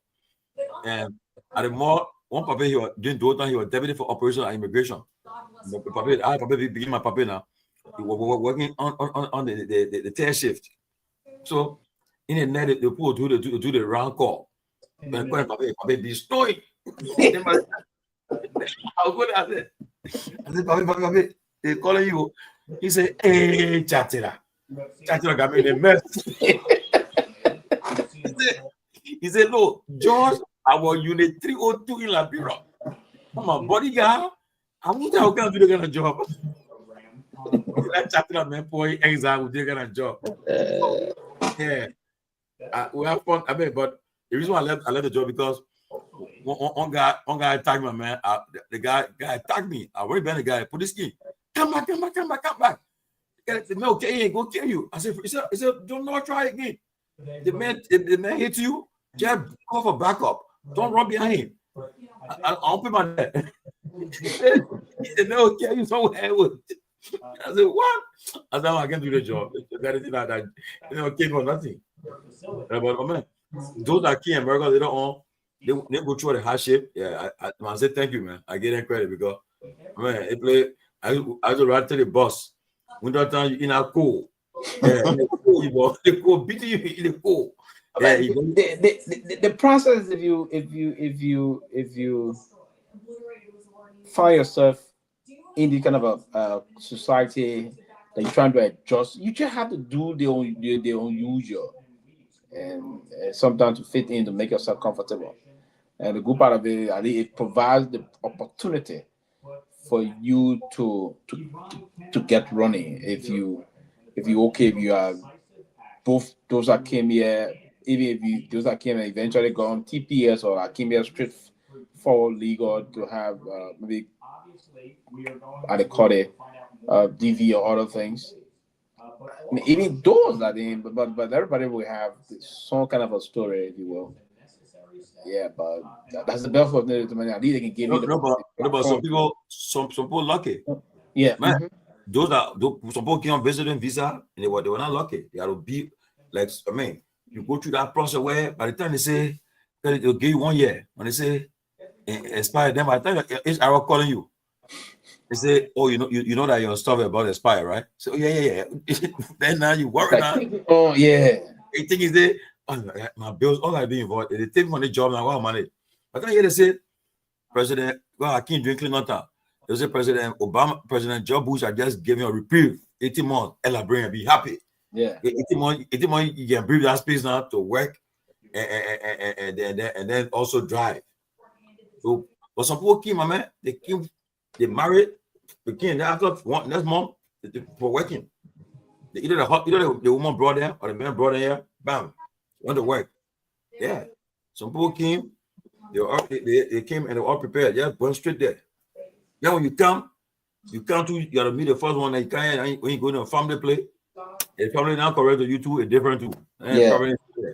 Yeah. So find it very tough. Yeah, some people tell you say, trying to settle up my family. Especially now, someone now if you from Liberia, you get paper a year now. In the house there, they expect you to be in the heat. You go and say you go air on. Then they talking their friend there. In the house there, he put a energy on whole day. Yeah, you go sit outside and the breeze blowing. And that's the problem. And that's where I feel for people sometimes too. Yeah, sometimes you get and you become I don't know how to call it now. The topical issue now and that. Oh, that guy just saying that what they eating. If you want to help someone, help them, and that's my tendency. Like, trust me, I want to help. No matter what's gonna happen, not gonna happen. You in my house, you are family up. If fight that will accept you, it's just part of my tendency. Trust me. I'm not going to be murmuring behind the scene. Right? No, I will not murmur. They say not correct. They say what is not correct, but I'm not going to be murmuring. No, man. If I know the place, but you need to do it. That's what I'm calling. If I myself be in the house, I'll put AC quickly. If myself be in the house, I know I'm going to put AC on. And I'm not in the house, you put AC on. I will not frown at you. On a serious note, if myself will do it. But again, everybody will be different on a serious note. But some people will come from look. Some people hear some story. They will come from out. Oh yes, some people have terrible. They face star. They say but when the can take the milk from the milk bus, it's okay. Before Tomalin came out, my bills will be $50. So he can't have my bills because he won't make my bill go up there. Then just look at him. Just sitting down there. Just eating, everything, and making no bad, feeling bad. You start first and foremost, man, you have conversation with the person. So let's agree that okay, before I came to your house, your bill was $100, and now that I'm here, the bill is $150. So you come over and say, man, Pewee, man, I was there something. Then you find out where that bill. Okay, which of the bill is it? The current bill? If you know that, then you say, man, Pewee, I was there, that the bill is going up. So what we need to do is that because you're not working, what you need to do for now is that let's see how we can minimize the usage of people. I will not do that. I can't do that. I mean, those that will have to want to do moment, right? Let's see how we do it. Now, if the bill, I come in. Yes, the point. I wouldn't do it. Because even this place, that's if I say if I'm not even home, and so whatever I got, or my wife or my kids will have to do the post on it, or you say no thing is from time to pay bill. Even go to sometimes therefore the AC is sometimes during the winter. The AC breaking go down big time. That the last month, I'm not even getting into someone who they're going to someone this week, if you will. But last time the bill it went up to 300 plus, and that's supposed to be the spring we're in, right? But now you in now into the summer. Imagine what's going to happen. That for now when the AC when you put it on, so that got to be on throughout. You know, and they got it. What they call the other fan? These are the fan I'm trying to get, man. I'm trying to get some of them. They get it kind of need a half for it, but it blow almost like an AC too, right? Yeah, big fan. Oh, the one with the ice? They got a need for it. I never forget the need, man. They got a particular need for it. I bought the last one. I bought the last one from BJ's. I won't come with heater and all. It's very good when it. I can't do it no more. Yeah, big. I bought it for $180. The big one. I got let me say this. I don't know how Susan in Australia how to get to the but let me say this. I vow that if you come from Liberia and you come here, look, honestly, the person that come here can exploit you. The person come, they get job. The person know that all I mean, like I can't tell you say, oh, my bill there, man. You can't. I won't tell you that's your business. No, I will not tell you that one. I'll be frank. The person will not just come and just try to exploit you or make you to pay. You know that you keep the thing on all day. No. And the person will be scarce out of you say. Don't be more mindful. how many of you are comfortable? The person come, the person, What you know you the person. say? They will be scared to use it, bro. They'll be mindful. Some of them will be mindful. You imagine you just coming from in a village, right? When I came from when we came from Africa, the chicken, the way we used to eat that chicken, we abuse chicken thigh in their culture with okra soup. So imagine coming from out of Liberia and coming to see AC and see lights and see heater. You said they will be afraid. They will overuse it because they will feel, oh, I'm in heaven now. This is the time for me to enjoy myself. Let me okay, I miss out all these things. Let me put it back to you. Let's agree that I'm your cousin or I'm your brother-in-law, and I came to visit you. And then when you come from outside working, you see me watching. I'll be right back. You see me watching movies, and then I put the air on the whole house. Oh, hey, girl, what do you do? Will you tell me to stop, or you say it's time for you to leave there and go find your own place? What you do? No, I wouldn't put the person. I will go with your approach. I would definitely speak to the person. My man, the country we live in, we have to take our time with things, especially depending on how much the person is. But then again, when you complain too much, the person will think, especially when you're coming from Liberia, there is just a different mindset. So when you tell a person, oh, this, sometimes people take it out of issue. So it's hard to keep it within, depending the length of time the person is going to be with you. But I will definitely approach you. And that's the problem, the length of time, because the person don't have a job. And in some cases, the person is not like you, that where you got everything, you can move about, person can drive, person can do this, in that kind of line. So what's going to happen? That's the problem. I will definitely approach the person, then telling the person leave my house or keeping it within, and then once you keeping it, then you start complaining. Now your behavior towards the person will start changing in the house. So definitely, it's good to speak to the person. And that's why I said we'll talk about it. Talk about it that way. But a lot of people both here in all the Western area where Africans are, people face problem of such. So then eventually people will come in the family people area. You hear sometimes and some people explain their story to you. Somebody give me that. I knew a friend that said to me that he came with his kids and his wife. Imagine. So he got they everything okay with them now. They're doing very well now. But at time, even for the kids to play, to see the kids right. Oh, the kid want to do all the else and that. When some people can accept people in time, they start putting attitude, right? When the kid don't move about. So you can't tell the man say he fails, the man was bad. Man, I probably the man says sometimes it will be he feel terrible when his kids want to play and then sister and he brought his woman. So don't do that. When the children hold it, go to the TV now, correct. The television watch show. The man said he felt miserable. He regret was why he have to. Wow. Yeah. So eventually, people can have comment about too many I was saying. Sometimes you have the conversation. But it happens to a lot of people too many. No, people will tell you that everybody got an American story. Everybody got an American story. I said those who came here and maybe you're a woman, you came straight to your man. You lucky. Your man came straight to your woman, you lucky. But I want that your love, you came to the person, you started that way, you move on. But you kind of relative. You can't say that, Assembly Judge. You cannot say that. I'm telling you. There are some men that have traveled and come to their women and find out woman in another relationship. Oh, no, but no. All right. Susan, I know somebody here who came to his wife. His wife said, "I'm sorry, I'm in love, and I can't have you in this house. You got to find place to go." What you saying, man, for? She just did it because they had a son. They had a son together. Also, when the man said she didn't need him again.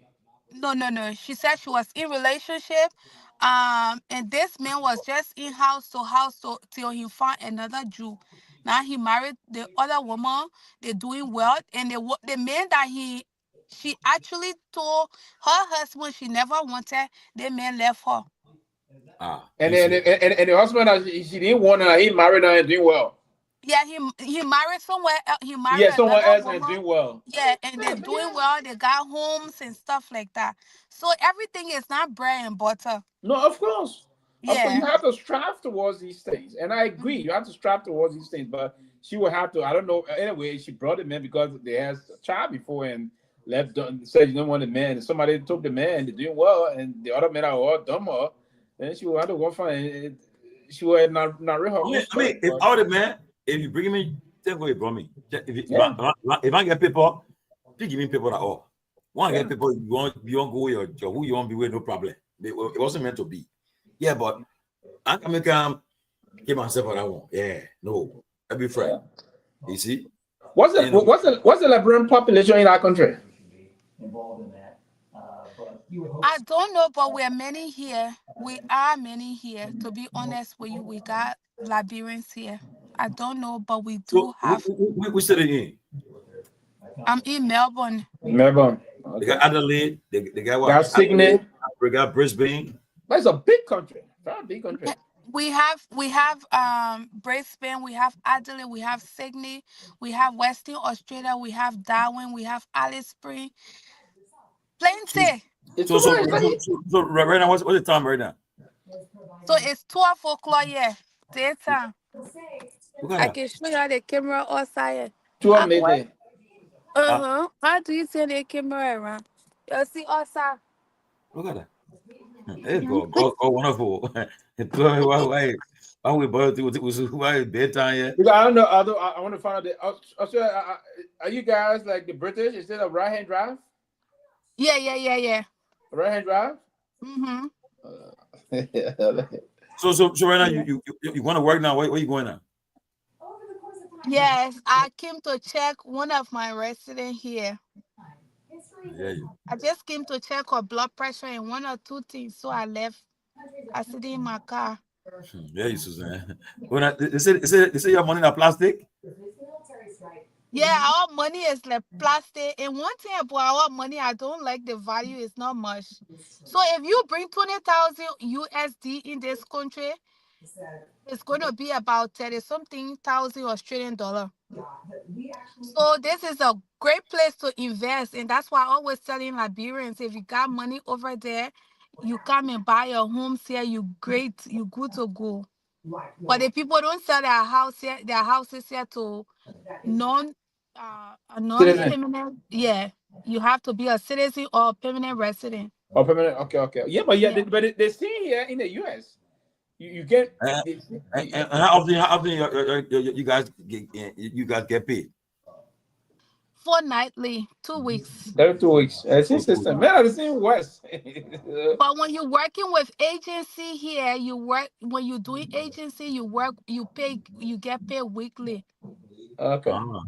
Yes. But I think generally they can pay them monthly, Brother Sylvester. Not really. I have to counter check that, but most of the guys in the EU zone there, they take the UK also and other things, they pay bi-weekly or so. Some of them, as he said. But it's good. But so what's the standard rate for a rent there a month for 2-bedroom, 3-bedroom apartments? 1 bedroom. So here, if you go and rent 2-bedroom, you basically pay almost the same rent as a 3-bedroom. So like 3-bedroom here, you're gonna be paying about, let's say, 2,500 a month or 2,000. It also depending on the suburb that you're living in. We call it suburb here. I don't know. Yeah. You'll say the same thing. Depending on your location, it's 1,600, 1,500. So basically, if you convert that to your money, it's 2,000. What am I saying? 1,000, 2,500, 2,300, 2,400 around there. So if you convert that to the USD, that's about 1,800 or 1,900. Oh, okay. So it's easy to get visa to come to Australia from Africa? No, it's hard. No. It's hard, eh? Very hard. Very hard. The highest Africans that we have in this country are the Sudanese and the Somalians. Yeah, no point. The people are 2 refugees because of trouble there. They give them the granted and refugee status. Yeah. And we have heaps of Liberians here, and the Liberians here are doing very well. Most of our the Liberian community here, I mean, people have homes, houses, 3, 4 houses here. So the people here are doing extremely well. You guys should come and visit down on one day. This is Australia. Somebody asked the guys is a Liberian guy, is a police officer in New Jersey. Then yeah. So the Crown Red. Actually, I got perfect, very good history. Not too much of crime. No crime in Australia. Somebody killed somebody the other day. You know, say what?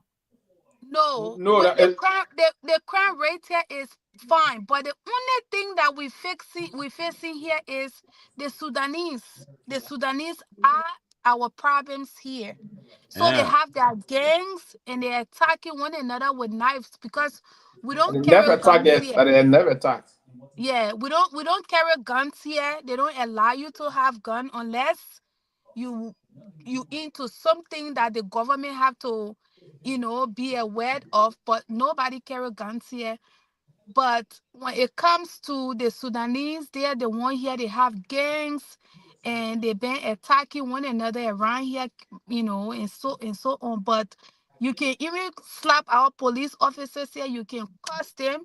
They will never do anything to you. Wow. That's how peaceful the country is. Wow. So but if I want to get visa to come from Liberia now, if I'm in Liberia, how do I come there now? You apply, but the chances of you being denied is high. Why? Very high because like the people here, they don't even know the country Liberia, to be honest with you. That only America really, yes. So if you come in here, you have to come on a student visa. Liberia had the opportunity to come here to study, but a couple of years ago, Thomas Fala sent few guys here to come here and study. When they came here, they didn't go back. Wait. Yes, wait. I come in. Please wait. Have you got them off to No. Opportunity for everybody. I can bet you. It's what I was still CDC. She will not say. She will not say what she said, Jenna. I come in.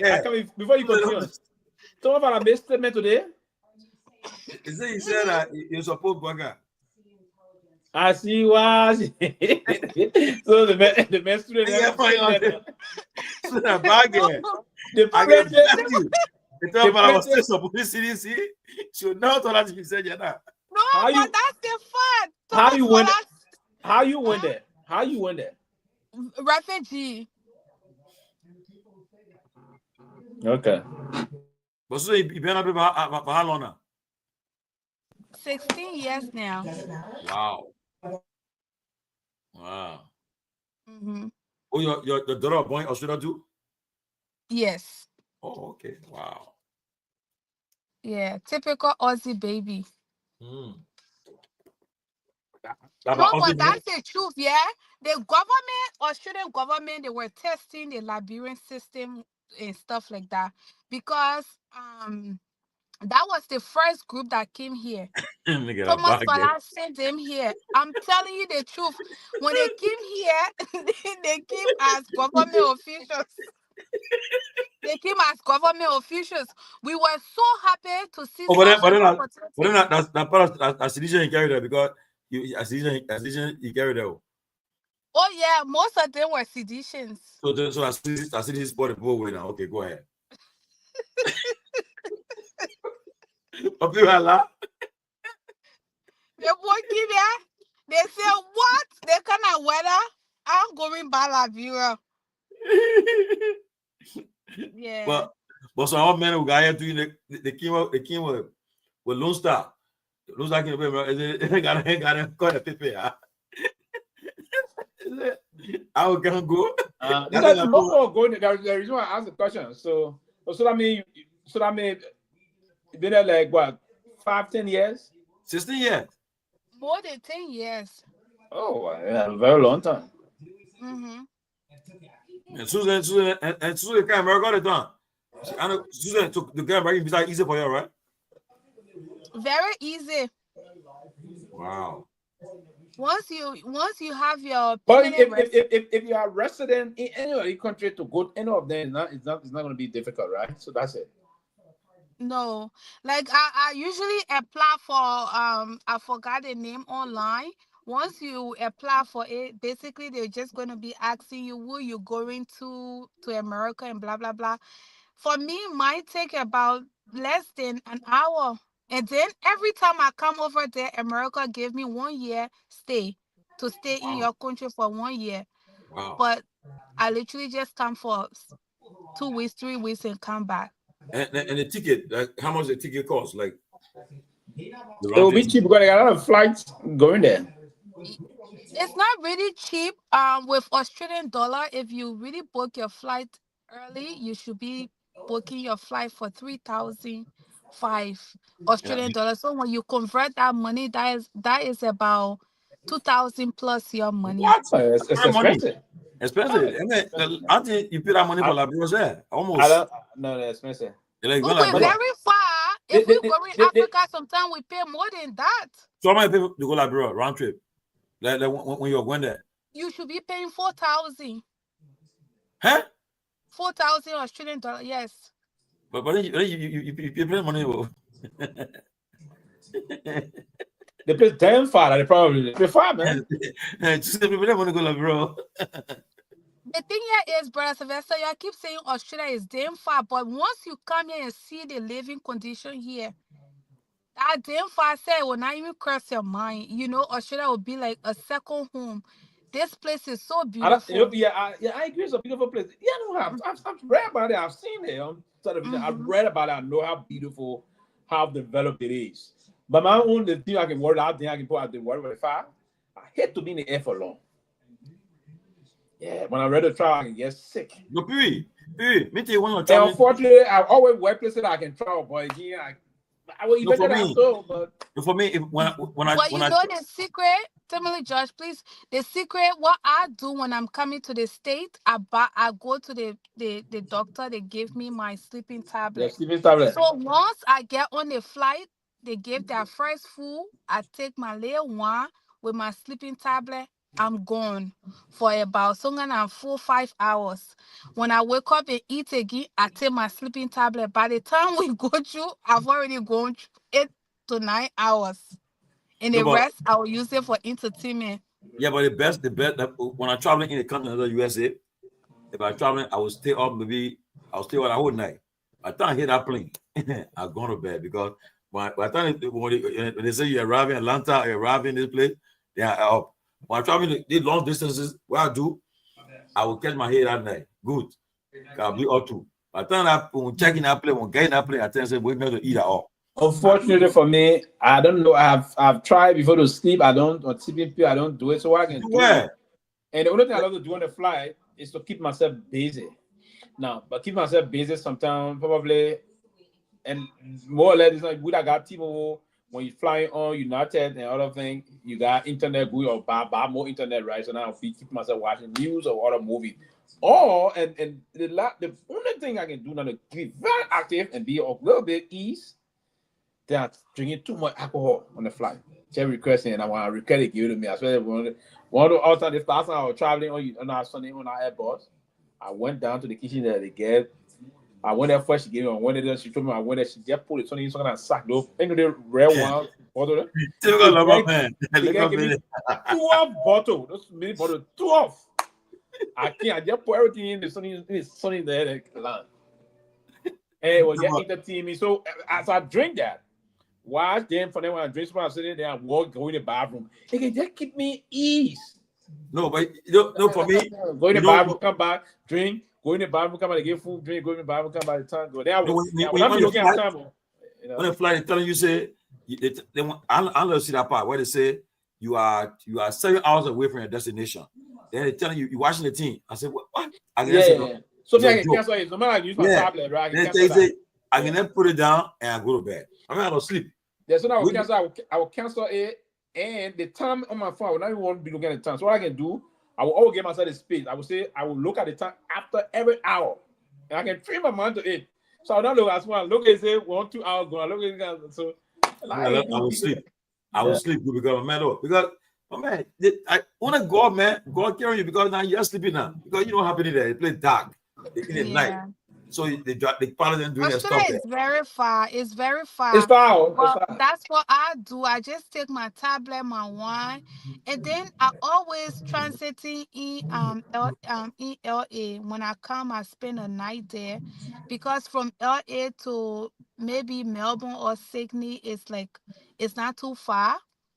It's like maybe 13 hours, like that. 13 hours. Yeah, yeah, brave for 13 hours. Jesus. But from Los Imagine Angeles. getting LA and catching flight from LA to Minnesota. That worse to worse. So for me, I always stop in LA, just rest for 2-3 hours. LA, Minnesota area will be taking you like 4 hours. Thereabout. Yes, 4 4 hours. Yeah. Mm-hmm. Yeah, LA, so imagine saying now on 13 hours of 13 or 14 hours. Los flight. Angeles, Australia, direct is the 13-14 hours. Yes. What? So I stayed there. So if you give a place like New York, and it'll be. Mm-hmm. Yeah. But to be honest, the only country I can trade Australia for is Liberia, though. But you guys say New Zealand is better than Australia. Is that true? I know what you're talking about, because we have a lot of people from New Zealand coming here to moving to Australia. So I can't say much on that because I've not been to New Zealand before. So the guy says snakes and alligators in Australia plenty. It's you know what? It's just the whole nonsense that they always say on news. They have Australians here. When you tell them about America, they always say, "Oh no, I can't go over there. Gun, the shooting. That country is not safe." So as Americans, once I get to the airport and they ask me, "Where are you from?" I tell them, say I'm from Australia. They always say, "Oh my God, the spiders, the kangaroos, they did." I said, "No, we don't see none of that." They can say, "Oh, the kangaroo can be crying into your heart. They got a poisonous spider here." I said, "Guys, I've never seen that." So the Black Americans, that's what they read on a lot, but that's not the case. Australia is very, very safe. Let me ask you, you got an African store there? Heaps of African stores here. Heaps of it. So you eat the Liberian and dishes there too? But expensive. Expensive, right? It's just the same price as what you guys have in. No, it's cheaper now. We not banjo here. We got plenty. I mean, palm oil, you can eat palm oil quickly. Get palm oil, boni. Very cheap. Yeah. We got heaps of. We got one big African store here. That we go to. They can sell a lot of like palm butter, cassava leaf, flour sauce, and they got Liberians here growing stuff behind their house. Especially in Sydney, if you go there, people growing their own corn, their own cassava. I don't know where they take the seed from, but people here planting stuff. But we got African food here. Wow. How do you call it? Aussie? Aussie. Yeah, they don't get from Australia. She not attack. She said they get you know they get from Australia. You know what? What her name? Musu. Yeah, Musu. No, yeah. I've never seen Musu, but yeah, I've seen Musu. Musu came here for our CDC. God, CDC woman there. Strong CDC woman there. Oh my God. She came here. She's actually very beautiful in person, though. CDC get strong base though in Australia. I saw Game one there. Rockstar, the trainer, killing a drag star. CDC got strong base here. Wow. And they got too many UP people here too. Well, you're my class there equal. No pardon. Wow. Few ANC folks here, just few of them. How is CMC? I started respecting Australia when I watched a movie called Wanted. two women in that movie. That movie is they shot that movie in both Australia and New Zealand. It's a very good movie that I appreciated how the structure is. It's a beautiful country actually. So Australia, which countries is you guys and neighbors? New Zealand. New Zealand is very close. Yeah. Very close. Thailand, New Zealand. Yeah. Thailand is 8 hour. Thailand is 8 hour. Then there is a place here. They got this island that they always going to here for Bali. Bali is very close too. Oh, Bali, the one our man will carry our Bali Island. No, the Bali Island, Indonesia. Oh, really? Yeah. Ah. Australians are always there. They always. So my son will be going Thailand the end of this year, by God. But you look down. Where? You look a Thai lady. They got Australia got another country. They got who the president of Australia? It's a prime minister. Prime minister. We don't deal with the president here. Yeah, we only have prime minister. The prime minister. Here. They had a government. So why is he right now? Therefore I said something. So you need a president. I'm a president Trump. Tomalin, guess how the people do their politics here? They are under the rule of the king of England. Oh. You will have a prime minister here today, overnight. The next day will say they not change that prime minister. So I tired with the paste. The quick constitution, yeah. But we have this new man they just elected a few times. He's part of this party. They got the Liberal and the Australian prime minister. The Liberal. He won the Liberal for the man. That phone go off. Anthony Albanese is the new prime minister. Yes, that's Anthony him. Albanese, yeah. Wow. And which party he won on a Liberal? Yeah, Anthony Albanese. Yeah, he came on the Labour Party. The Labour Party. The Labour Party, yeah. He's there, but he been there. I think he's not still that small. Wait, been there 2 years. 3 years now, almost. Yes, the people never wanted. He got younger. He got born 1963. What man you young? How old man you say young? Yeah, young 63, and the man that what I want. He's a kind of man. The network that $1 million network. To say, wow. But you see the country here, the people here, they don't focus on politics. Honestly, you don't see, and you see the way the American politics is very aggressive. It's not like that for Australia. It's just very dull. Yeah.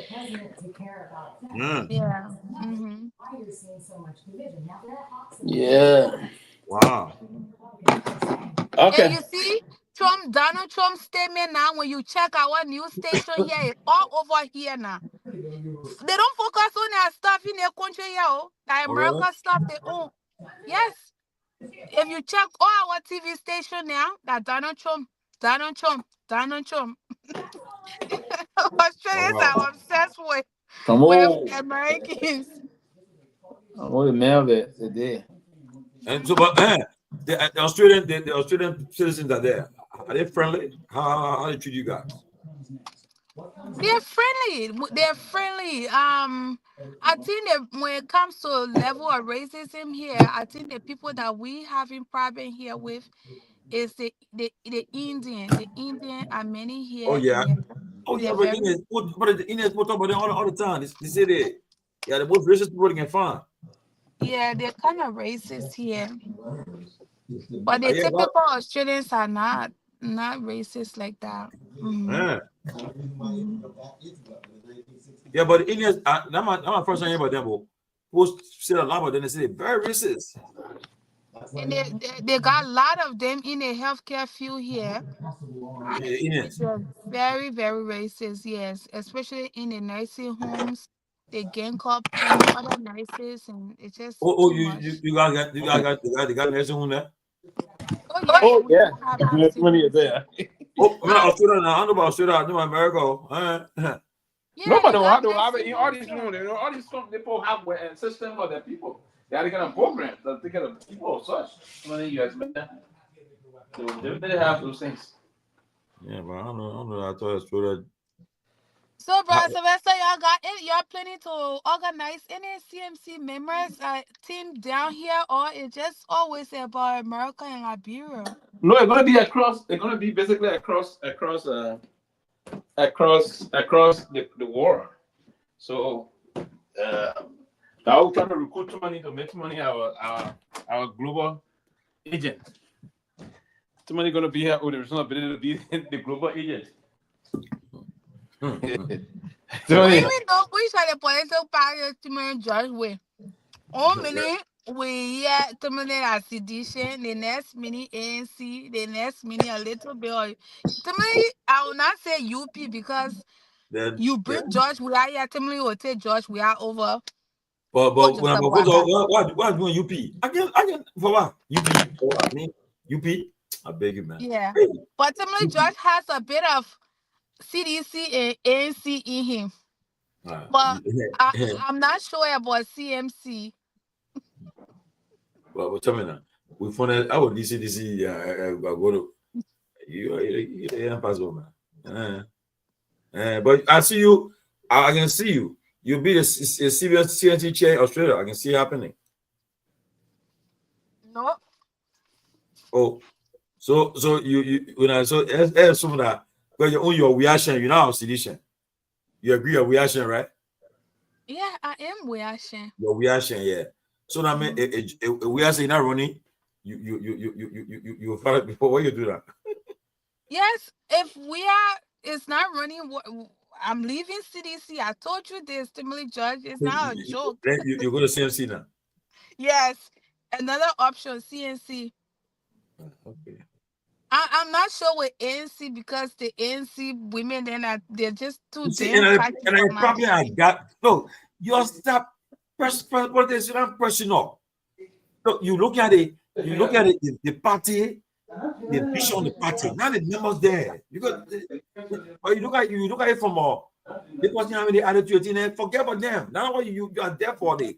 It's not about the attitude, Timothy Judge. I have to be with a party where I have my alignment with them. All right. We cannot say we are a party and I saw how the campaign process for me. I like to follow things when the election that we just lost. I didn't see the ANC folks really, connecting with the people of the country, of the land. Everybody were in their car campaigning. I'm not about that. If you see me today in Liberia, I'm going to go down the route. I will sit down and talk to people to convince them. I'm not sitting now in my car to be telling, oh, vote for Cummings, go for Cummings. No, Susan. Susan. So what I value, if I say the option here is if I leave CDC today, yes, I might consider CMC, but definitely not ANC. I'm sorry. And yeah. But it's not enough. I'm not convinced with John what party you want party up to you, their choice, right? But what I'm trying to tell you, if you come to you say ANC folks, the people really campaign. They actually talking about car no. ANC no. In fact, coming to the only person I think here in Moneyba, they went to all the counties in the country. The campaign. But we are not one of all the countries in the country where their name was already there. But I mean, somebody who campaign from country from status from country to country, coming money back. They did it. And but for me, if you look at it that way, don't look at the folks. The party not for them. They just remember the party too. Look at the party, the vision of the party. But we are one of all the counties. Yeah. We are one of all the counties. No. Waka didn't go to all the counties. It was Waka, yes, because I remember you touring all over with the group. We are one of all. You going campaign? We are. You going campaign? Yeah, he won all the counties that I know of it for sure. I know. We are in good Roses. We are one Roses. No, we said it did our video. Yo. But go back and talk to you. They were running all over the place. That was Grand Crew. They did our that one our Grand Crew that already did that crew something then he and then. But he went to Roses. He went Maryland. He went Grand Crew. I don't know. I thought. But and the Boga went to the South East, eh? Boga didn't go all war. No, Boga didn't campaign all war. Yeah, Boga didn't do it. Then tell me now. They put then you people gotta get serious. Kun is the one that went. Kun went to the Southeast on his behalf. If Papi will be 85-year-old by that time, by 2029, tell me now, 85-year-old. That Papi go kill you will campaign. Yeah, so we are point was I needed to visit all because as president you can't go one place if you don't go to another place. So he was visiting all over the place. So that was very important and it was good that he did that. But listen, Boga going to be 85. So campaign against an 85-year-old man is simple. I don't know what the reason Boga would want to contest and say he will win election in Liberia. I can't say now anything in Sunday, but if this year ends, we'll stay going. But next year, 2026, this time, I will tell you, Boaka and the United Party, they're done. But if he start to do anything extraordinary now, beginning this year, and nothing has been done this year for now, we in July already coming in the next a week time, we'll be in July. It's going to be 5 months to the end of this year. So I'm ruling out this year. If nothing going to happen next year, they're done. Nothing going to change it. Boaka is more charismatic in terms of exemplifying his leadership than his vice president. Unfortunately, I'm forced to say that I'm going to be honest. He's more charismatic than, and he's the older person. The vice president should be, but no, Boaka is more charismatic than him. Boaka is more appealing than his vice president, and he's the younger person, right? This may change. Will he have the latitude to change this course in terms of trying to be more suitable and likable to the people? And is he a likable person? It's possible that may reach and he may try to change the course of the line. But if Boaka were to be the person to campaign for the United Party at the age of 85,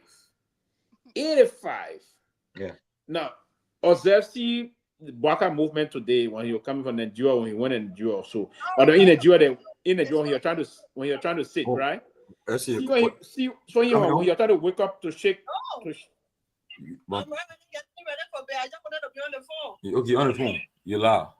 You on it. But let me tell you something now. Let me tell you something. Okay, come what? Oh, 2029.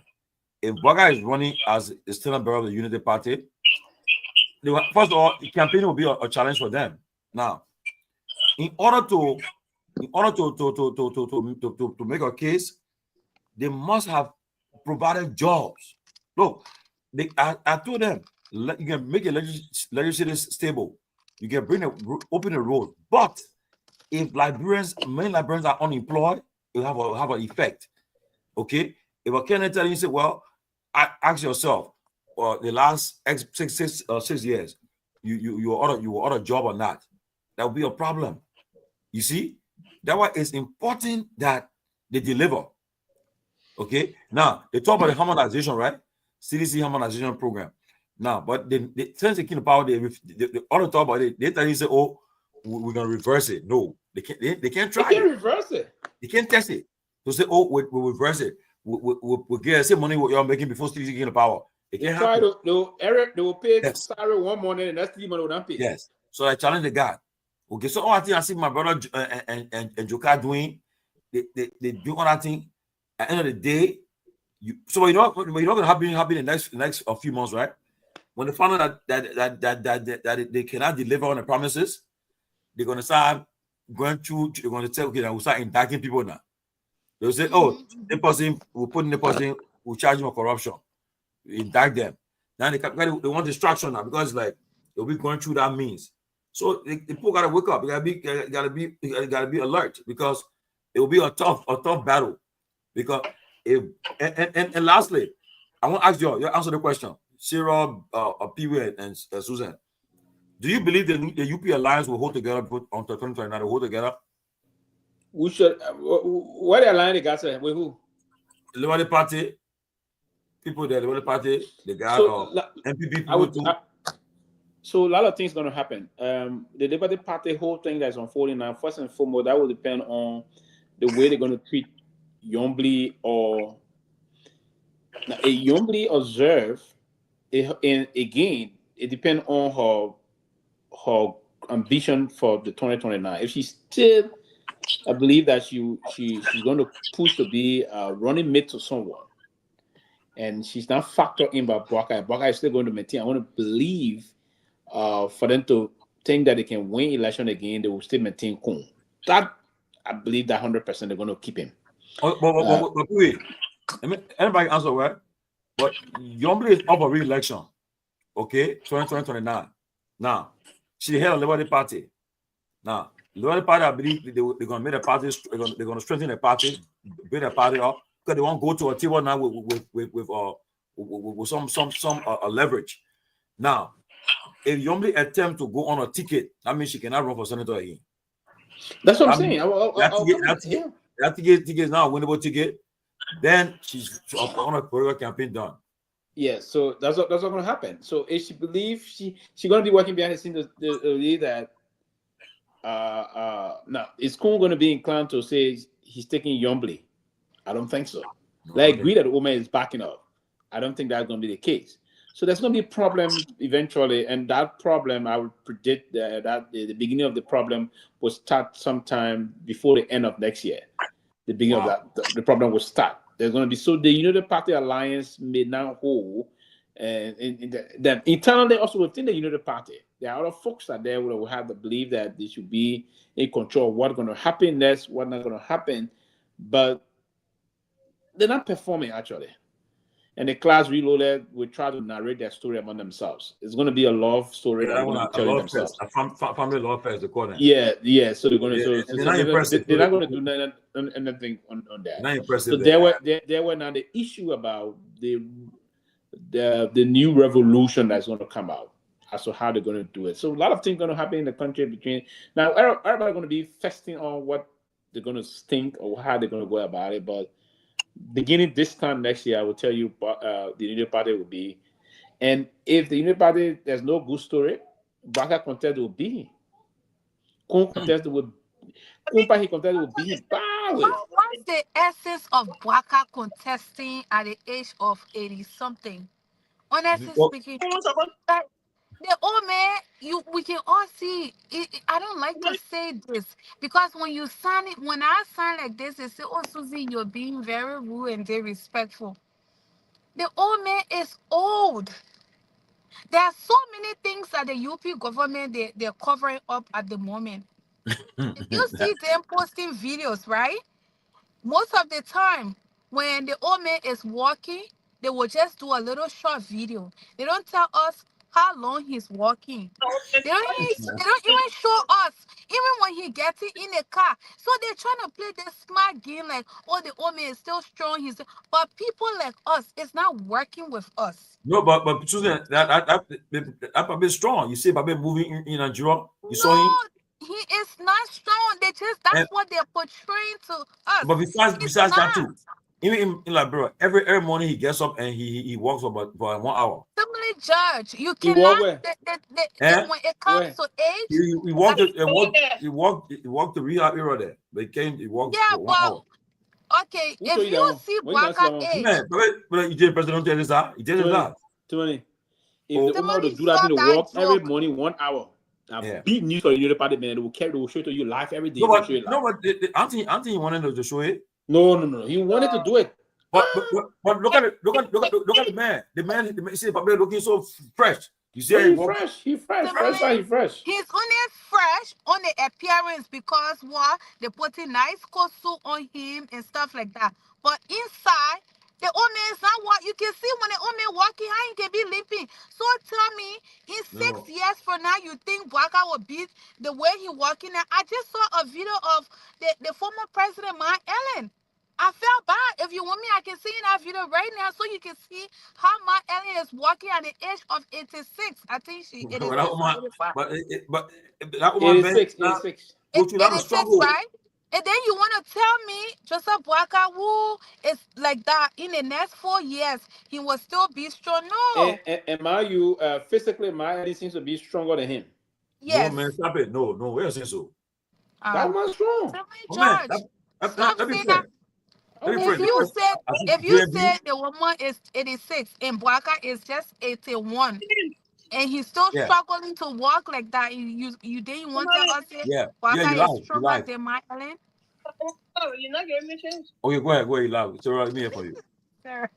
No, what I'm trying to say is the United Party people keep telling us that Bwaka might run 2029. So if that is the case, then there will be a rift between him and the Kun group. Why? First problem. Why? Because already Kun now start setting the stage for himself. No, but I tell you, GM will run. GM will run. Mbappe will run. Oh no, it's like a power. It's not phone, eh? Power. Where you know where your me coming from? Eh? Well, similar, Josh, and I like what my brother Sylvester just said. It's just going to be an easy campaign for CDC. We already know the old man can move the country. He can remove himself. So if he wants to run, let him go campaign.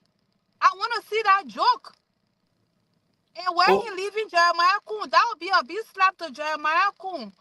Why? Like the plan was with the late Senator Prince Johnson. She said in the plan. The plan was go ahead.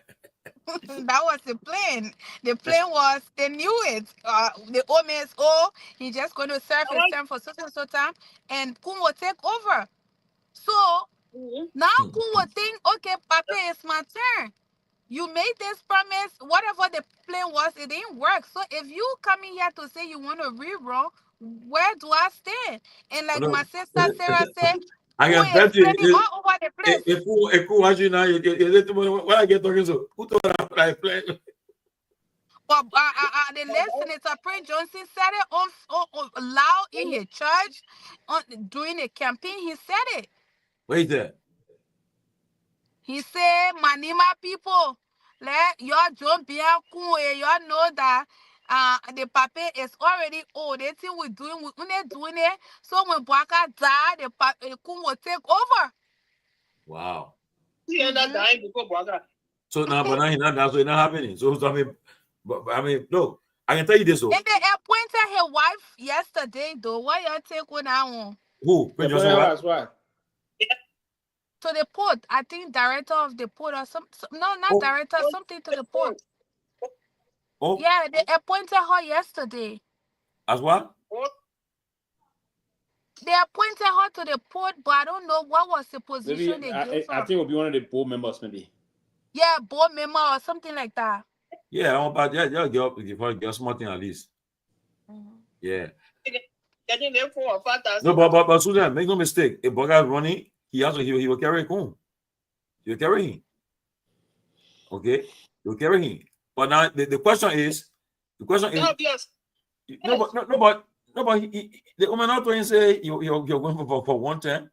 So the I want to discuss. Maybe I know that. You know, but I know. He didn't make no commitment to that.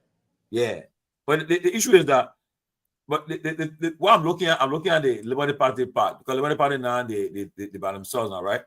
But that's what happened, because I can tell you, Delon Yombly then who tells you they won't be marginalized. No. So the question will be, if anything, maybe your carry from Liberia Party will still your post on the ticket from the Liberia Party, or they will fight for it again. But like for instance, I don't know, but Kun got to bring the Dimapo together. He bring them together. Okay. But right now, if that last election, it divided the county. The county is divided. You can tell. That certain district that would just never vote for a candidate that Kun support. Certain district would just not vote for them. And then they weren't able to get it for 50% of the vote of Nima vote. I mean, of the senatorial election. So Nima County. Nobody ever filled the shoes of Prince Johnson. It would not happen. So I could say he can do it. Who can do it? To be a father of Nima County or Koga one of them. Well, you know where I think the trick will come in 2029. there will be a fight between Koga and Kun. Y'all watch the process here. Why you say that? I see it, I hear. I see Susan, something. Susan, I don't want to vomit what's in my stomach. Susan, you man or Gio? Both. My father, but I would say Gio because my father is a full Gio. My mom is mixed, Mana and Gio. But I got more Gio in me. But you and cool man from the same. You cool man from the same place. I'm not Thomas Fala who came on air today talking about Lofa people. I follow Joseph Boaka because he's from Lofa. My what he said? politics. What he said? Yeah, he said something about Lofa Kante and because he's from Lofa. That the basis I said to this. That's the reason why he's trying to do that, right? Yeah, Because he in said attempt something to like not that. support Boaka, the next election, the fans in that part of the area won't vote for him. So that's why. So that was not Sonny. I mean, so. But I can tell you this though. Look for CDC, the person that I would say now because the problem the person that CDC don't want to you want to see them like him just go is Sir Joseph because Sir he brought in Monterey County. He been there since 2005, okay, and he had and mind you, other people argue say CDC but getting still Sir cross party lines in Lofa in his election. What he does is he go through counties that he cross party lines. You know, only one county, you see, but and how can why to be senator from representative to senator because you know he ought to capture Monterey County. Yeah, Joe, we have factor into A2 cities factor, but he has maintained that leverage in his county. He's somebody who he visits like what he been doing a few times. Every weekend, Saturday, one of the district, he and the people cooking together. You see, he people cooking together. And white people having the carabash, Saturday, with people in there having people in his district. I want to think good about it too. You see, so I don't want to. If you leave CDC, yeah, that would be. I don't say it will break CDC, but it will be a blow to CDC. But I heard he's gonna make it. Josh, if the people want to follow Lofa solidarity, who will be chasing them? Let me tell you something. When CDC was in power, there were people in CDC giving out information to the UP government, hoping that when Josh we will lose this election, there it's sweet for us. They said these things. They had the hope that when George Weah is not in power again or somebody else take the power, at least it will be better. But what is going on right now? They can't say it because they are the way the old man chasing all of them and full of their mouth. They took the power they had, they took it as a joke. So I'm only saying this: if Sir Joseph sees Boaka to be who he thinks Boaka is to him because of tribe wise and county wise, he wants to follow, let him follow. At the end of the day, this all falls down to if they wanting Kun to become president, because if Kun runs as a vice president to Joseph Boaka, obviously an 85-year-old man, where he going? What play Joseph Boaka? So Kun now will be the president for them. Are they willing to go through that process? We will see. If they want to follow Joseph Boaka because of Lofa Kante solidarity, let them go. It's either they make Yombli as a president. At the end of the day, Weah has nothing to lose though.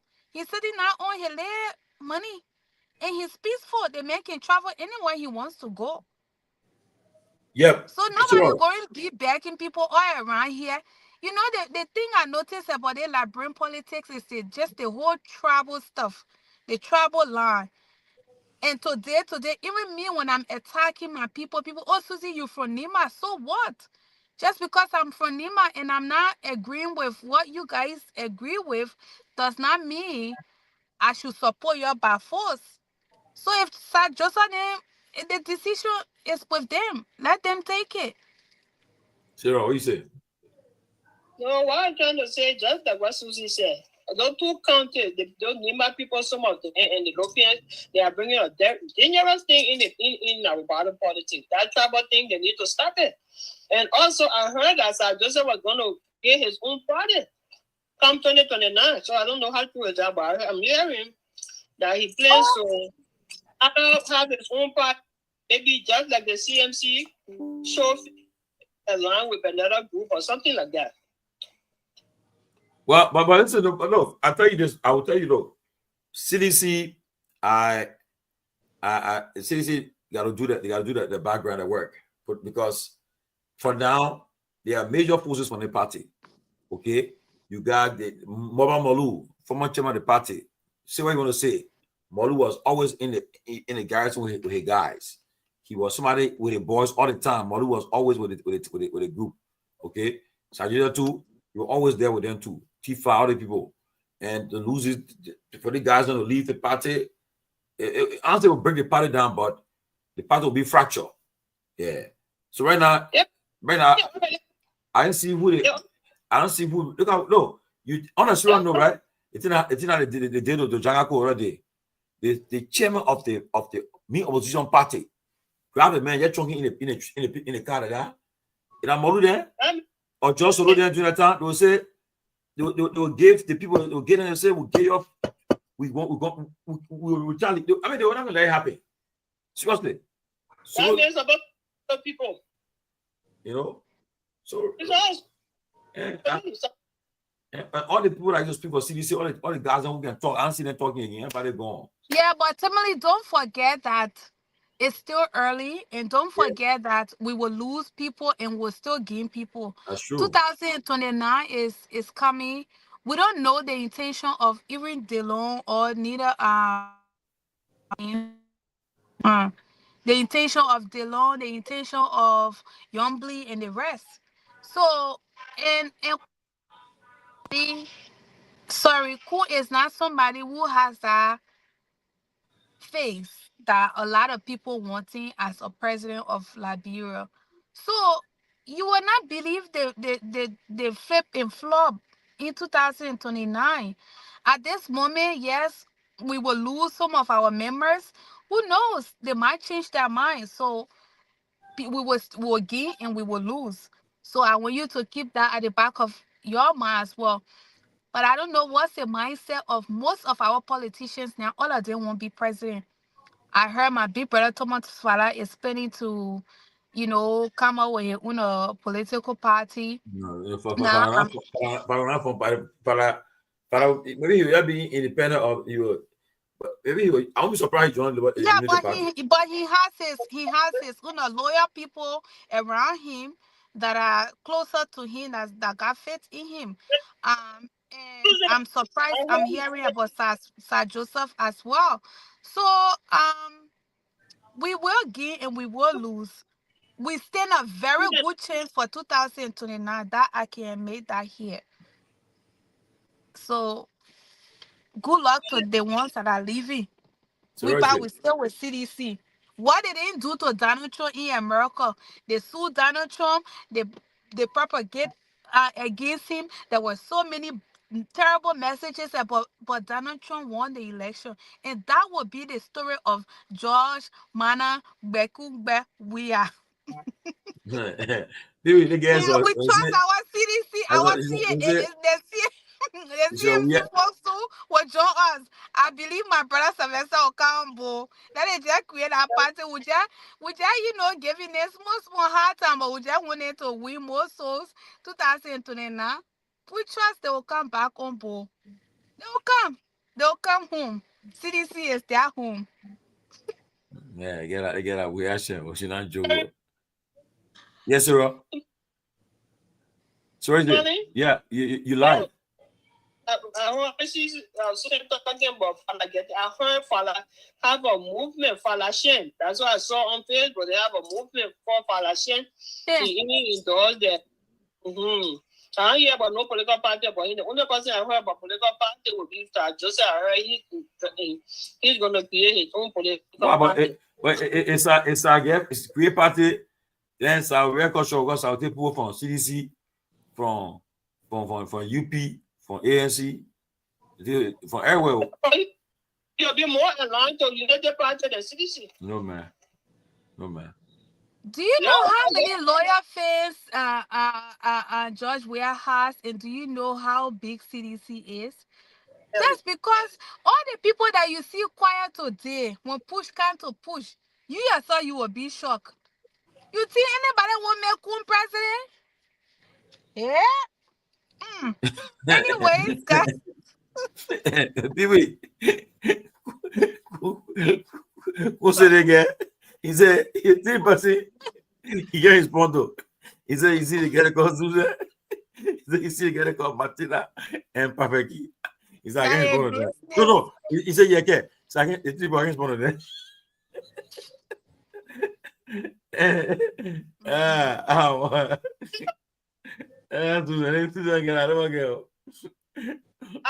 Yeah. But we will see. I will see y'all tomorrow on the show. I gotta go for my next shift. Okay. Yeah. So I will see. Susie. Seriously, she listening? I thought a question whether she saw that podcast that Magalon made about her. Magalon? Oh. That must be a podcast. I can go on Susie podcast, on Susie platform, but you can go on other people's platform. I mean, too funny. Oh, but for me, I don't really understand the problem. I mean, you talking about. I mean, you obsessed with the man. The man I mean, battle you. Better. I mean, better. Election not on again. When did Magala said say that? Oh, but Susie, you don't listen to the Myean podcast? Oh. He met podcast where he was talking about why he always follow you and why George you can go on your platform. I thought about one of them mentioned to George Susie against George or what. I think I listened to that podcast today. Wait, but I was saying it to Sarah, say to me, what are you using on Facebook? I was Abraham Ellis. Abraham something. Abraham Yeah. Ellis. But you know, Magalon and myself, we spoke behind closed door. And I think he asked me the same question. Susie, why is it George Weah and blah blah blah don't come on your show? I told him the reason why, and I don't want to explain that here. But I told him the reason why. You know, I don't think if I ask George Weah to come on my platform or any of CDC officials, they will refuse.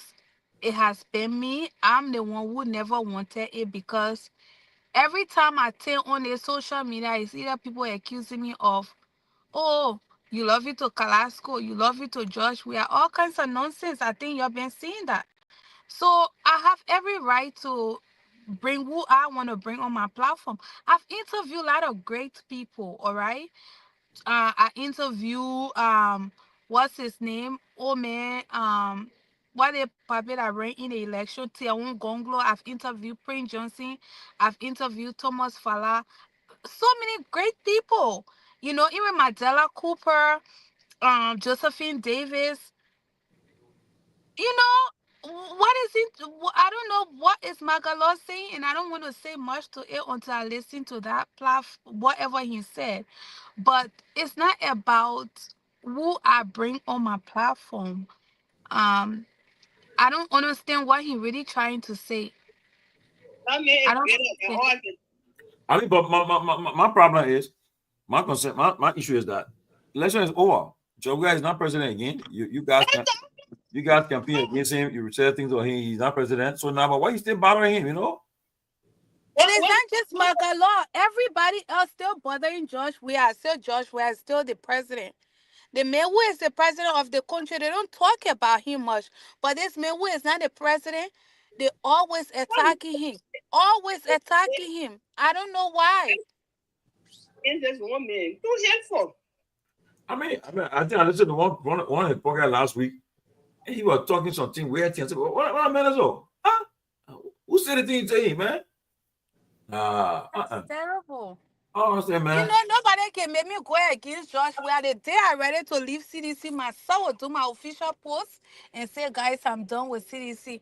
Nobody can tell me who to support and who not to support. I know during the election, seditions went and whole Henry Costa like their second goal. I came on Facebook. I know what I did. I know what I'm capable of doing. So nobody can tell me who I need to support and who I cannot support. Wow. Yeah. The guy, you were also talking about Carrasco's position. Where the position that Carrasco in, he's supposed to be in that position. What are you saying that? Who that Magalo? The singer. Magalo? Yeah. I don't know what you did. Look, yeah. Carrasco, I thought about what's wrong with him there. You move on, we are going Carrasco again. Wow. So what have you guys already touched base on the Fadika brothers in yeah. Abu? Yeah. Yeah, man. I think they allow him to go out on humanitarian ground that he's not well. Oh, who is that? Who? Who? It's just talking about the Fadiga brothers. You want to arrested today? You want to arrested today? Mm-hmm. The reason the free was because they say he's not well. Yeah. Oh, I think I may just get in a plane and come straight to America. But what the word used? Say what? Humanitarian ground. The one is Mali, the country. I call say what? Don't exit. Yeah, exit Republica. But Republica. Yeah. I want to issue on him. Mm-hmm. Yeah, you're not allowed to turn over your passports. You cannot leave. I thought they brother today, but I brother in the States. I think you going back home right now. But you can't. I would say, I'll try to come back to the States, my man. Except for him to go, they will seize his passport on arrival to the airport. It's an order already. Man, the boy can eat the president didn't be like, I'm not big. You know, got power. Huh? Listen. You see, and that way you can make, and that's why leadership in Africa can just come in and say, if you are eating with the president, does not mean you are above the law. I agree. Exactly. I agree. Mm-hmm. Eating with the president does not mean you are above the law. So the best way they can handle this thing. But the reality is not. Talk to AB. It can be handled. Talk to AB. The same thing, Madam Salif, damage somehow almost damage the relationship between she and Christian Atta got damaged. Christian Atta have to resign. Because Madam Salif didn't go by the railway on Rodney's situation came out. The way the day was not good. Christian Atta got it by. Even at the end of the day, they want to release him and they could sanction Christian Atta. The woman got mad, she resigned. So we have to be mindful. If you eating president government eating, know the president, you should be lawless and other things. No, I'll intervene. I'll bring peace between here and AB, man. Yeah, AB issue. I think AB is a cool guy. Those brothers got they got issues. AB gonna be requesting. That's why I'll tell you this. AB will be requesting both men to openly apologize to him and publish their apology in all of the daily newspaper in Liberia. Wow. And Brother Sylvester, do you think that's fair enough? Yeah, that is fair. AB don't want money for them. They don't even have the money to give AB. That one. So and AB don't want the money for them. So but AB trying to do this so will be guys that will get involved into those kind of things. Because that to smell someone's repetition is a difficult thing. It's not a good thing. If the judge will do that kind of thing, yeah. So you have to point it in. It's a punitive measure. It's a punitive measure. It's a punitive measure being taken. So what do they say about AB? And the thing about me that always getting me upset, they're always saying that they have evidence against AB. AB is a drugs, whatever, blah, blah, blah, blah, blah, blah, blah. And we have not seen the evidence. Yeah.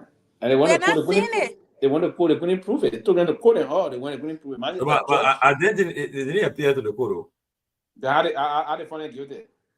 And also they want to court, right? They want to court. They had No, it guilty. they didn't appear in court because they took the case as fun. So they wrote them and they told them about when they will be appearing. None of the brothers did. They didn't even communicate with the judge. So that's how the judge came with his ruling. Wow. But yes. For the guilty, you're not communicating, you're not telling the people I'm out of the country, blah blah blah, because of their arrogant behavior. They're very arrogant. I'm close to Hassan, but they really need to put their guard down. They're just too much, to be honest with you. So for AB, for this one, I think AB is taking the right stand. What happened to the guy? They got still around. Prophet Key still around. He's still Go around. ask him on his post. Go ask him on his post. He's taking a show. Yeah. I said, go ask him man on his post when he goes there and say, Prophet Key is still around. I'm talking about long. We so communicate about. I'm talking about. Where I may go? I may just be around. I may go. Nothing. I may get to do again. Nothing. Where I may go? Even if that one I meant to go, cause everybody that on this show here. Where you go? Where you go? There's nothing he'll do now is be around the man. So nothing is in it. No, but I can tell you this. So, if look, I don't have prediction here. But one thing I know, he lost his relevance. Yeah, because he's not in a foreign country. That whole custody, he lost that whole relevance. So of course, nobody take him seriously. But I mean, people that know, man. I disagree with that.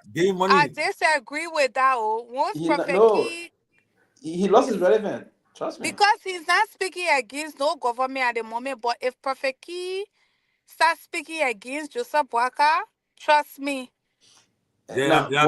One of the reasons why he will not speak against Boakai, he trying to console himself to be in good graces with the government. So in an attempt to speak against Boakai, the government official is getting smart to start getting to him. Now, the reason why I'm saying he lost his relevance, you need to try to do an analysis as to, now, when he was at his prom, he had people all over the world chipping things to him. That have considerably stopped. That have, if not completely stopped, it have considerably stopped. So the only way now to survive is to be in the good graces, to ingratiate himself with the government, and that's what he done. So the only thing, he will not attack them now. He won't do that. And if he go that route, his fan base that was giving him money has already stopped, and then that starts up, and then how will he survive? He's not working. He's not intellectual. They ask somebody from America. Oh, he's swine. On swat. Travel from America to go meet that guy in Liberia. What? Yes. Imagine. Getting ready for a year from all over the money. I say, wow. Yeah. What? Imagine. Now women doing that stuff now. For me. So it stopped somehow. Now my observation, I'm a political person, I'm my observation. So that's why I see you see him cool. So the only thing to do now is to be there, so now go there. You can see, imagine today he and Fagon can be referencing the man. So go there. Oh yeah. We'll do it. So he go there and they say they can do it with me, they can do it, and then he'll go there to get his thing, he go there to get his thing. So how he surviving? I don't know if I want to believe he left on but I don't follow him. I don't even listen. I thought I was asking because I'm not seeing. I don't think he live in Morocco again, right? No. He live in Morocco. Yeah. You see it? So he in Liberia now. I think he live in Lima now. You see it? We live in Ivory Coast? I think so. And you see the funny part about the man, right? He because he decent women like us, but when you see a wife, the weave cat, No, but to be fair, you ready to cost me. I said when you put your wife and put Susie here, your wife that's something good. To be fair, you Pewee and Sarah and Suzanne. You know who I thought queen that they get Martina. Martina calling Sweaky. When I think Martina, I thought he could make it, but no. Martina got that guy. I said no. I think he just started attacking her. Who the Martina? Coastal Princess. Oh, okay. Yeah, she dealt with him. Women are got time for you. Oh yeah, and I get put here play swear key. She calling swear key. I get ready for you. I think he said, "No, I already get me not me go there." Some of the postcard used to be sharing around. One of the persons to that range, two against the gangster. He the other guy, they all gay guy, all guy. Somebody said, Oh, Robert. yeah, they get caught. Make us here for me. But you know what I noticed about Prophet Key? When Prophet Key come for you, when you stay quiet, from my little observation, he's a bully. He will keep coming. But when you stand up to him, that's when he stopped. Yeah, I He think did so it because to me. He did it to me many days. When he started insulting me, I would go in my closet and cry. One day I woke up. You go and cry? Oh, yeah. Look at that. I woke up for him. Oh, yeah, when I started, though, when I started being in the public, one girl they called Crystal, that girl insulted me. I said, what? Why did they get it? And then when Prophet Key came, I came on live, the people wouldn't know that story. I came on live, literally cried. I said, I'm not going to respond to him. When Prophet Key saw my weak side, the next day he went again. He cussed. That bitch rude. I got ready for him. It was not easy. Yeah, But you that got day, got people that the are rude hand and is you that stopped. people can think you got last. Yeah, Wow. man. Man can just open your mouth, you feel that to cause people that are I mean, for 6 years I got cause the president my grandma. Yeah. But he was brave because there's some people.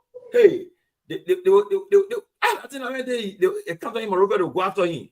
The supporter will go after him. They say, man, we'll beat the man. Oh, but he saw that they on SKD the almost attacking that day. Over to yeah. Who pull him over so that who came here with that themselves? Wow, who in the comment? Somebody like AB, I think it was AB helped him. Yeah. AB Command had to cool the van. They picking up, trying to mock him. Wow. Like AB, I can remember that AB Command because AB had I mean, I Jeep there. Like AB got him out. His best friend He's not safe in Liberia, though. He knows he's not safe. The last time he was walking down the PHP park, they were dealing with him. He was cursing them. So he's not safe in our country. He knows he's not safe. Prophet Key is not safe. What he did is still haunting him. That's why he's in Lima at the moment. I said, me give up money to the hospital. I said, wow. Yeah, they may be giving the people in government getting him money. The vice president is giving him money. People giving him money. Mm-hmm. Oh God, they're all giving him money. I don't know where he can survive. So that's the reason why he's not attacking them. The day he start attacking them, they will stop giving it, and then he's done. Yeah. The guy, the friendship war. The friendship war now, yeah. It guys will be a man, but I think I prefer Yeket and Prophet Key, to be honest with you. Yeah, but Yeket is a little polished. Yeah. A little polished. Oh yeah. That's the right one, little polished. But no, we put Dobo in categories, right? So you got to see the structure of human behavior. You need to understand the psychology of those people, and you see, not on a serious note, Tony, you have to understand the structure of human being, look at the psychology, and then you try to put them in position. That guy's a little polished. He's not that polished, little polished, right? In terms of it. So, that guy is going to go Saka. So. Yeah.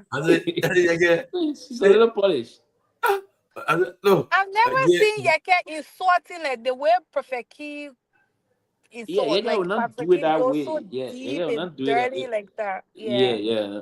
The Prophet Keeper, he crossed the line. Nobody, I don't know if nobody was there to advise him. You can be that broad, Tony. And that way for me, I started disliking him. But even one time, he had a video on one time on Spoon. You can't be the one to do that. You know, you cannot. Now somebody one guy went took the video and get to him. Say, when the man said that, they say, I'll try and compromise the case. 30 years, going to have it 30 years. Then you told Kosa, I said, no, I said, I can't, I'll put you on spoon. They man, honorable man, they man, from my church. They man, I'm smiling, I'm a camp, what evidence? Any put report, no. He left on that camp, I keep over to bring it. I'll talk about it. Another manager, they make compromise a rape case. I look at that. I did in a check, was somebody to money? I'm showing you. I said, what you say, yeah. I said, I have a show. When I saw it, I said, I can't think. But I went out there. I said, look, anything the man said about me not true. I would not really dignify him. I was done with it. Oh, yeah, some of those things you don't dignify. Yeah, I'm going to go back for him. I was done with him. Yeah. But you know, but y'all will be surprised. So, in as much as we're saying this, what we're saying here, a lot of our politicians were talking to Bwaka was in communication with Prophet Key during the campaign. Belinda Ure was talking to Prophet Key, even Costa. So I mean, no. Costa blada me. I was saying, I mean, Costa man. What he's talking about, Costa, they may even pour out the communication between him, Costa, and voice. But Tony, she's right about talking. No, listen, I think about 3 or 4 years. I think 3 or 2 years election. Josh. But beyond that, he got his own star, he got his fans. So every man, position Costa man, Costa blacking. I tell you that one. He insulted the man blacking. You're done with him. You know, you're done with him. He's putting your neck on Chappie both for Costa. They make him and play recalling of Henry Costa on his show. All right, during Dure. All right. We're not talking. But when man comes to man blacking. So it was okay for him to talk to the man, and when the man of course say, Josh, where am I? No, but he not supported that deal. Well, I you're supposed to call the president, man. Hey, man, Susan. He supported it. You see what my brother Sylvester said here. He said, I'm not a fan of him. I don't watch his show. Timothy George, let me finish. I'm not a fan of him. I don't watch his show. I don't even know nothing about him. All right? When you are in a space of a position and you carry on with certain people that you're not supposed to be talking to or even passing around with, it says a lot about who you are. Timothy Josh, why is it we don't bring Prophet Key on the show here? It's because of the insult. So if people like Joseph Bwaka can take their phone to speak to Prophet Key, even though Prophet Key was cursing the president, the sitting president, mother, it says a lot about who the old man is. So you can't be saying now and say, oh, the man Costa blocked the man because he calls the man mother. Costa was also giving information to Prophet Key. There were so many things that he said. The recording was played on Prophet Key's show. No, but Susan, honestly, run the look. I'll tell you about Costa and Prophet Key were talking before, but when he insulted the man, mother, the man was done with him. Okay, but on the other side too, I was surprised at people who even encourage Prophet Key on a campaign trail with them, encourage them, you know. I mean, again, people, our country, that problem the country got. You see, women putting money on the man, cheering him up. You see, most of the men famous were women. You know, says there that women were there. They're the ones supporting him. I mean, no reason why he costing somebody mother and a grandmother for what? But you see that lady that came first here to go to Prophet Key? Hey, wait, so Rob, before forget, before we leave. So what is the story about the woman I left on America? What's the story about that? From Canada. Okay, what a real story? It says she came from Canada and went to build her house. She took all her retirement and put everything in the house. And then she went to sleep there for one night. I think out of the family people or whoever for that, and they slaughtered her right in her own house and burned her. Oh! That real weekend. But I mean, no, yeah. I tell you the truth, right? It's not about bluffing when you go like bro to get your own to get your security base around you. It's not bluffing because people Let me tell you. She ready took her risk because her husband know that any security was there. First of all, let me tell you the story, right? Most of the deportees, right? The people that got deported from America, most of them they're at the airport.